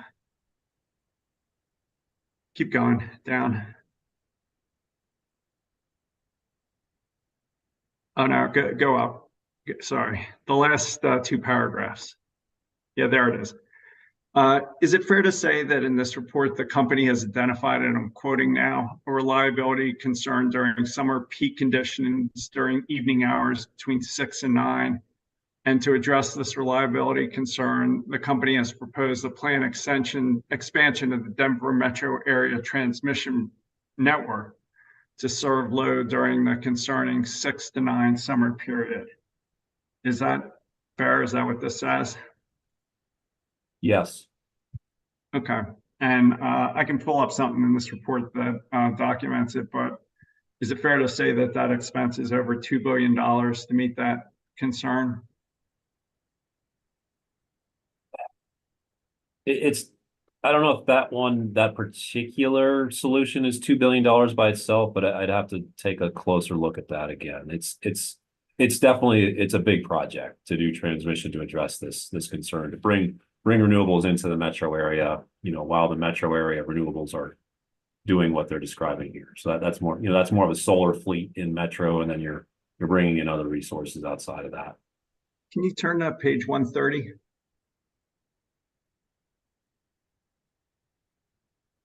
So do you see that first line, Denver Metro Transmission Network upgrades, 2.1 billion? Okay. Yep, I do. Thanks. You can take this down. Oh no, actually leave it up one more second. And are you aware that the company's current residential time of use peak demand period ends at 7 p.m. and then shifts to off-peak pricing despite this large new resource need at 6 to 9 p.m.? Is that consistent with your understanding? Yes, that is the residential time of use current rates. So even if EVs aren't charging during on peak, they still may be charging between 7 and 9 in ways that drive the new resource need, but still would be characterized as off peak based on the company's categories. Is that fair? They certainly could be. They may charge as soon as they get home. I'd say there's nothing in the TOU that's encouraging them not to do that. So I'd agree with you there. The way that we've repositioned optimize your charge in the settlement that's the static program, and that's midnight to noon. So that program would be seeking to encourage customers not to charge in that period, and in a different 12-hour period entirely. Charging perks is more dynamic and would be shifting them outside of that. But I think what you're saying is the phase or the time of use rates are, they're not doing anything to tell the customer in and of themselves. They're not telling the customer not to charge from 7 to 9, right? Right, and whether you believe that graph I showed or not fully, I mean, arguably the time of use rates are encouraging people to charge at 7 p.m. or 7:01 p.m. Would you agree with that?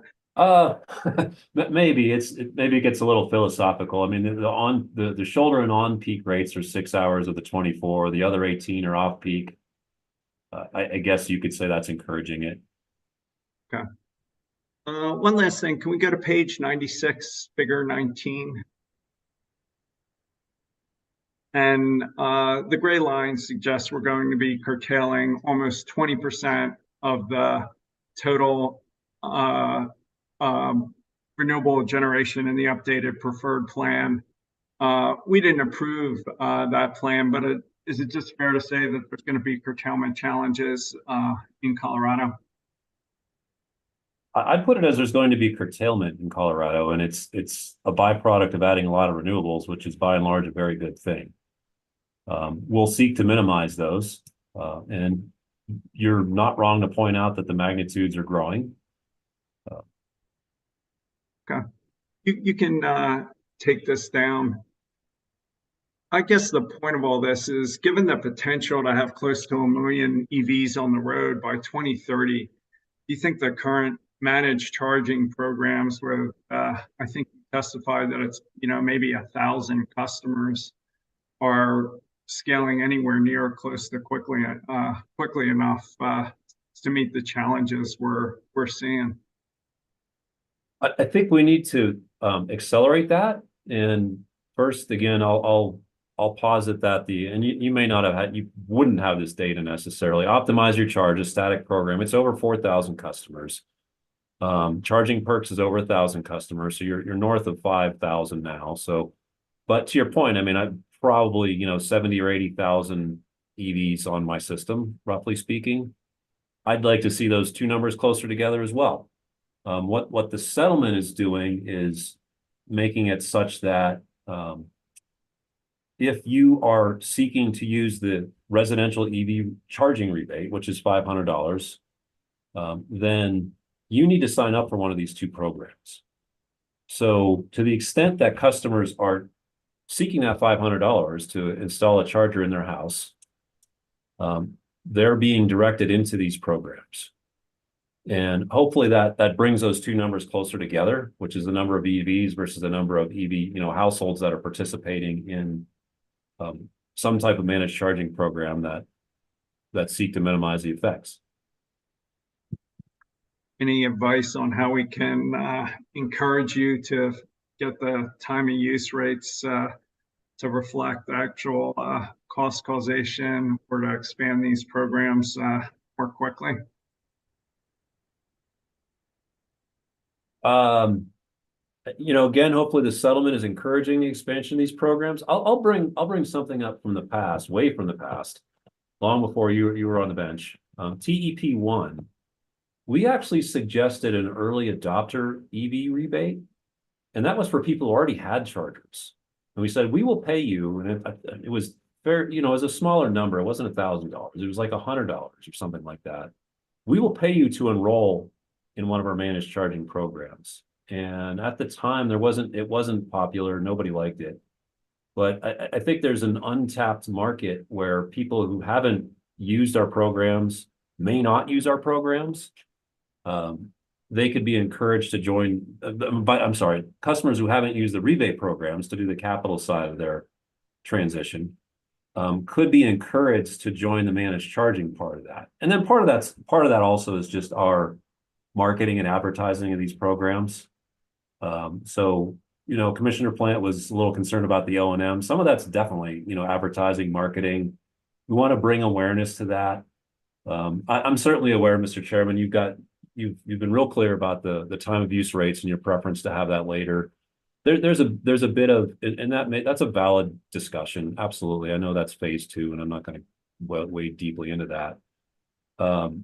There's a bit of, wanting for that to be consistent for the customer. Like, let's keep messaging on this over and over to encourage people into these things. But it's hard to make it mandatory. It seems like we have to encourage them through the interactions with these programs.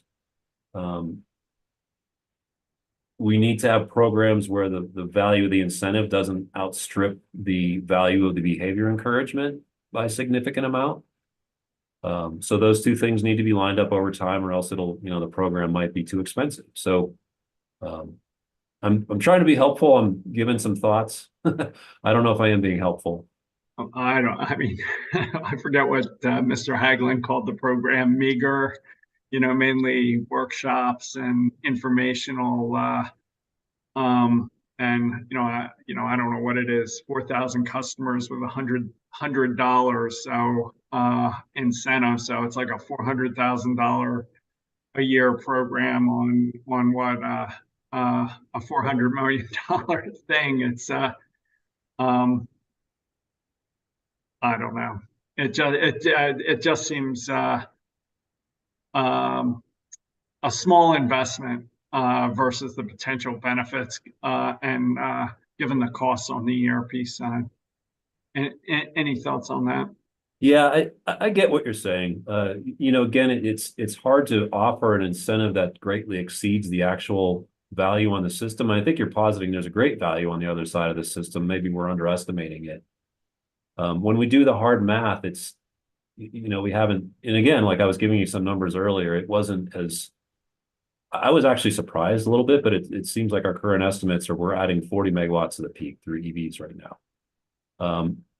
Can we increase the awareness on these programs? Yes. Maybe probably a good conversation with Ms. Irwin about how we facilitate the programs and encourage the adoption of the managed charging for residential customers. But again, like two things, hopefully in 3 years, we're having a different discussion on this, because Charging Perks was explicitly a pilot. So it was smaller. That's opened up as a full program now.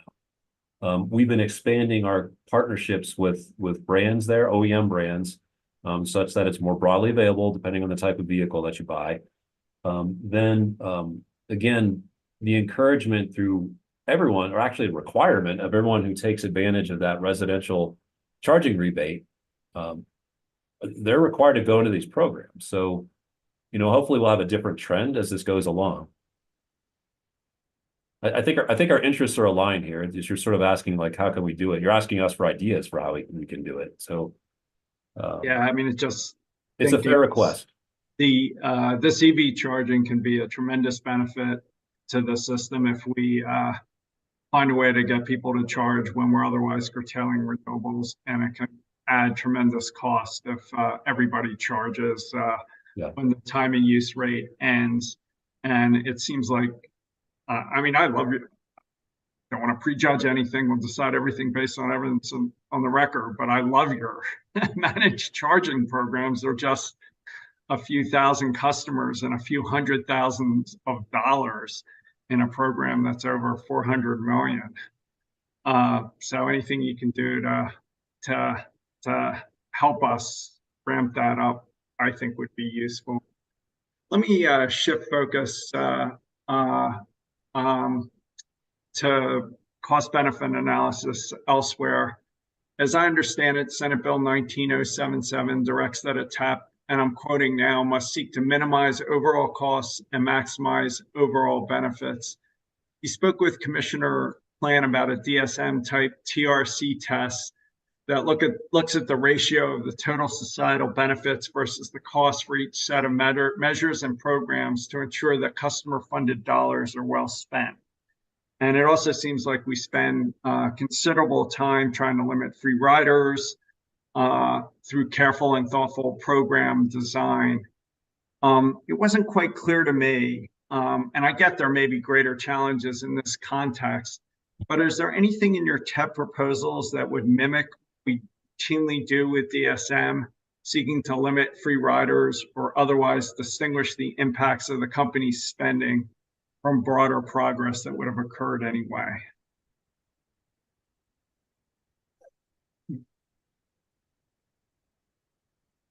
I don't know that we're explicitly seeking to limit free riders right now. I'm not a DSM expert. My perception is that was something that emerged in DSM programming, and I'm referring more to energy efficiency using the DSM term.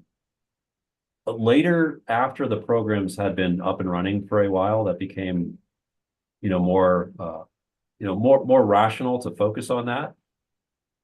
Versus in the early days, it was harder to get people to do these things. But when you've got, really good LED light bulbs, et cetera, they might just go buy them anyway, right? So it's as your options got better and better, discouraging free ridership was more important. If one were to do that here, I think and I'd argue like this is a consistent approach in TEPs that we see in TEP or electric vehicle policy, where the federal government is issuing a $7,500 tax credit for new EVs if you're qualifying, and I think $4,000 for used EVs. So they're incentivizing the purchase of that vehicle twice in some ways, and it's not seeking to separate free ridership, in my view, necessarily at this stage of the market. How you'd even do that, I think is tricky, and that's kind of what we're saying with the history here for a number of reasons. We're working primarily on the charger side of this. There's some exceptions. We have some EV rebates, and that's income qualified. That's for particular market segments where we think it makes sense to do something more targeted than the federal and state incentives already do. We're working more on the infrastructure and charging side. And that's inherently separated from the vehicle in some cases, as I discussed with Commissioner Plant. You're hoping, you're building the infrastructure investment, you're hoping that's encouraging the EV adoption. To what extent that may have occurred anyway is hard to say.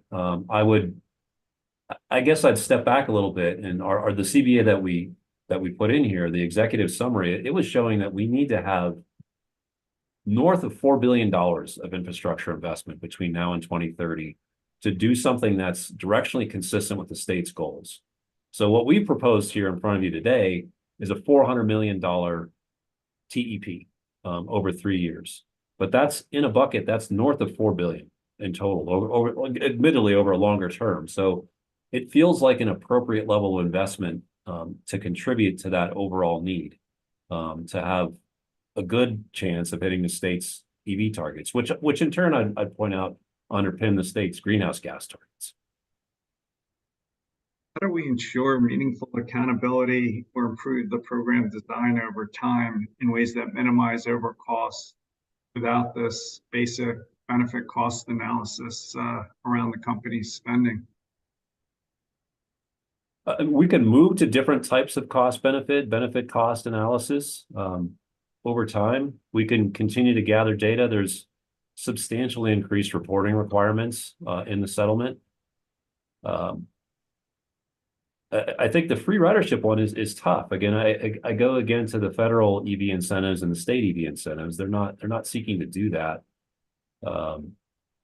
it feels like, it doesn't feel like that's the big issue we're facing. And I'm certainly hearing like a concern with the level of dollars here from you. But the work that we're doing, and I'd encourage you to talk to Ms. Seth further about this. We're working with multifamily housing developments. Those folks wouldn't necessarily be trying to do this, or when they are, they don't necessarily know how to do this. And so we're really trying to focus on those things. We're working with fleets that are trying to adopt these things. Would they do that on their own? It's hard to say.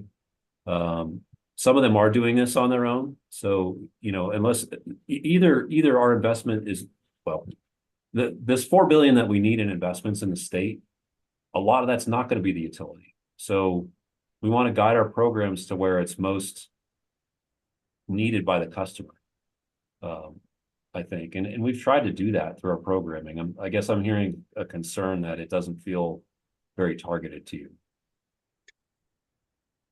Yeah, let me shift to the pecan rebates. It sounds like the company is proposing to mandate an uptime requirement that is no less than 97% on a per port basis. Like Commissioner Plant, I'm a pretty big fan of this. What happens though if a facility owner that has already gotten a rebate fails to comply with this 97% requirement, or somehow abandons the facility after installation? What's the remedy? How do you enforce that requirement? I think I'm going to have to defer that one to Ms. Irwin or perhaps Ms. Seth. And I think you have them in that order. So maybe I'll deflect it to Ms. Irwin, or defer it to Ms. Irwin first. All right. And just for her to think about it, the question I'd ask her is, what would she think about a rebate spread over a couple years instead of giving it all up front? If you spread it out over time, would that be a better way of, ensuring that this thing met the 97% requirement? Because then you'd need to show you met the requirement to get the next rebate. I get you can have a contract, but what are you going to do? Litigate over the contract. So that's the question. Does that make sense, Mr. Riley? It makes perfect sense. It's perhaps aging myself, but it feels a little bit like a discussion around the PTC and ITC from the early 90s. The world started with investment tax credits, and sometimes they were called PERPA machines or similar. Like, machines got built that didn't generate a whole lot, and then the value of a production tax credit type incentive became more clear. And then we shifted federally to a production tax credit, and that's been driving wind for a long time, and it incentivized generation. So I hear you. It's a good question. Appreciate it. Not sure we're closed down to that thought, honestly. All right, I just throw it out there. Let's turn to the commercial program. As I understand it, for some portion of that program, the company is proposing to design, install, own, rate base, and operate EV infrastructure on the customer side of the meter. Am I characterizing that right? Yes. Okay. And when I asked advisors what they thought about the company's ability to effectively manage and perform this work, given everything else that's going on, they referred me to the transcript in proceeding number 23M-0464EG, which is the beneficial electrification barriers docket that I think you referenced in an earlier conversation, where I believe Commissioner Gilman is the hearing commissioner. Yep. Just going through that transcript and looking at the timing of new electric hookups, it seemed like it was perhaps becoming increasingly common to have 2 to 3 year delays before the company could interconnect new customers. And that seemed to be across a broad range of housing developers, government entities, and others. And I understand these may be isolated examples, but my question is, to the extent the company may be struggling to timely interconnect new customers, is it premature to approve an expanded behind the meter program that involves the company leading design, installation, ownership, and operations, all supported by accelerated cost recovery. Would this be a distraction from, the core new service customer hookups, which seems to be experiencing some real delays and cost overrun? So, any thoughts about turning over hundreds of millions of dollars to a new program while we're struggling, maybe with existing programs? A couple of thoughts. We certainly want to position the system to be more able to interconnect across the waterfront, across the issues that you're raising, from new customers, new housing developments, electric vehicles, beneficial electrification. So I think we're seeking, ways to do that, of course. Here in this proceeding, more directly to your question about the EBSI increase, and I'll say a lot of that is due to the known pipeline. We have signed agreements of people wanting this stuff. Our initial solution is a distribution set of investments that Ms. Paletti testifies to, but it's about $60 million in the budget. So it's directly meant to address some of those constraints that the EBSI investment implies. Fair enough. I just want to spend a second on administrative costs. Can we pull up what has been marked as hearing exhibit 2302? And this is a table, I think, prepared by advisors, showing that there's a number of program-specific admin costs and a lot of spending on advisory service across all programs. I think this ties out to numbers elsewhere, I think, in Mr. Lehrman's testimony. If this is right, it seems like a lot of overhead. Can you help me understand why it's so high on a percentage of cost basis, or maybe it's not right? It seems really high, like a quarter of spending on administrative budgets. I maybe at a high level I can, but I'd also probably ask Ms. Irwin to chime in as well. She's closer to the budget pieces. There's, as we've tried to impart, there's a pretty strong advisorial role that we've tried to take here to help these customers make these transitions. We do need to advertise these programs to get more involvement in those, or as our earlier conversation was getting to. There's some aspects, we built in a certain amount of equity or outreach dollars into this as well, so that area is not as easily reached, and sometimes it just takes more resources. Getting into, and then we have our staffing as well, obviously. Getting beyond that, it's probably a better question for Ms. Irwin. All right. And are you asking us to capitalize a meaningful portion? Are you asking to capitalize a meaningful portion of this $100 million? And why would that be appropriate, given this is not really a capital investment? I mean, I get the rebates, but why would overhead be capitalized? I'm honestly not sure that it is. As we've hit on today, there's the total budget's 437. Unless you get into that 25% overage, which I think is kind of a high side scenario. The capital on that is 345. So the difference is the O&M. So to your question, I don't know that we're seeking to capitalize well, we're not explicitly not seeking to capitalize the O&M, and I think the O&M encompasses the administration. So that might be a good thing for Ms. Irwin to verify as well. Okay. That's helpful. You can take this down. Just last line of questions on capital investments and rate impacts. And your comment about the $4 billion just on this alone is helpful. Can we pull up what has been marked as hearing exhibit 2303? And let me represent to you that this is an Xcel Energy investor presentation labeled Steel for Fuel 2.0. And if we can turn to page 58, is it fair to say that you'll be investing over $14 billion in Colorado over the next 5 years? And I think that's the public service company row, the third row. Yes, that's our statement to the investors. So yes. And I think your rate base in Colorado is maybe just over $11 billion. So these investments would more than double rate base. Is that consistent with your understanding? I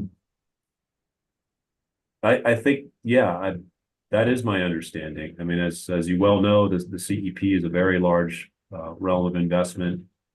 The title of the presentation I noted was Steel for Fuel. So, you know, we're certainly hoping to drive down the fuel costs as we make those investments, but it's a period of investment with that size of generation and transmission portfolio underpinning the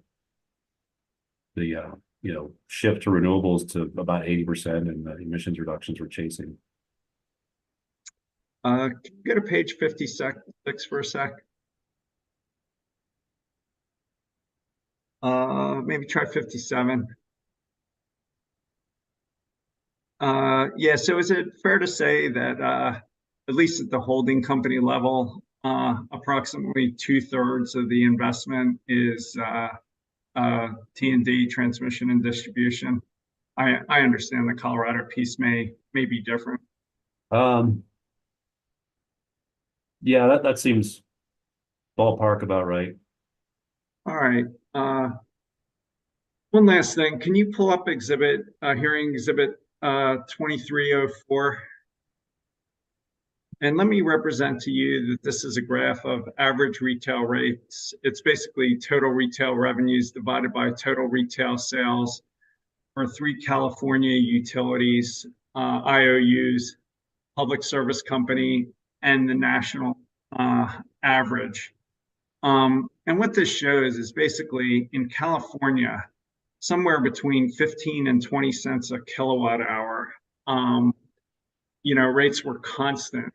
And then they exploded upwards, increasing in nominal dollars from anywhere between 70% for Southern California, Edison, the green line, up to 250% for San Diego Gas and Electric, the blue line, with PGE being in the middle of the yellow line where, you know, it's basically doubled 10 years. In this graph, it looks like Colorado, the company is the red line, has been below the national average and now is getting to the national average, which is the black line.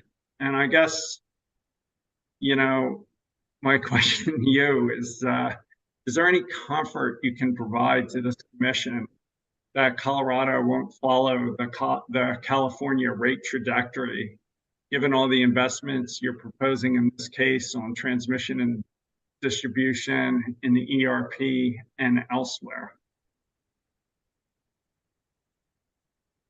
I think so. I mean, I'm a pretty big fan of our ERP competitive process, where the generation side of that is, and you saw all the numbers. I mean, we get some really competitive wind and solar acquisitions, and I'm not sure they get that in California. I can't say they don't, but I don't know if I've seen numbers quite like that, where you can get wind bids below 2 cents, you can get solar bids in the range of 2 to 3 cents, solar with storage around 3 cents per kilowatt hour, I should say. I think we have a better advantage in that way to do that. You know, it'd be certainly interesting to kind of, I guess I find myself a little flat-footed on understanding kind of the inflection points that they were seeing in California in 2019 and 2020. I will, you know, I share a little bit of your concern. I think there's a lot of drivers on the company in terms of, and this isn't necessarily us unilaterally proposing things, but we have wildfire risk we must deal with. We have a distribution system that's being asked to do a whole lot more things as far as interconnection and interactivity. And there's a lot of value in doing that, but it'll require some investments. But, you know, I think the competitive sourcing that we use on the generation side, the sourcing of the transmission investments, I know there's some criticism on this, but I mean, you've kind of raised a super broad question. And, going back on our generation investments, we brought most of those in under the point costs when they're company projects, and the competitively bid RFP ones are some of the nation leading lowest costs on renewables. That's going to drive exposure to natural gas down, and that's what you're looking at is electric here only. But hopefully that has some dynamics where there's less volatility on the natural gas side. We're having a discussion in this case around transportation electrification. I'm pretty hopeful that households take advantage of that. We sell that additional 800,000 cars or more, and they're starting to offset their household expenditures on gasoline. There's almost no doubt there's really no doubt that that's way cheaper to do it through electrification.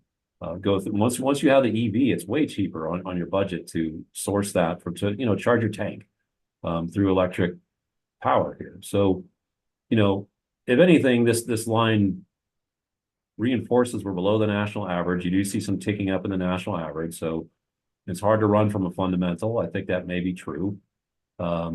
We had a period we were approaching this point in 13 and 14, and we stayed a little bit below that for several years after that. And that's why we were doing steel for fuel. That's why we were doing clean air, clean jobs. So, hopefully the gen side of this, and I think some natural advantages Colorado has, and our process is healthy to keep taking advantage of those cost competitive processes, keeps us in a good place while we offer new choices and new ways to save money through things like the TEP.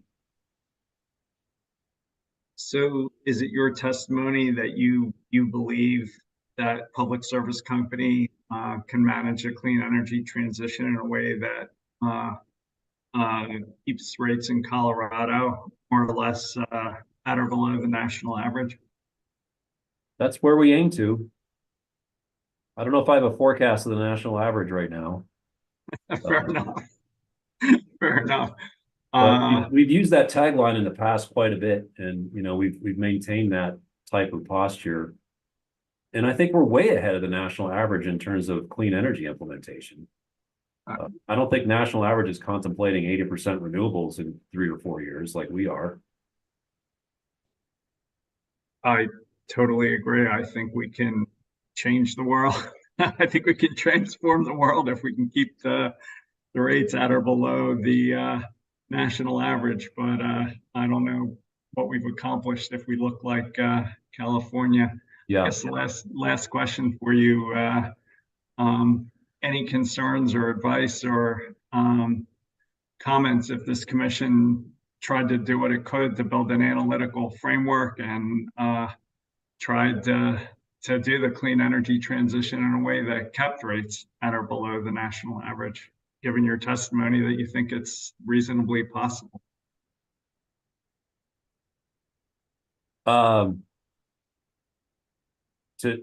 To develop an analytical framework to do that? And make sure we do. And, actively manage, given what you said, that we don't quite know where the national average is. And, maybe a piece of that is keeping rates at or below inflation. We would certainly try to do that, and we've made statements along those lines. We do get concerned that if we want to say this carefully, we want to make sure that we have an attractive investment environment, because if that spirals out of control, then that won't help the red line on equity and debt investments. So it's a part of that healthy balance with the investors. I mean, the steel for fuel strategy and the clean energy transition strategy certainly implies a lot of capital investment. So we will need the investors to be treated fairly as they go into that capital investment cycle. And if it's not an attractive investment environment, it's going to be harder for us to finance these endeavors. So your testimony is it's a balancing between clean energy, reliability, resilience, affordability, and giving the company an opportunity to earn a fair return. And seems like keeping rates at or below inflation or at or below the national average is one guidepost on the affordability component. Is that a fair summary of where you're at as we try and speak carefully? And Yeah. I like, yes, I think that's a good restatement.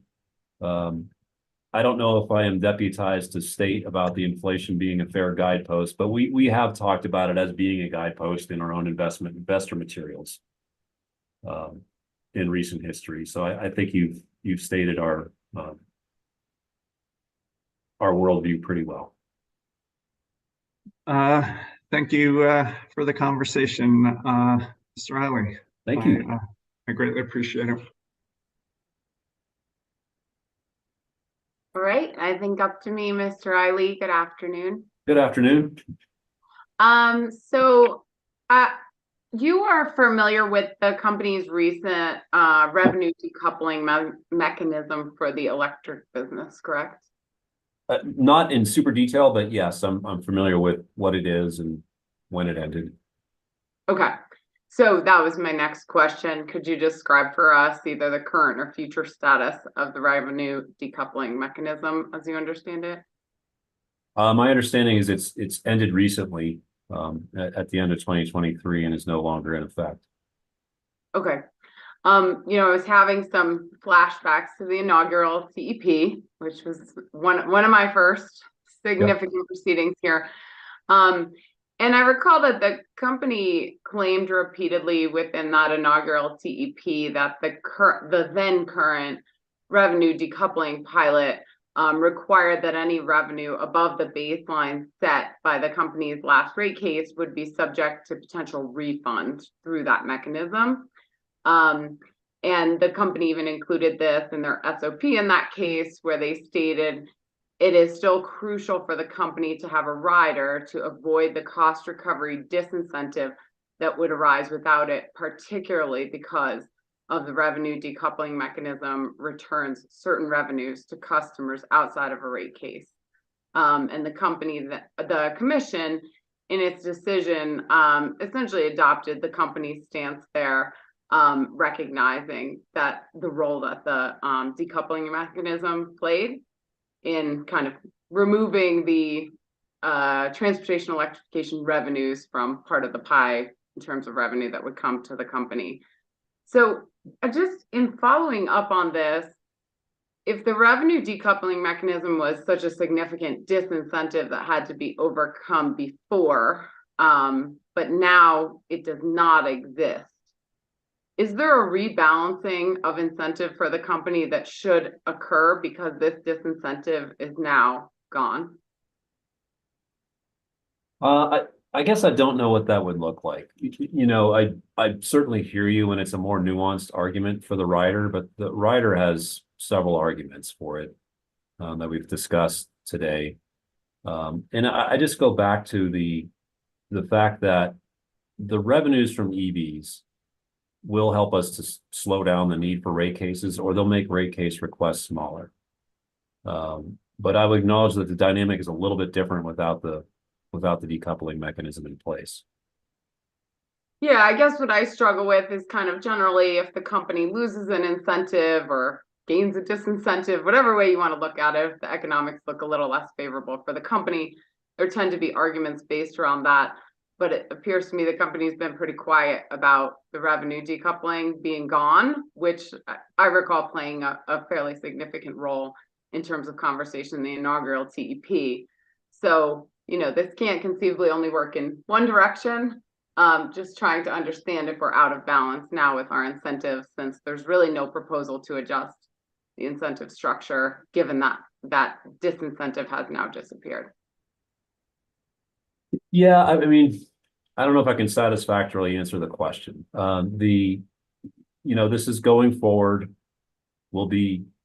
This will be part of the rate case discussion internally as to whether and when we propose a rate case. As we discussed earlier today, the third TEP can discuss this question again as to whether the rider works in that context. So I do think it's benefiting the customers in more nuanced ways. than through the decoupling mechanism, which was the focus of the discussion at that time. I don't think that was by any means the only rationale for having a rider at that time. I mean, you go back to the arguments, the statute at least suggests it. You know, I'd argue it encourages it. Staff would feel differently about that characterization. There's, you know, we were bringing this capital and these dollars into the EV market in advance of a rate case. To the extent we need to add resources to do that, we can do that through a rider without, you know, creating a conflict internally. Our realized ROE is quite a bit below our authorized ROE in general. So it's a broader conversation to us. The TEP revenues are one part of that conversation, but it's certainly broader in a sort of rate case discussion. Yeah, and I recognize I wasn't trying to characterize it was the only kind of issue brought up, but it was particularly pointed to several times in that proceeding. So generally, when the company argues that rider treatment reduces regulatory, well, a statement, generally the company argues that rider treatment like the TEPA, I can't figure out, is it TEPA or TEPA? I think the way the vowels work is TEPA, but I don't really like how it sounds, but anyway. I call it TEPA, but I don't know if there's an official etymology or ethnic history to that term. It's just an acronym. Salida, Salida, it depends. Yeah, Buena Vista, let's say. Yeah, don't get me started. But yeah, I've spent too long working with elementary schoolers on the vowel pronunciation. I think it is TEPA, but I recognize that doesn't sound as good. So anyway, generally the company argues that rider treatment reduces regulatory lag in a rider like the TEPA, let's say. So how does a rider like the TEPA impact the company's finances versus doing the same activity without the rider? Well, we would just be sort of enduring the lag, if you will, on the investment. We would simply not be recovering the cost of this program. I guess whatever is incremental to the last rate case, which is what, 1 or 2 years ago, it would be hard for us to propose a program of this magnitude absent that, because it's just sort of subjecting us to a lag on these revenues that we're not recovering. You know, so if it's a $400 program, $400 million program, and you're on the order of $100 million per year of spending you're trying to do, that's just, we're not recovering it. So when it comes to a policy type program, we've generally found that the rider is a better fit. If we want to get into a world with, forecasted test years and multi-year plans, which we've never, I shouldn't say never, but we've not been encouraged to enter that world in Colorado. We might be having a different discussion about riders, but in the world where we have a historic test year, literally like everything that we do that increases revenue above the revenues in that historic test year, unless it's captured in a rider somewhere, it creates a lag element to the overall recovery. And so it's harder to propose that. So ideally, with this sort of concurrent recovery, wouldn't it essentially reduce the amount of capital investment or capital that the company then needs to raise because you're getting these increased cash flows to help support the concurrent program? You'd have revenue sooner. So that may be something that comes into factor with the overall credit metrics and those sorts of things. I mean, I may be getting a little bit outside of my ken in terms of corporate finance on this, but I see what you're saying. The revenues are higher sooner through a rider. But I guess the counterfactual where we don't have the rider, and I don't know that we'd propose $400 million of spending over 3 years if we didn't have a rider. So this gets into the realm of how we finance this expenditure, right? Yeah, and admittedly, I'm kind of piggybacking on one of Commissioner Plant's questions here. Yeah. If you consider that 100% of these expenses have to be covered by new capital, even though you have a significant new infusion of cash, I guess it's a bit confusing to me. And I understand that you're amortizing things over years, so you're not collecting like for the full investment in year one, but reasonably you're collecting for 1/10 of it. So I'm a little confused by the company's arguments that you have to go raise the funds or get capital investment for 100% of these expenditures, whereas you're actually receiving cash in that year for at least some portion of them. Well, we're receiving cash to finance them. And it does feel like we're having sort of a discussion around what capital raise is required that's incremental to what you would otherwise be doing, and when would you do that? If you have to go raise capital for all of it, then what does the cash that's coming in for the customers under the TEP rider doing? It's helping to pay for a capital raise that's larger as a result of the TEP we proposed.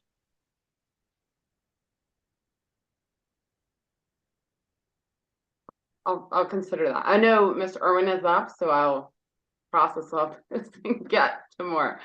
But it's a little confusing that it feels like we're taking a bunch of cash from customers, but we're still putting it all on a credit card. Even though we're getting some cash. I understand not enough to cover all of it because we're amortizing it. But my credit card charges me every month. But and to put context on it, like the 2023 TEPA revenue requirement, it was $9 million. So will that go up with the plan? Yes. If the market, if the plan is approved and the market takes up these programs, that'll certainly go up. But you already said it. It's not going up one for one with the dollars that we push into the programs. It's going up to finance those dollars. okay.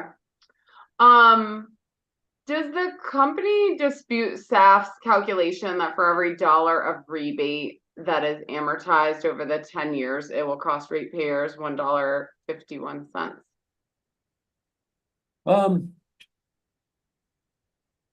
I guess it's sort of saying like the finance cost over 10 years at our WACC is about 50%. That's probably, I think that's in the neighborhood. Okay. Is there any analysis in the record demonstrating that the practice of amortizing these rebates over 10 years at the company's WACC as it relates to the cost effectiveness and benefits to ratepayers versus expensing the rebates?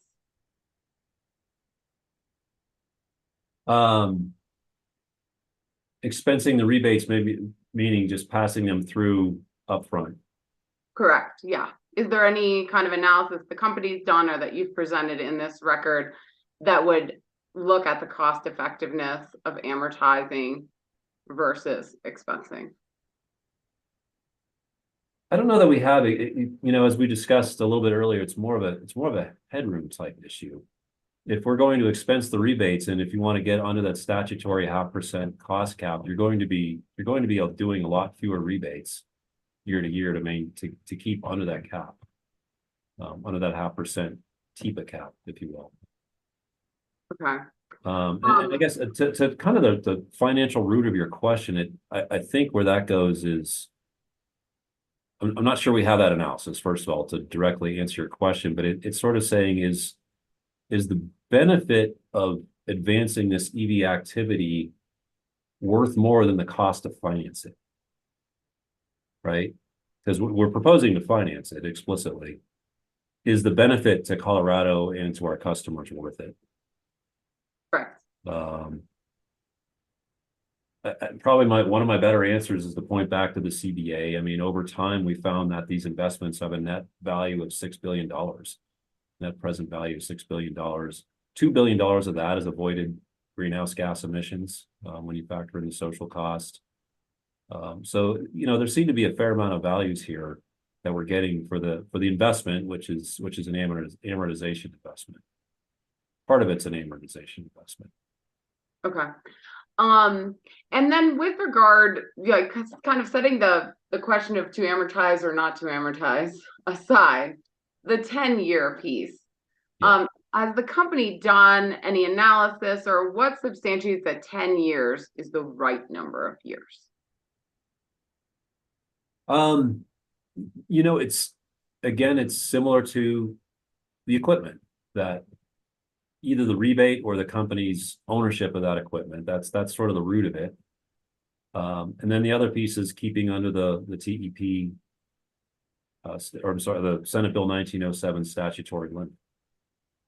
So we're using that number as the 10-year number as the kind of working depreciation number here for these programs to maintain affordability now and also support a more assertive program up front. Would 10 years be an unreasonable amortization if that's past kind of the average tenure that someone keeps a vehicle typically? I'm sorry, can you repeat that? Should the amortization time period be at all related to the time period in which a typical consumer keeps the same vehicle? Which I think I want to say that's about 7 years. I thought 8, but I don't know. Yeah, right. I've seen that in literature. I don't know if it has to be. I mean, the vehicle is hopefully encouraged into the market partially through our rebates. And that vehicle's lifespan, I mean, the average life of a vehicle, whether or not one owner has it or not, is longer than the 7 or 8 years. I think I've seen 13 or 14 on that number. I say that as an owner of a 2011 automobile. So I don't know that it has to be. I will say I think the 10-year number is tied a little bit more to estimates on the charging equipment than vehicles, as far as the intellectual underpinning for the number. But obviously with 10 years on the rebates and on the vehicles, it's we haven't sought to differentiate that. I could see one doing that. I'm not sure it needs to correspond to the tenure of the first owner's ownership of the vehicle or not. You could probably have a discussion around that. Yeah, I'm not sure, but it seems like a different decision point than just should we amortize or not. Are we working at the right time frame for the amortization? They're independent. Yeah, I agree. They're independent decisions. Okay. And we've made one 10-year assumption across the program where we capitalize things, right? So that's what we've done based on history, based on charger life equipment. I'm not sure that I'm not sure we've correlated it a whole lot to the sort of vehicle life or the first owner's period of ownership. Okay. So the company's advocating for a 25% flexibility adder, essentially on a budget that's 4 times that of the last proposed budget, which is about 4 times what was actually spent as well. So with such a tremendously expanded budget, especially with the previous TEP essentially kind of underutilized versus the forecast, why do you need 25% flexibility to spend on top of that? As I've been imparting a little bit over the afternoon, I think it's to meet a potential high side scenario. In terms of if the market really outstrips what we've put in front of you here, it allows us to continue to operate this program and not hinder it prior to our coming in for the 2026 or the TEP that would be effective in 2027. So it's a safety net, or maybe it's not a safety net, but it's a budget flexibility that allows that scenario to be supported without having to go in and do new cases. There's a lot of flexibility outside of that 25%. If you ask me to rank the flexibilities, that might be one of the lower priority ones. I think the programmatic flexibility is important. I think the inter-year flexibility, so not we're trying to hammer in one specific calendar year, that proves to be pretty awkward. The 25% number, I'll concede, is probably less critical than those other pieces of flexibility. Okay. And then the kind of targets that you think you're supporting in terms of new EVs through this time period, is it fair to say that your support is targeted at essentially doing the company's fair share of the state's progress toward that 2030 target within the interim years? Yes. Yeah, Guidehouse's analysis was meant to capture what that equivalency would be within our service territory. So it works out to about 540,000 vehicles of the 940,000. And that's some light duty. There's light duty as well as heavy duty. Okay. So fair to say if there's a nice table of this in the CBA, table 2, on page 15. Okay, but more or less, if you hit the budget that you've shown in your settlement, you will be more or less, there's some fungibility here, but doing your fair share toward the state's targets on an interim basis.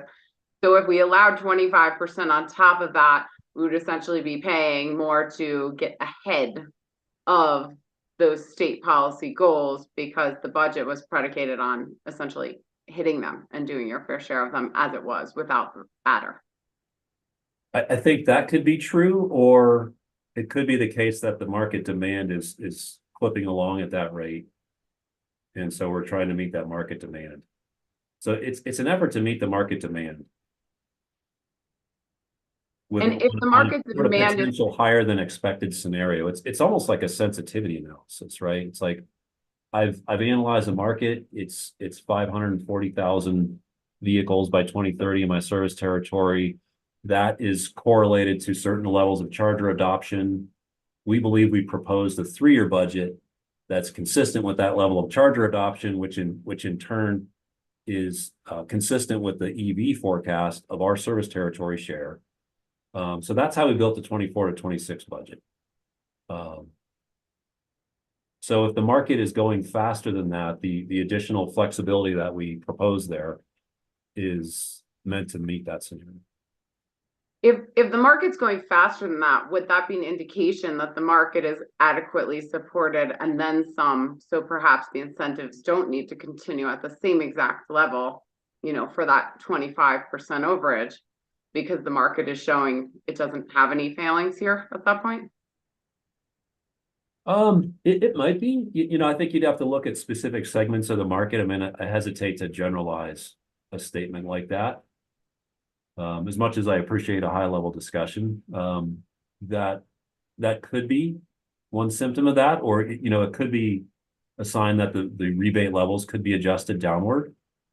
I definitely hesitate to characterize it as sort of a binary situation where you have a program and you don't have a program, like it's fine without the program all of a sudden. I think that could lead to a weird environment, somewhat, you know, like what we've seen with the production tax credit going on and off with U.S. renewable development. You could graph the development. It would plummet and then it would spike back up with the new PTC.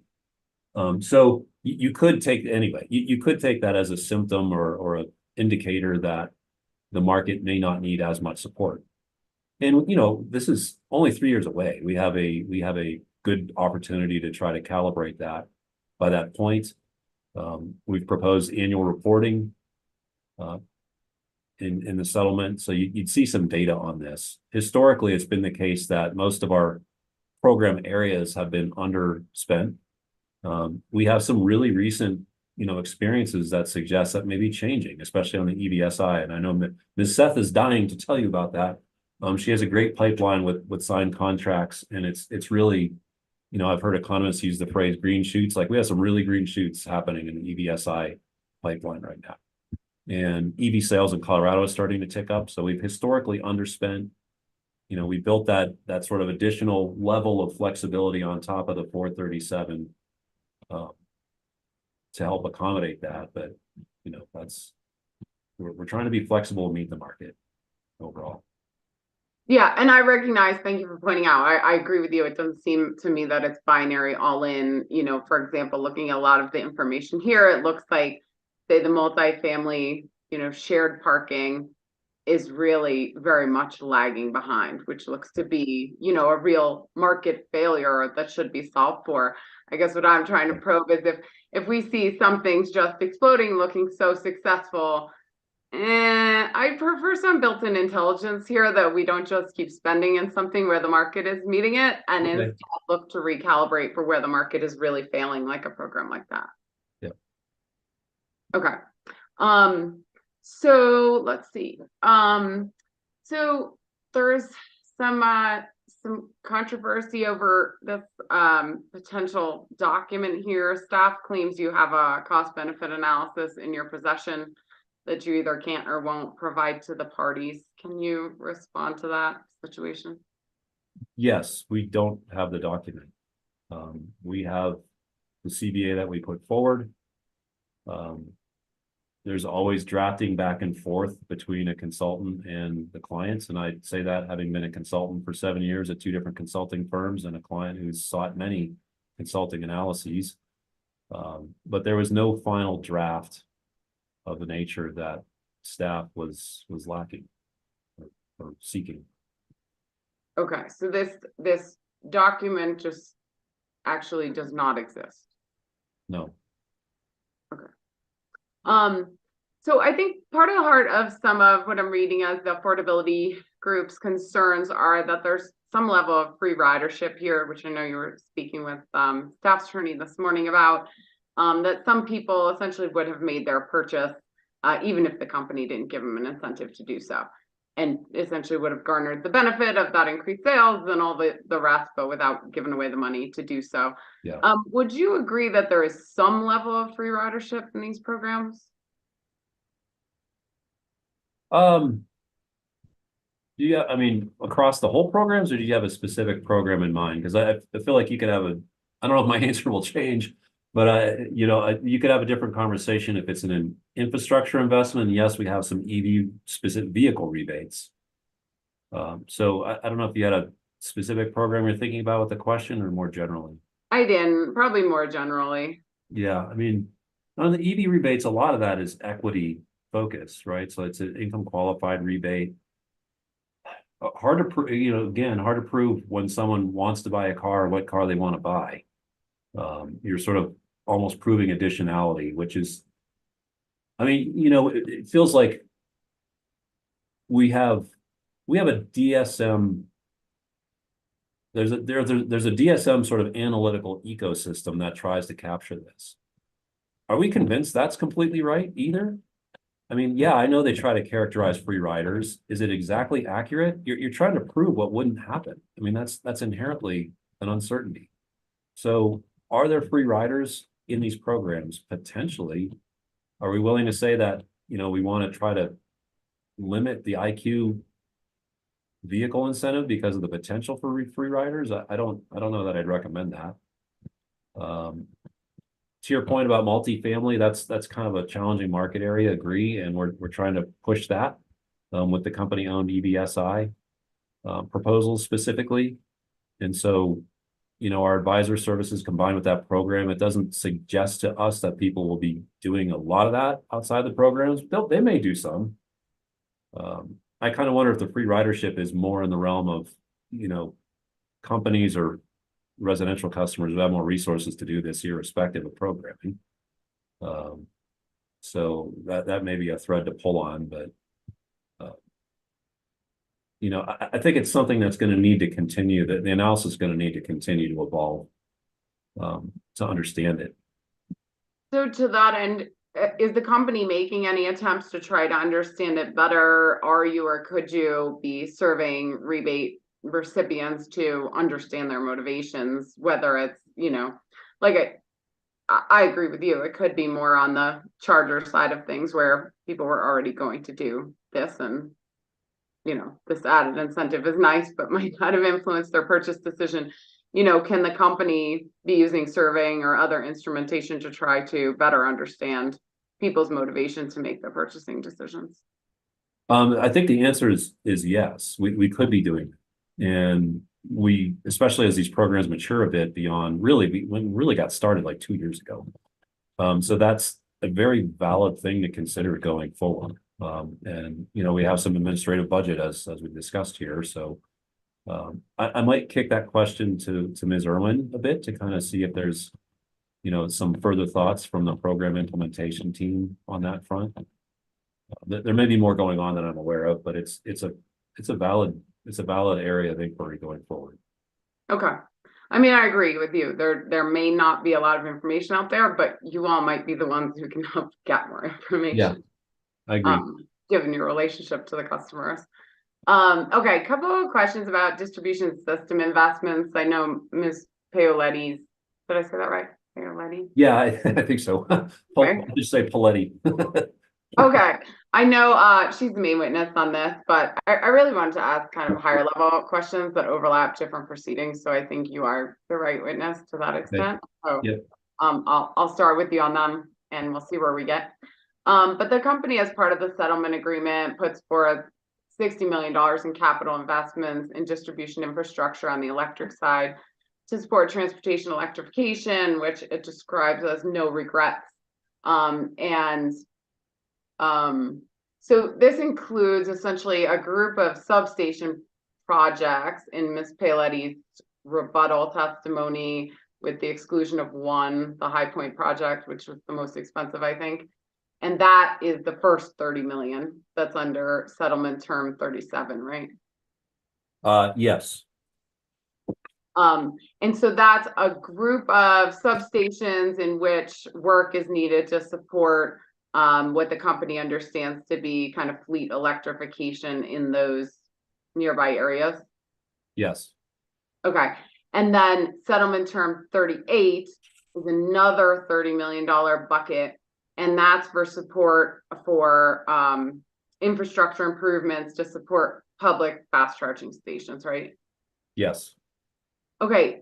Are the locations of those stations or details on where those upgrades are being made associated with that second $30 million specified anywhere? The settlement term suggests we're going to make a subsequent filing identifying the specific projects. So it's like a $30 million placeholder? Well, I think there's a known demand for the projects. The locations, I probably would have to defer that to Ms. Paletti on the sort of certainty or the current knowledge of where the specific locations are. Okay. Now with regard to settlement term 37, which is the 30 million for the specific substations fleet.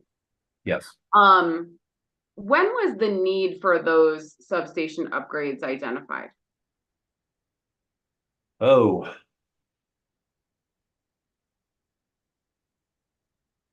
I'm not certain whether it was identified in the last DSP. I mean, identified to the commission. That's what you're asking? Both. I'd prefer to know when it was identified internally and then if it's ever been identified to the commission. Yeah.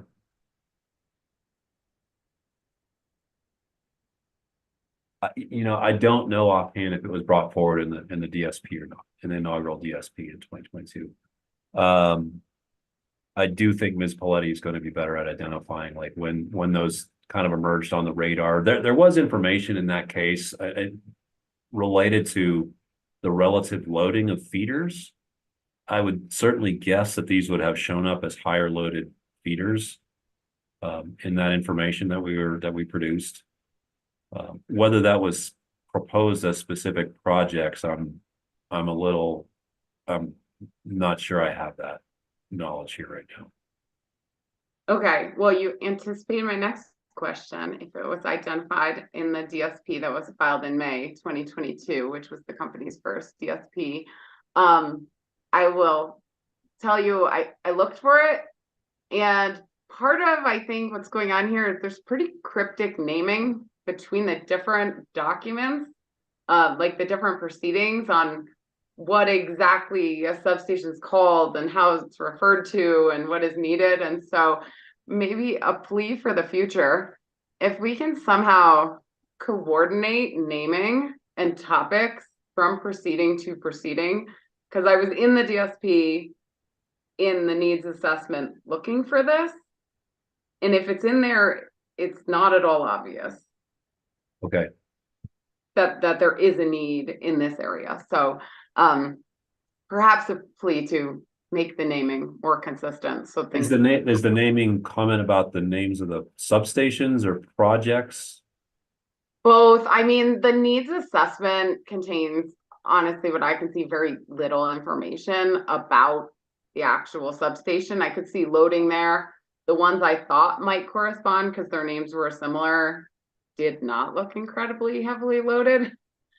So I just ended up confused when I was looking to try to match from proceeding to proceeding what we were shown in the DSP there. Yeah, and it could be emergent customer need related to EVs kind of between May of 2022 and May of 2023 when we proposed the TEP. There could be some element of that as well. But without delving into the specific substations more fully in both these dockets, I'd have to go back and do a little bit of homework or okay. ask Betty if she has anything to say about that. I know y'all have a DSP coming later this year. To the extent you can make this easier on us in the future, so we can actually track the same things through proceedings, that would be incredible. Yeah, the number of substations is finite, fortunately. So one would think that we could consistently flag the information on those. But I thought we had a comprehensive loading level by substation and feeder, if my memory serves, but that's going back almost 2 years now. But tracking those to the projects and then do these loading levels correspond to what you're seeing here as requested upgrades? I don't know for sure. To the extent it's in the DSP and you can point us to that in your SOP, that would be fabulous. Okay, that's fair. So getting to, I think maybe some of Denver's original criticism in their answer testimony, why does it make sense to do this in a silo without considering the impacts of other electrification, without considering electrification of light duty and other vehicles? This is only focused on medium and heavy duty vehicles. And it seems to just take a tiny slice of a picture that the DSP process is for formulating the whole picture. So explain to me why we're slicing out just a tiny bit of what should be considered for electrification here. I think it's mainly about shortening the timing. We'd like to meet all needs. I don't have an opportunity to push something like this more holistically through a rider. We're asking for that here for a kind of known needs, which is not meant to be representative of a comprehensive set of needs. I mean, you're aware in other proceedings that we have other needs. The DSP is going to be later this year. We litigate that for a year or 9 or 10 months. That's going to slow us down, and we're trying to find a way to meet some of this need here and support the EV landscape, more broadly from the grid all the way to the car or truck. So it's really about known needs now, here and now. Yeah, and ideally it becomes more clear as we go forward, why these needs, if they were not addressed in that original DSP, why they were not addressed in the original DSP, because that DSP is intended to be a 10-year look forward with forecasting that uses the state policy levels of adoption as the minimum forecast. And then there's a high level of forecast that goes above that.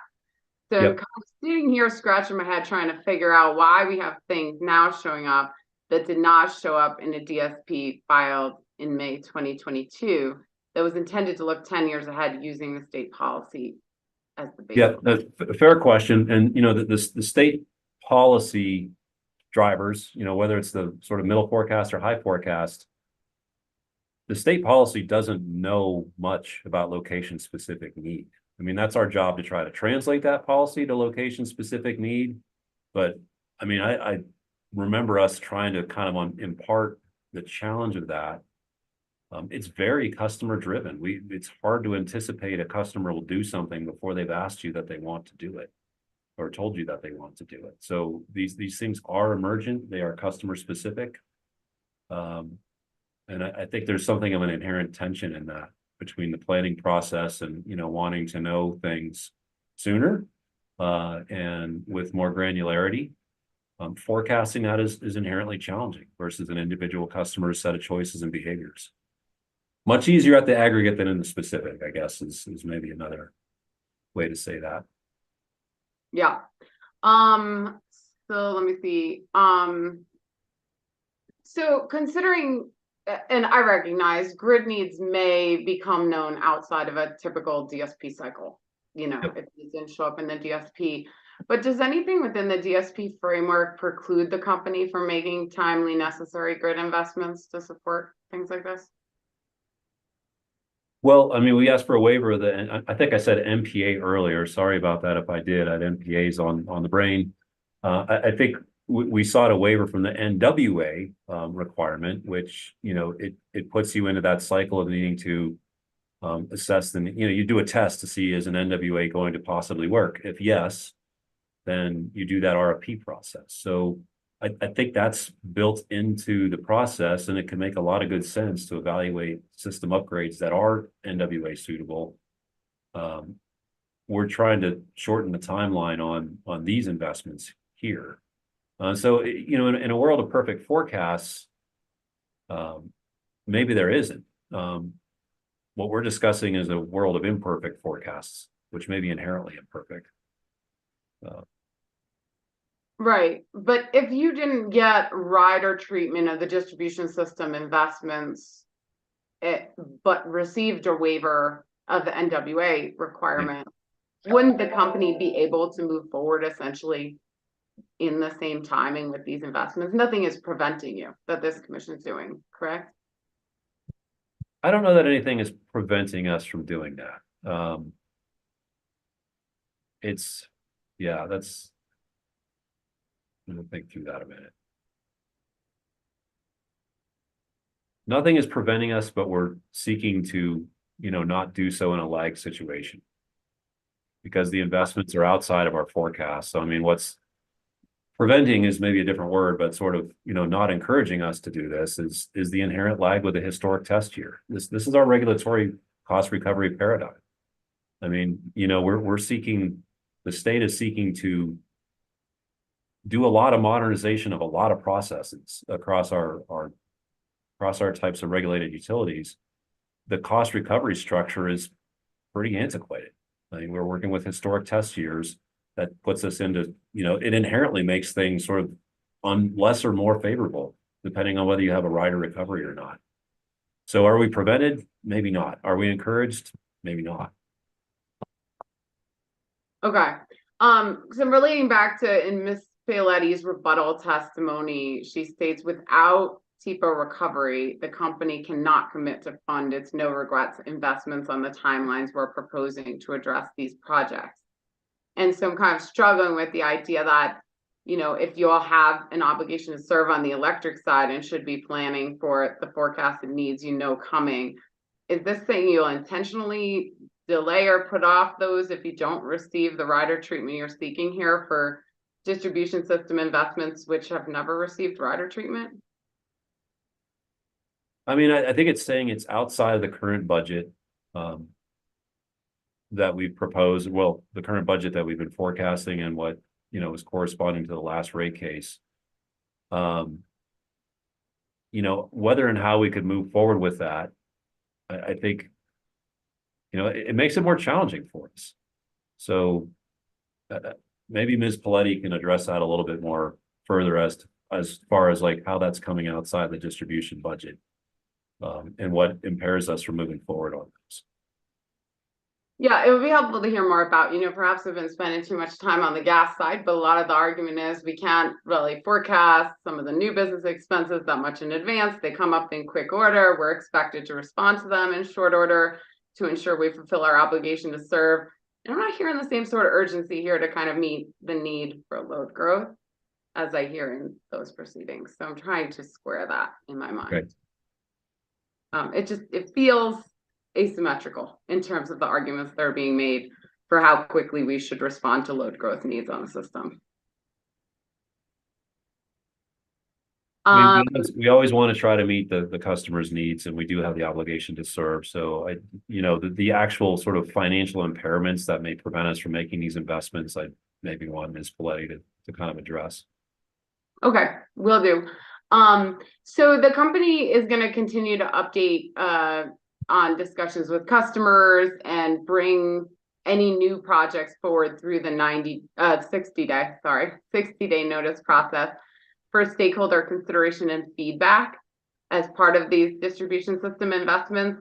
So does this refer to actual investments being made inside of that second $30 million budget that's kind of unspecified to prepare for DCFCs? Or are these projects that would be above the $60 million investment. I wasn't quite clear on what the 60-day process will be used for. Would you mind directing me to the language in the settlement and see if I can The do that? language I was referring to was in Ms. Paoletti's rebuttal testimony. Okay. But my notes show that's 118, and it was on page 12, line 19. I'll have to find it too.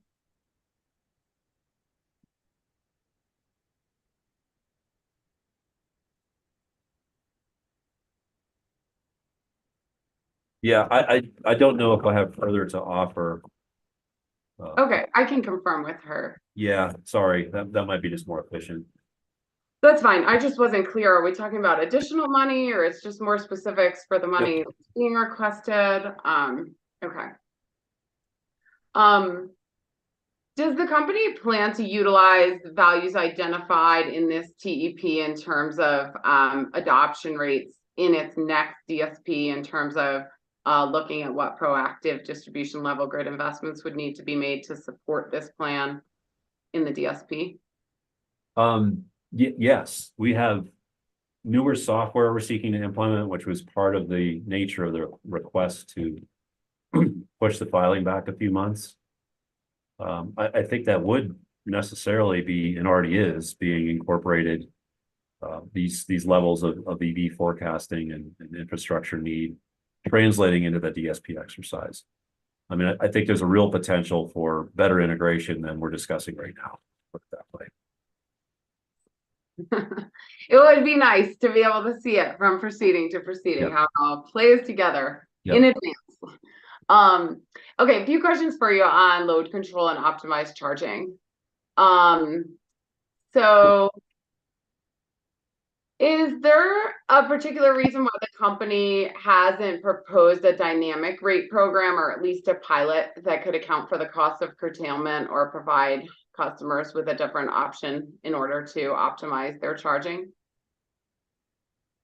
Well, the charging perks program, I would argue, is meant to be, it's partially driven by curtailment opportunities, and our ability to shift that load is driven by that. But so that's a managed charging program. You're asking about a dynamic rate program. Yeah, so there's no real payment for performance in that program. You're getting the $50 for participating, not exactly I see. akin to how much money you save the system, or yeah, let me read that back. And so that program is sort of giving you the payment for your agreement to participate reasonably within the program, and let us make those calls and operate your charger in your vehicle in the way that makes sense. I think you're asking, like, is there room for more customer interaction with that in a more direct way, perhaps through rates? I think we're open to that, and that there was the settlement term which moves that curtailment rate into the curtailment working group, which I don't think it's necessarily isolated to EVs, but more of a curtailment oriented dynamic rate structure. There's no reason other than just doing all the things, doing all the things at once, getting the cases in, getting the phase two. There was definitely discussion of this internally within the last phase two application. At the time, we weren't quite sure we were ready to do that with billing and administration and that sort of thing. So I think it's an opportunity for customers, if we can develop this further within that curtailment stakeholder work group, and perhaps, beyond that. I don't think there's any reason we'd be, not wanting to do it. Okay. And so for the dynamic charging program, that's called Charging Perks, I think you identified before in your testimony, this is kind of the future, or what you saw as an optimal program moving forward to kind of optimize the proactively by the company? Yes. So I'm struggling a little with why the incentive is so similar between that and the much more static program, the Optimize Your Charge program, which is a $50 annual incentive, and then you just charge from midnight to noon, whenever. And then you have the Charging Perks program, which is much more dynamic. So now, not just when you have lower load times, when you have curtailment, when you have cheaper energy, you know, whatever it is, the company can be kind of dynamically sending these signals. So that is also a $50 annual incentive, but just a $50 bonus upfront, I guess, is the only differentiation in terms of incentive. Those to me feel like very similar incentives for a very different level of optimization in the charging. So can you explain why kind of the much more dynamic is not worth more than the static program? It all, you know, it's a combination of what may be needed to drive customer behavior and the value to the system. I mean, I think the more dynamic program might be more valuable to the system. The customer maybe doesn't have to do as much. I mean, they sort of assign some parameters and then we optimize around that. I think you could argue for some differentiated rebates on that. That would be reasonable. And I think we have, I mean, this is getting, you know, down into the program design. And so Mr. Mansholt, I think we have Mr. Austin available to get into more of the managed charging program design details. I don't know if you can nod or smile or vigorously shake your head that I'm wrong, or I think Mr. Austin is available to kind of go in those directions a little bit further. Okay. But all things equal, you would agree it's better for the system and it's better for training customers how we want things to be in 2 years, 4 years, 6 years to use the more dynamic charging perks program. Would you agree with me on that? I think in the future it will be. Whether that's really true today is maybe another question. I don't know if I know that. I haven't seen the analysis kind of building up to the number where it's the, you know, finding the value in the system is sufficient to do that or not between the two programs. I guess I could see that world getting a lot more complex than just sort of a static period of time. Does the company I think there's a lot more thinking to do on this than I'm seeing in these various proceedings right now.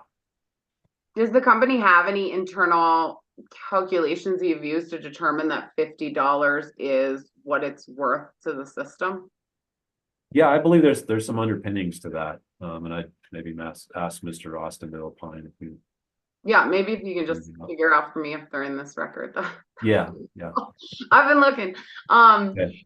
You know, I'm particularly interested in this issue as it relates to what optimal behavior, you know, back to the chairman's point on this all looks good if we can get people to charge in a way that's beneficial to the system.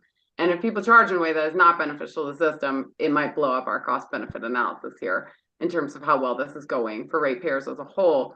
And I think as we look at not just these programs, but the combination of these programs with more electrified heating, which will fall squarely within your midnight to noon time period, there's a chance that at least on the local distribution system, you start to run into issues where you'd really rather dynamically control those car loads, right? And so I'm just seeing the totality of this situation and going, why are these programs worth about the same money in terms of incentive? Okay. I'm struggling with it. Yep, that makes perfect sense. It's kind of like a tension of what's possible and sort of attractive to customers today versus, you know, where we may need to go in the future at some time. Maybe that's nearer than we think or farther. You know, well, and to our age-old time of use, time window discussion, it is hard to retrain customers, right? And so if we could instead get them into the program we want from the start, even if it's more a future benefit and a future issue we're trying to solve with that program than absolutely necessary today, that still feels like a benefit that we need to figure out how to encourage.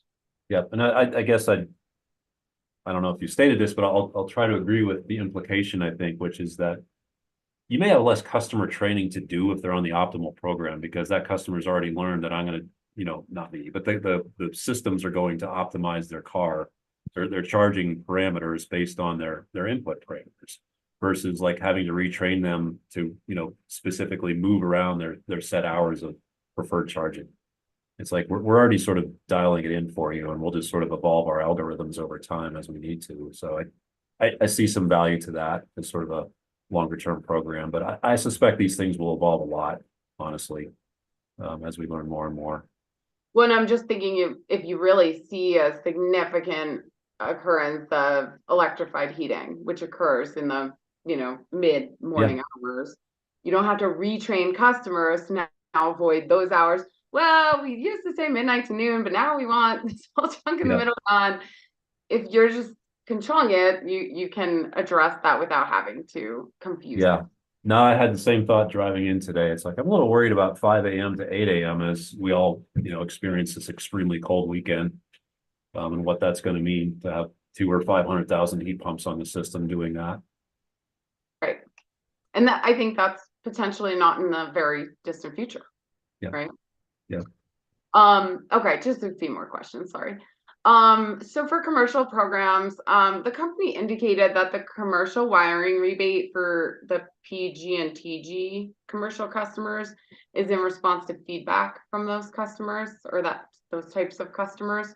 I was just curious what mechanism the company uses to gain that feedback from those types of customers.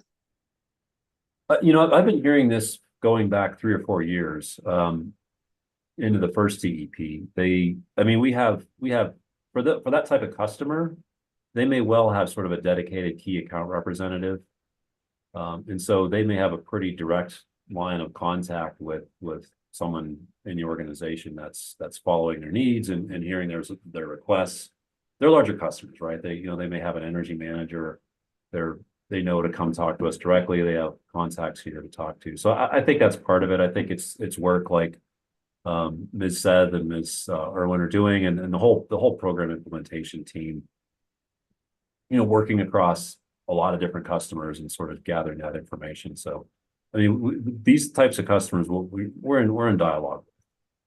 Is that something the company tracks, like stats on, or just like numbers work a lot better for me than like anecdotally we've heard from these types of customers. Is there any kind of tracking of how prevalent of feedback this has been? Necessarily, that maybe the program team has more of that than I'm aware of. I'm generally aware of how the account representatives, are in interaction with these customers. Some of them are in the settlement, right? Like we have Walmart in the settlement and other large customers. So you kind of have that line of dialogue. Some folks are, acutely interested in this. And actually, I don't know if Walmart's a TG or PG customer because they may be more commercial, just a set of those. But it's part of maintaining your customer relationships to gather that information, whether that's through the customer channel or more the DSM out or program outreach type channel. Right. It's just not clear kind of to me on this record how prevalent is that feedback. Sure. I think we'll know when the programs are used or not, I suppose. I remember this discussion kind of started in the first TEP, and I think it came out through the first settlement. We started to move into those markets. I think we offered a PG program, if my memory serves, that we hadn't proposed but came in through the settlement. Okay. Now regarding EVSI installations, has the company developed or do you anticipate developing installation standards or requirements that would require independent EVSI installers to adhere to in order to be eligible for the rebate? We'll have to, this was a pretty recent settlement term, so I wouldn't say every implementation detail is worked out, but there are statutory requirements for that type of EVSI. If it's not customer owned, but it's electric vehicle infrastructure on the customer, at least on the customer side of the meter, which is basically EVSI. So I'm looking at 19077 in front of me here. So there will be requirements to do that. One of the ways that we can do it is to have a contract that requires that user of the rebate to certify that. You can create an auditing mechanism such that there is some degree of enforcement, such that when they certify that they are following these rules, they know that there's some risk that we can audit them and determine if they follow the rules or not. So that's one of the reasons, frankly, that we favored the EVSI through a company ownership route, is that we have more direct control over following the statute, the requirements that's required for company owned infrastructure. We just have much more direct control over it. Once it's outside of that, we can try to put reasonable contracting and enforcement mechanisms in place to make sure that that's happening. Okay. Just a couple more questions. On the essentially I don't know what to call it. I don't know the program name offhand. The EVSC where you're allowing a customer to get a charger in their home and then paying just on their monthly bills for 10 years for that. Yes. So mathematically, what percentage of the cost of the charger and kind of the maintenance is projected to be covered by the 10 years of monthly payment?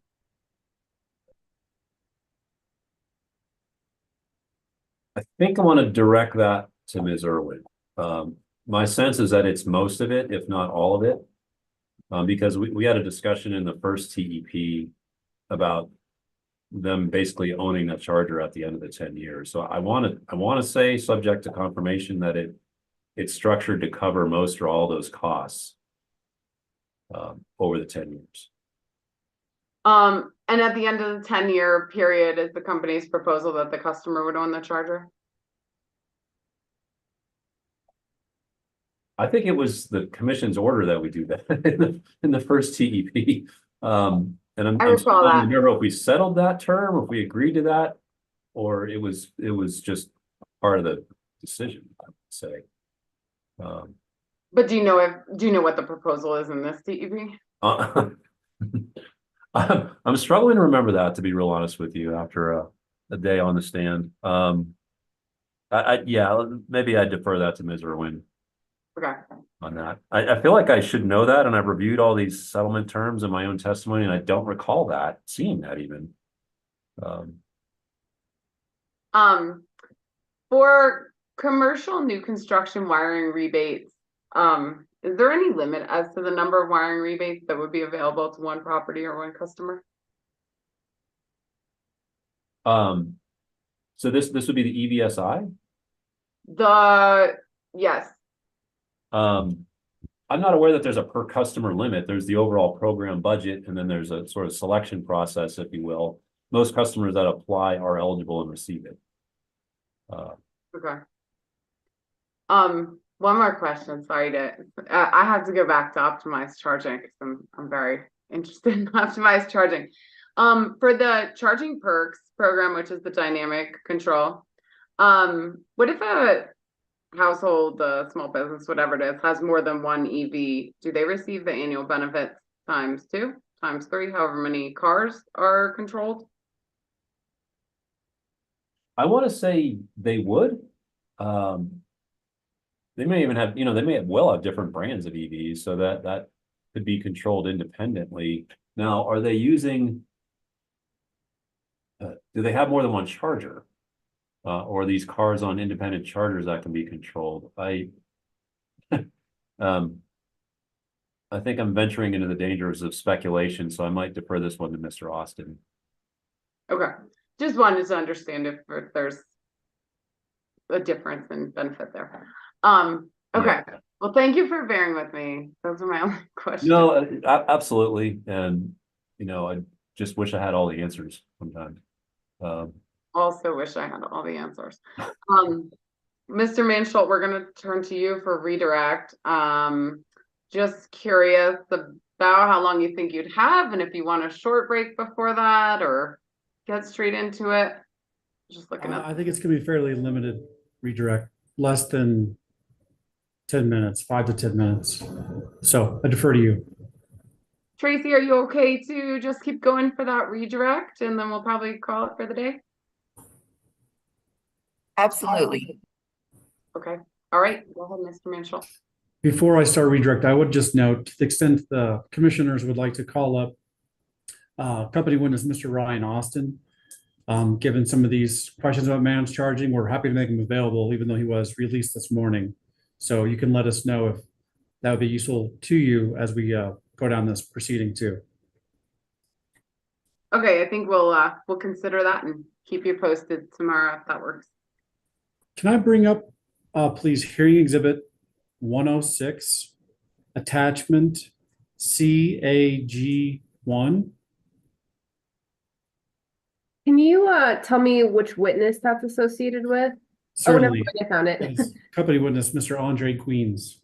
CAG1, you said, right? CAG1, correct.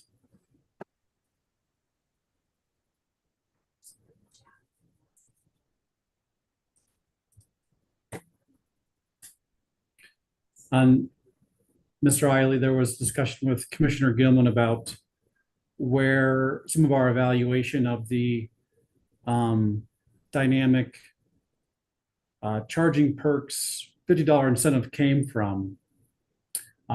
Perhaps you don't recall this, but maybe this refreshes your recollection. I'm not sure. We could scroll down to the second page. Question being here is whether or not you recognize this attachment by Mr. Andre Queen as being our assessment of the value of EV vehicles in the Charging Perks program. Yes. So Commissioner Gilman could look here for additional analysis of, and actually, let me just turn down to page, I believe 4. Actually, it's right there, table 1.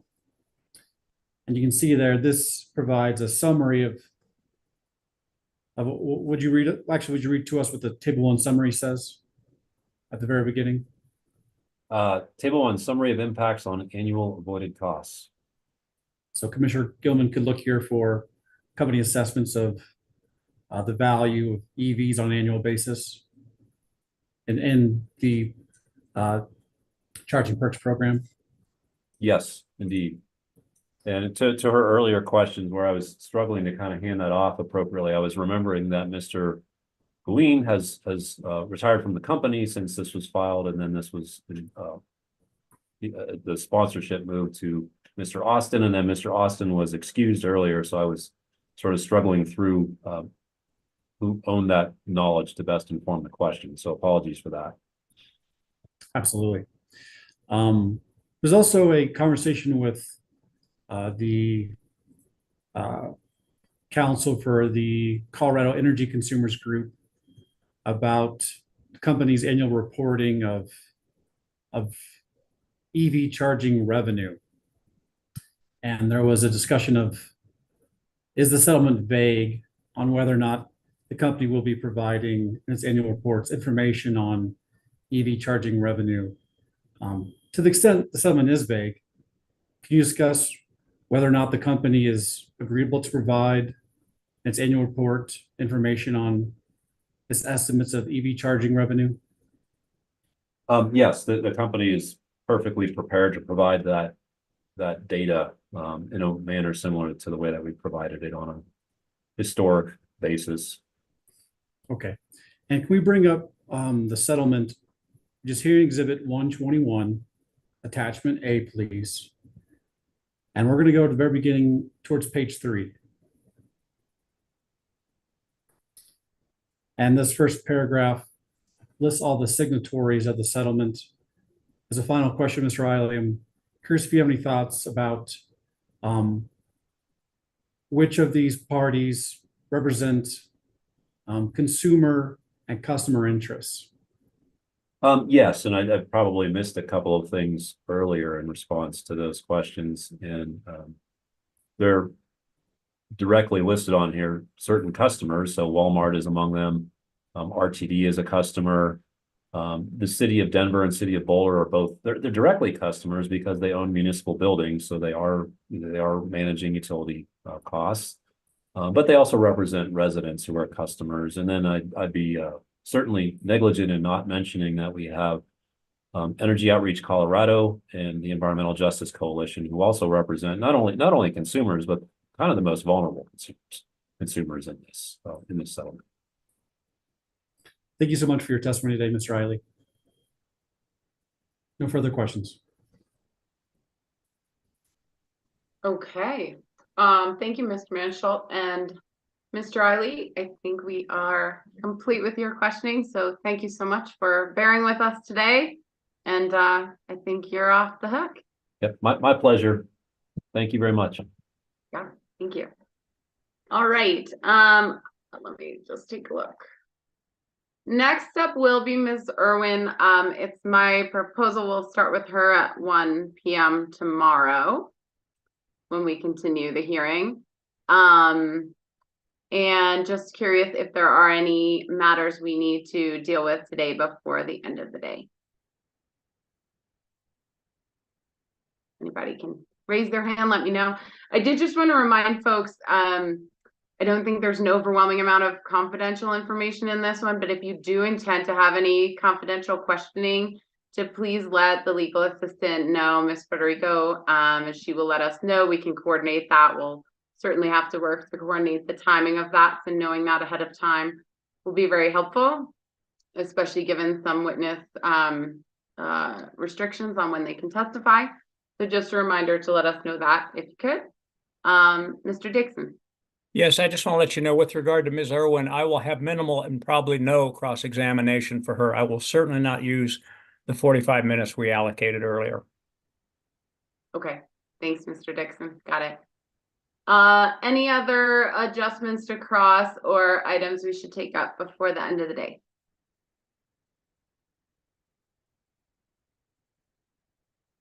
Okay. With that, we will recess until 1 p.m. tomorrow, the 17th, and we will pick up with Ms. Irwin taking the stand when we start at 1 p.m. Okay. Everyone enjoy your evening. Thanks so much. Thank you.